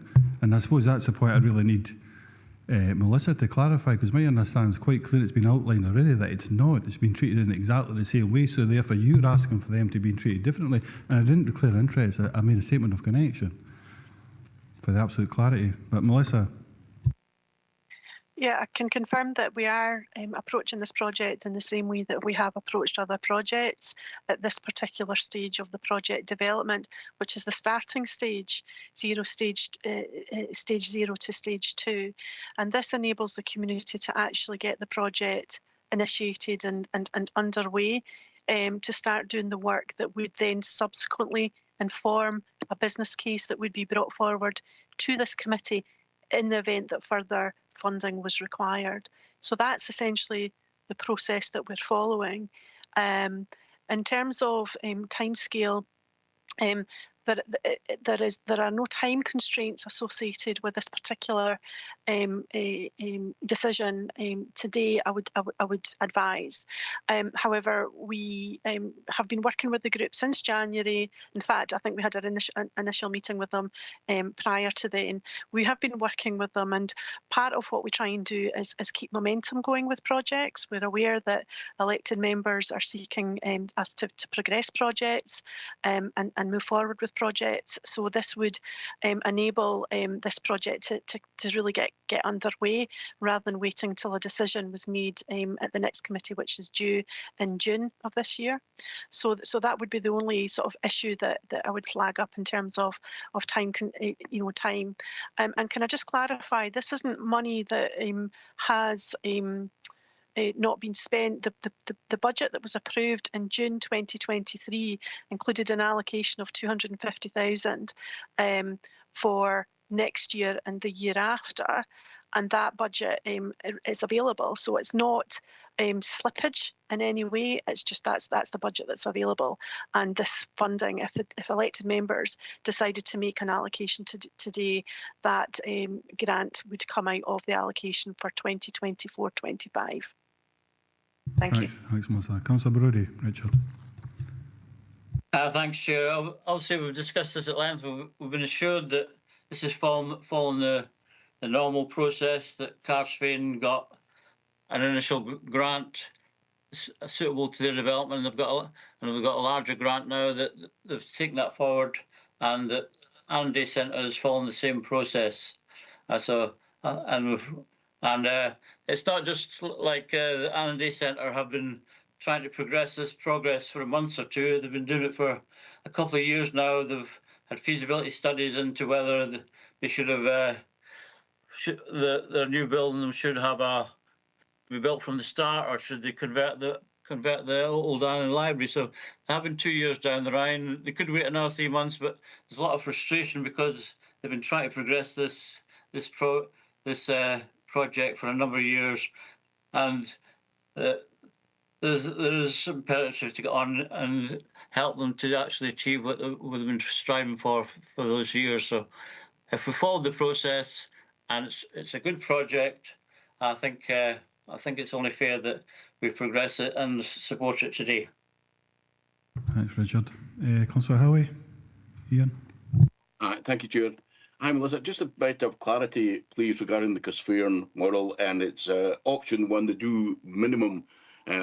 I take it that due minimum includes the construction of a building as referred to in 2.2. There will be a physical building on the premises, and that's what this sum will do. Correct. Is that correct? That's Yes, lovely. correct. Thank you. Excellent. Thanks very much for that. Members, we'll move to the recommendations. Let's get my glasses on. Right, one is to 2.1 which is to note the update on progress on external funding bids as detailed in paragraph 4.1.1 to 4.1.9 of the report. 2 is to agree to award Cairnsfairn Community Woodland Trust a capital grant of £131,960 from available balances as set out in paragraph 4.3 within the Place-Based Investment Programme 23-24 to enable construction of the Cairnsfairn Community Woodland Rural Skills Training Centre as set out in paragraph 4.3.1 to 4.3.5 and in Appendix 1 to this report. 2.3 is to agree to provide project development support to the Annan and District Day Centre Business Expansion Project, including a capital grant of up to £47,050 from available balances in the community-led Economic Regeneration Framework, as set out in paragraph 4.4, to assist early pipeline project development work to REBA Stage 2, as set out in paragraphs 4.4.1 to 4.4.4 and in the Appendix 2. No dissenting voices. I'll give a chance because of the comments that have been made. Okay, members, that's agreed then. Move that we agree all of them. Thank you very much. Oops. Item number 11 is the local development plan update and development plan scheme. Members are asked to agree the 16th edition of the development plan scheme and an updated mandate for the local development plan consultation and engagement.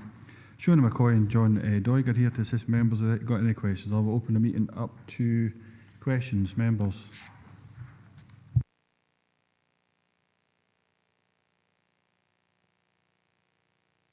Anything you want to add, make us aware of in particular, Councillor Hagman, but do you anything you want to make us aware of, Shona or John, before we open it up?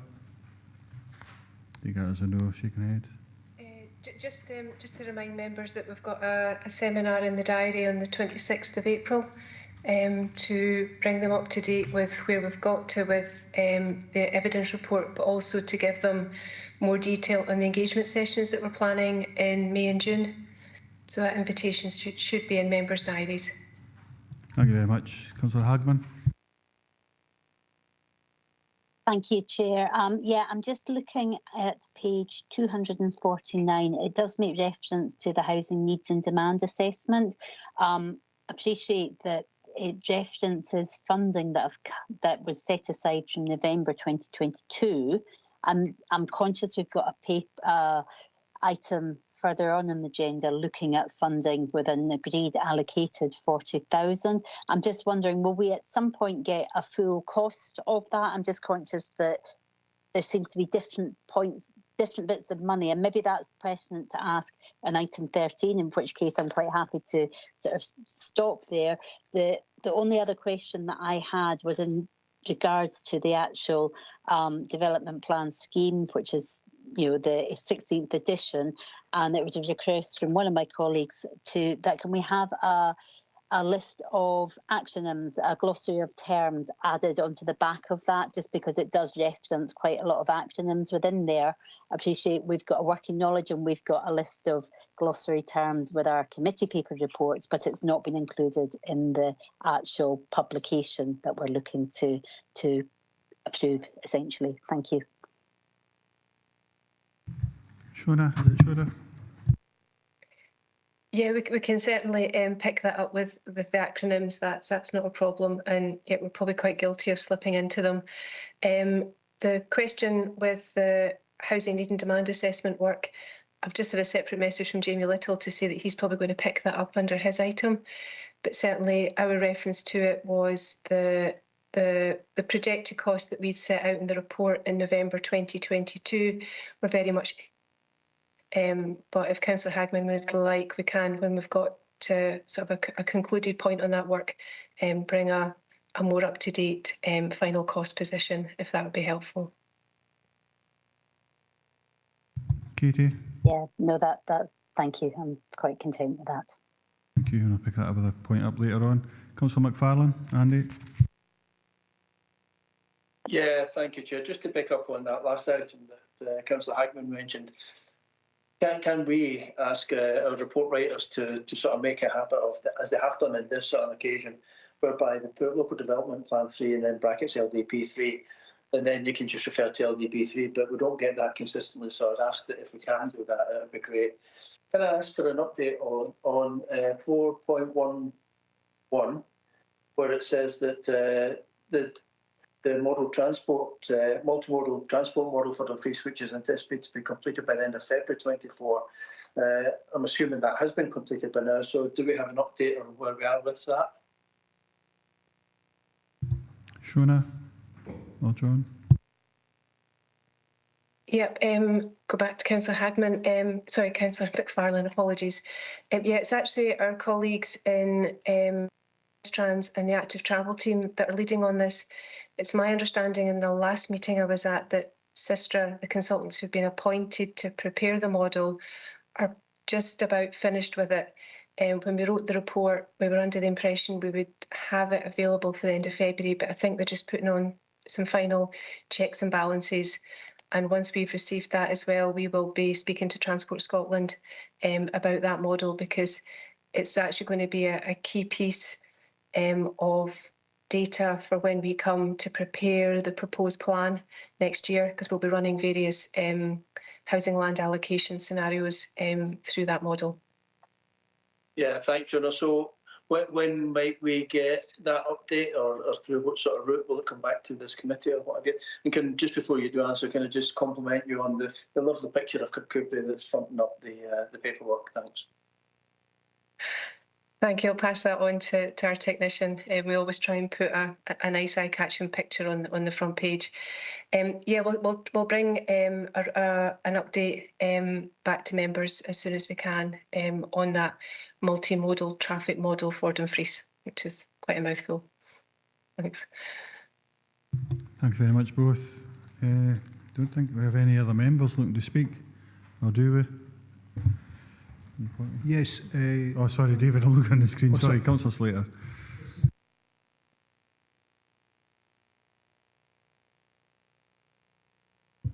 Sorry? Oh, it's okay.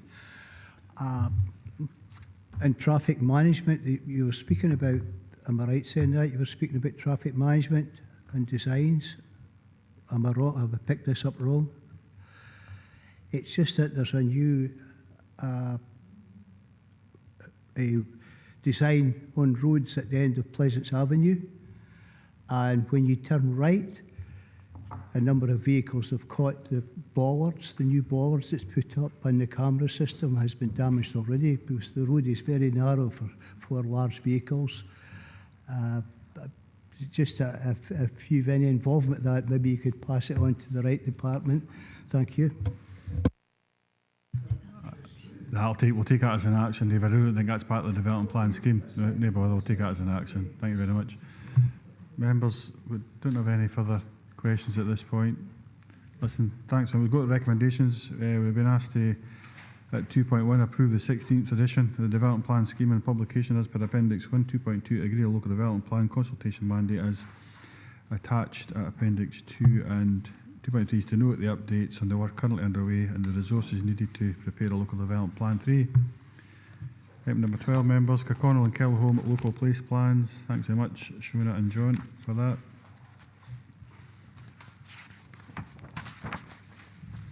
The purpose of this report is to seek members' approval that the Kirkconnell and Kelholm Borderlands Place plan is registered as a local place plan. Shona, you're still online, I think, to speak to this one if members have any questions. I'll open it up, members. Take questions, Councillor Barretti.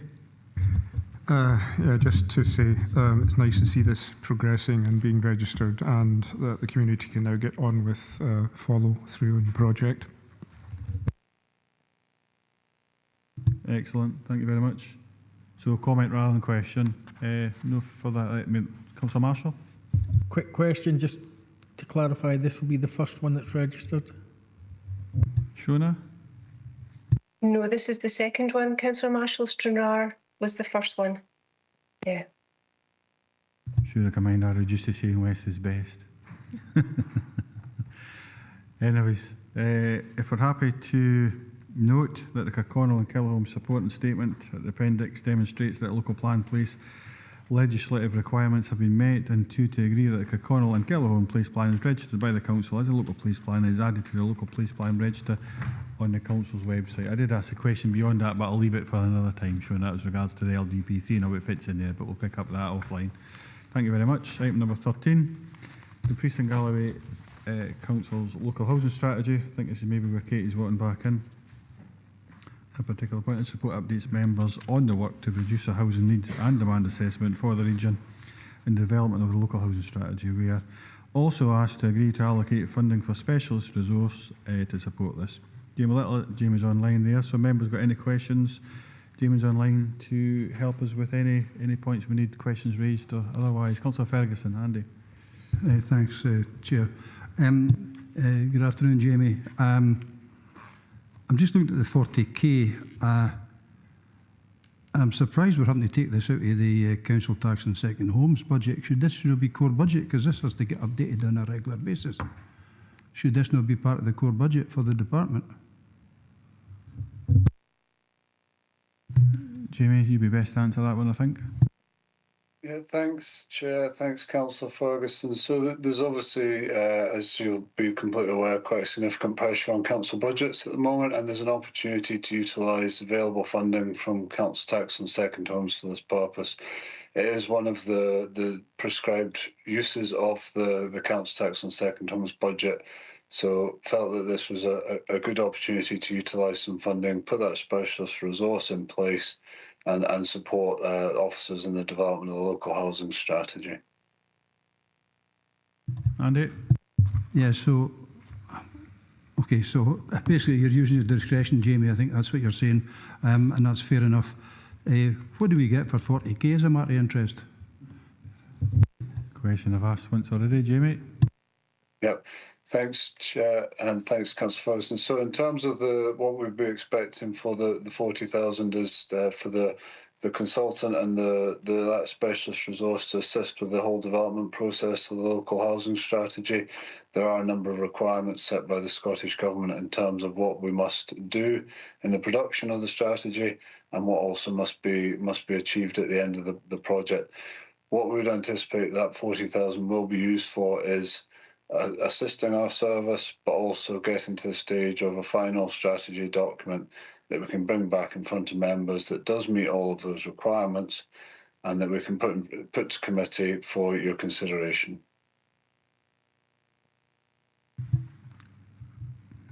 Don't see anybody else looking for questions. I've asked mine offline, Jamie, so you've covered any points I had. So we're looking at 2.1 is to note the update on the housing needs and demand assessment. 2.2.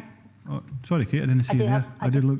I'll tell you, it's no registering on here. Sorry, Katie. It's. Oh, is it not? Okay. Well, your hand is fair enough, but it should come up. Councillor Hagman. Thanks, Chair. No, I am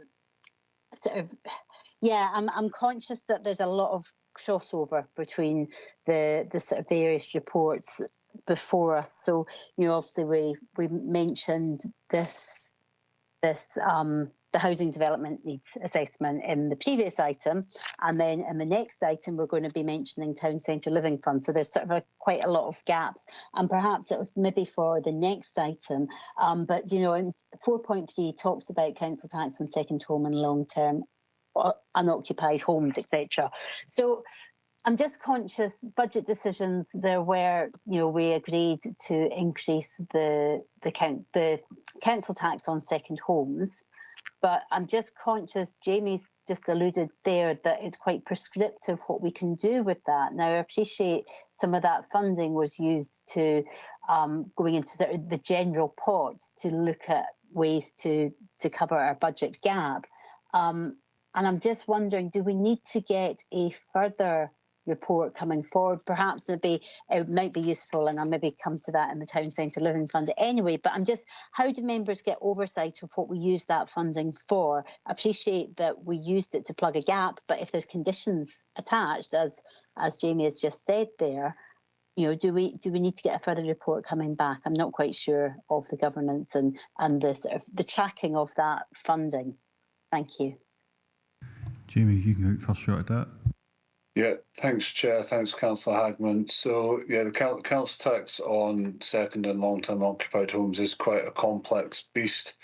So the agreement that was made at the budget setting process that recent legislation has allowed has effectively been to double the council tax charge on second homes, properties that are registered as second homes. Now, they meet a very prescriptive criteria as well in terms of their occupation.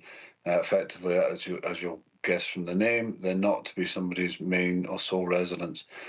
Now, the decision that was taken to increase the council tax on second homes, that funding that will be generated there is not ring-fenced for any purposes as the funding is that's under consideration as part of this report.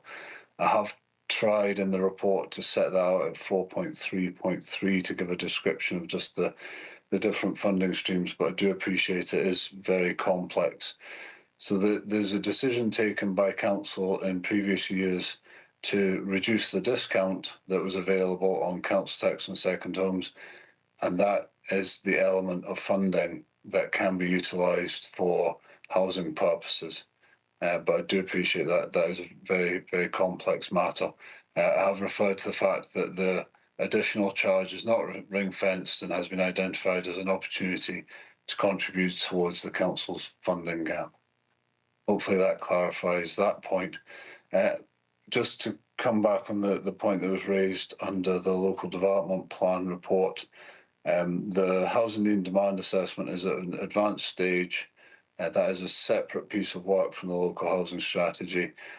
They are very closely linked, and the housing need and demand assessment will provide the evidence base for both the local housing strategy and the local development plan. But it is very much a statement of fact in the housing need and demand assessment. The local housing strategy is a strategic document that we can influence to meet the council's priorities. Hopefully that's fully explained. Katie?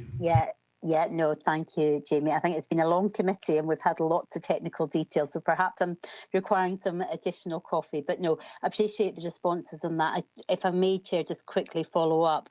In terms of the housing need and demand assessment, once it is completed, and I appreciate that I was able to go along to the last workshop and feed into that, once it's completed, will that be a public document that all organisations can use? I'm just conscious that one of my community councils is looking to procure a similar housing need and demand assessment for their local area. And my concern was there might be duplication because we're already doing that work as a local authority. So once that work is complete, will that be a public document for all organisations to use?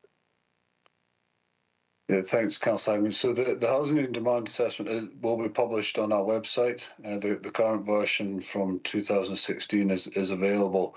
And what I would say, though, just in relation to community housing and demand assessments, is that we are looking at on a regional basis and taking into account things like economic profiling, cost of properties, localised housing need and demand assessments are, although they have the same name, they are very different, and they're looking at specific problems within that community area or particular issues within that community area. So they are different.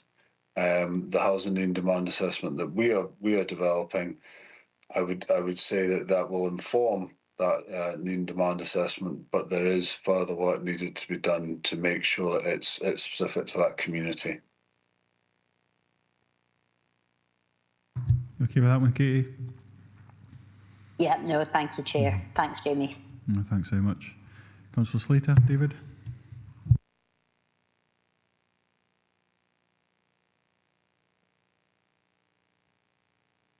Sorry, that was my mistake. He's try to put his hand down. No, so I don't have any further questions. I was partly way through the recommendations. Councillor Ferguson, Andy? Yeah, I'm going to pick up the cudgels of Jane Maitland in this one.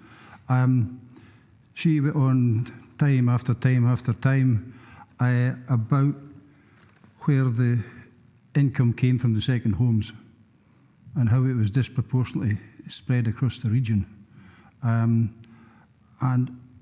I think there's maybe now time for an opportunity, because on the council website it said this was updated in 2019. Now, there's a lot happened in the world since 2019, and I'm wondering if now's the time to have another review of the Town Centre Living Fund and about how we distribute it and what we distribute it for. I'm no precious about that, but I think it's probably time we should be looking at it. Is it the second home council tax I think in particular look for, rather than Town Centre Living Fund? The two things coming together, because the Town Centre Living Fund is pretty much right. Yeah, I think I've jumped the gun here, haven't I? That's item 14. That's no problem, Andy. We'll come back to that. Right, sorry. Yeah. Good man. Okay. Yeah. Right, excellent. So a bit of a predictor. It's too long a day, you know. We know what's coming next, Councillor Ferguson.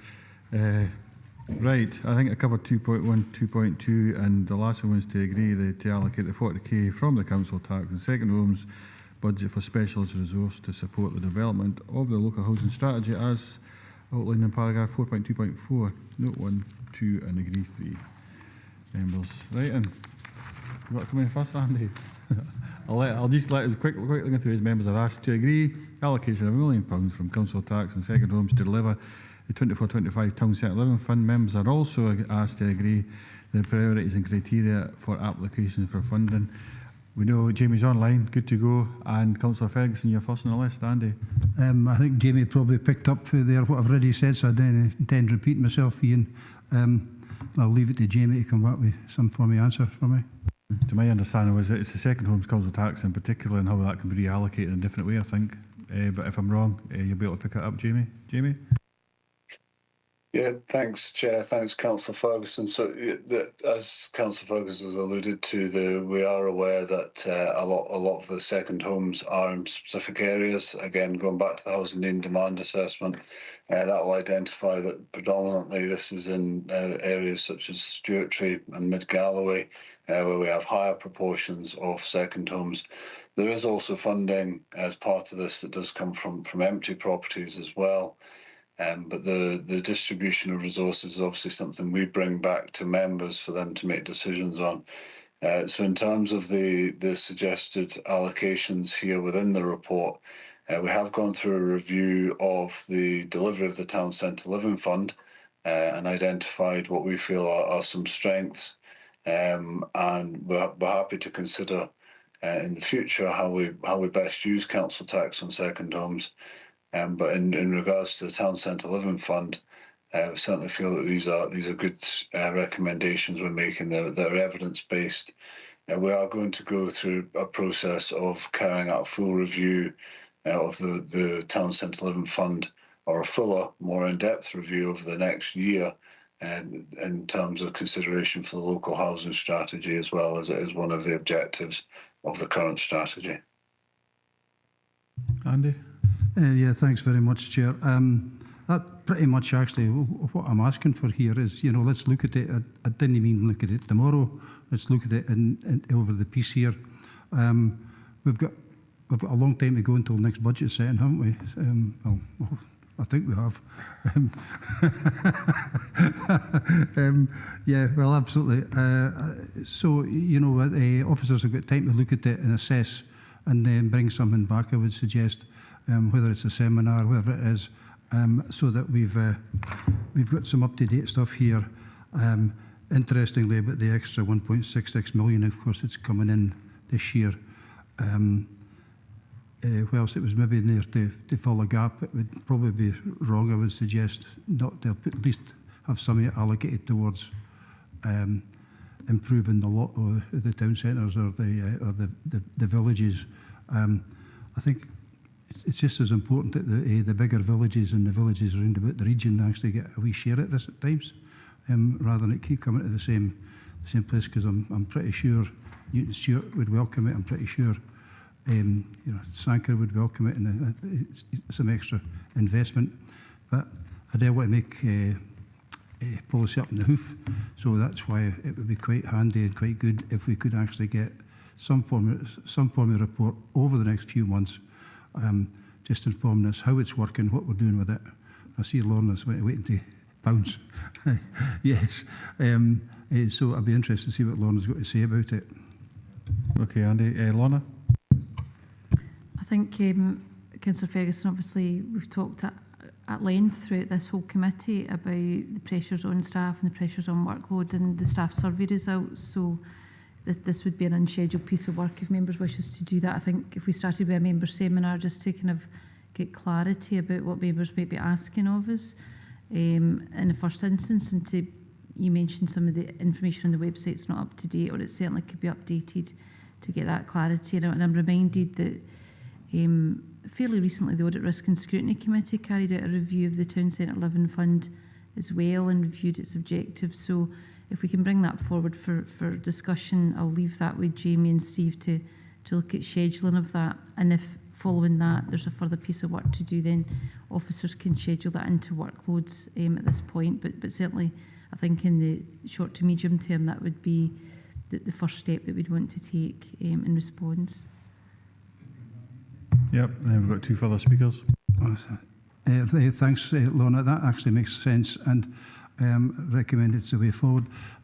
I also think it's really quite important we do it at some stage over the next period. You know, if we're going to have a seminar first, is to discuss it, because now the decision's been made that we can actually charge up to double. Right? I can't see any administration taking this forward next year, no wanting to put double again. Right? You know, I don't think it's a year-on-year decision. I think it's there for you to make every year if you want to. And I think we've taken the decision to make it an annual. We charge double. I think I'm right in that. Maybe Lorna can keep me right on the actual decision on that. So that's why I'm saying we really need to start a process now. We're looking at how we're doing it, particularly next year if we turn around and we don't need the nearly £2 million to fill the black hole, for example, right? You know, what are we going to do with it? Right? What are we going to use it for? If we just got to dump it into a pot, and it's a lot of cash. It could make a big difference to some communities in the region. Just for clarification, I think the policy that members decided in agreeing their budget is open in the sense that is the current policy, so it would be for members then to change that if they wish to do that. But what I am aware of is within the budget model that was agreed is that the council tax and second homes, that extra charge is part of your balanced budget. So it is within the council's overall budget resources, Councillor Ferguson. So if you were to apply it to something else, it would leave a gap in the kind of general budget as well. I think the point I was making, Ian, is that's this year. Next year's budget could actually be different from that. Yeah, absolutely. So that's why we need a discussion about it. Okay, we'll pick that up when we get to recommendations. It might be an action, whatever it may be. Councillor Hagman and then McFarlane. Katie? Thanks, Chair. Yep. So, I mean, I'm quite content for the allocations, and as Jamie said, they're good projects going forward. I guess my question is, in terms of the table on page 299, and correct me if I'm wrong, but have we sometimes used some of this funding out with those agreed towns and settlements? And if so, is that discretion going to be available going forward? I think in the past there has been projects come forward that on paper were eligible, but they fell short because they weren't on that list. And I think it'd be really useful for us to be able to have that opportunity if required for that discretion. And if that's the case, do we need to have a decision?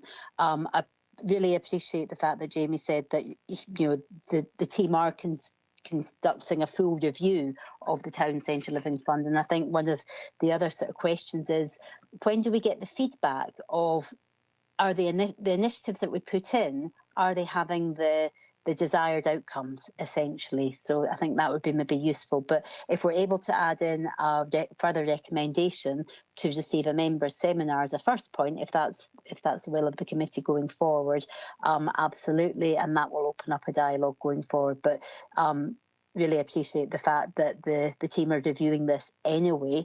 So if we can link into that, that's really helpful. Thank you. Thank you, Katie. Jamie? Yeah, thanks, Chair. Thanks, Councillor Hagman. So just to touch on the review, we obviously are carrying out a review, and that's part of the recommendations that are made to members. So we carry that out on an annual basis and right through the year, obviously in consultation with staff that are delivering the actual funding. What the intention is over the next year is to review the Town Centre Living Fund in a fuller way. That will be multi-dimensional, so that'll be partly around the local housing strategy and whether or not this is an action that members would like to take forward again in the future, but also to carry out a full review in terms of identifying additional benefits from the Town Centre Living Fund and how we strengthen the framework that we've established here. Just to add a little bit of extra clarity and probably touching also on Councillor Ferguson's points, the members have decided in the past that the town centre projects should be targeted at the town centres identified in the local development plan, which does include places like Sanquhar and also Whithorn and Wigtown. We have also brought back reports to members at the Economy and Resources Committee for allocations out with those boundaries, including Glenluce, where we felt that there was a project that merited consideration by members and support was given. Just to also highlight that with members' agreement again in previous years, and this is something we're looking to continue, the Empty Properties Fund has been broadened out from those 16 town centres to the 43 settlements within the local development plan. And this report is recommending that is continued. So it does cover many villages right throughout the region, effectively anything in the local development plan with a settlement boundary. So it is going much broader than the original allocation, which highlights some of the work we've identified through the review process over the years. Thank you, Jamie. We'll go right. Councillor McFarlane. Yeah, thank you, Chair. Looking at page 300, point 4.3.7 talks about the allocations of housing grant to empty properties and private landlords.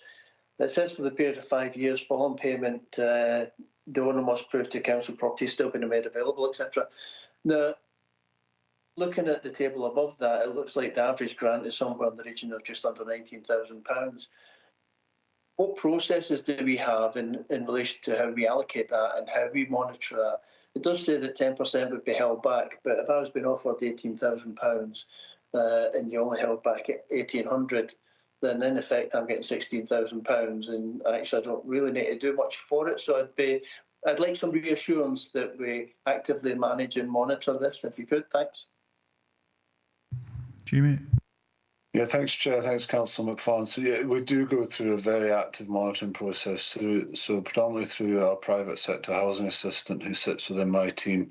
He monitors and works very closely with the applicants around works. As you'll appreciate, there is a need to regularly inspect these properties to make sure work's been carried out. We do carry out due diligence in terms of invoicing, claims that are made to ourselves, and ensuring that the work has been carried out as expected. To date, we have never had any issues in terms of the proof that's required from applicants. Nobody has stopped at the 16,000 point and said we don't want the last 10%. That has never happened, and we will obviously ensure that throughout the work that we continue to monitor that effectively.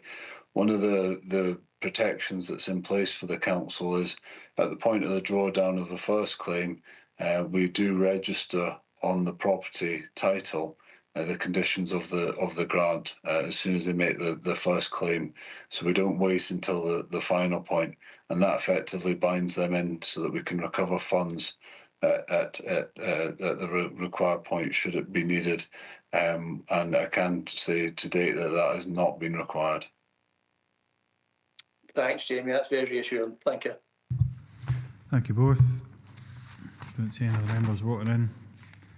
Members, we are being asked to agree recommendation 1, which is allocation of £1 million towards the council tax and second home budgets to deliver the 24-25 Town Centre Living Fund as per paragraph 4.1.2.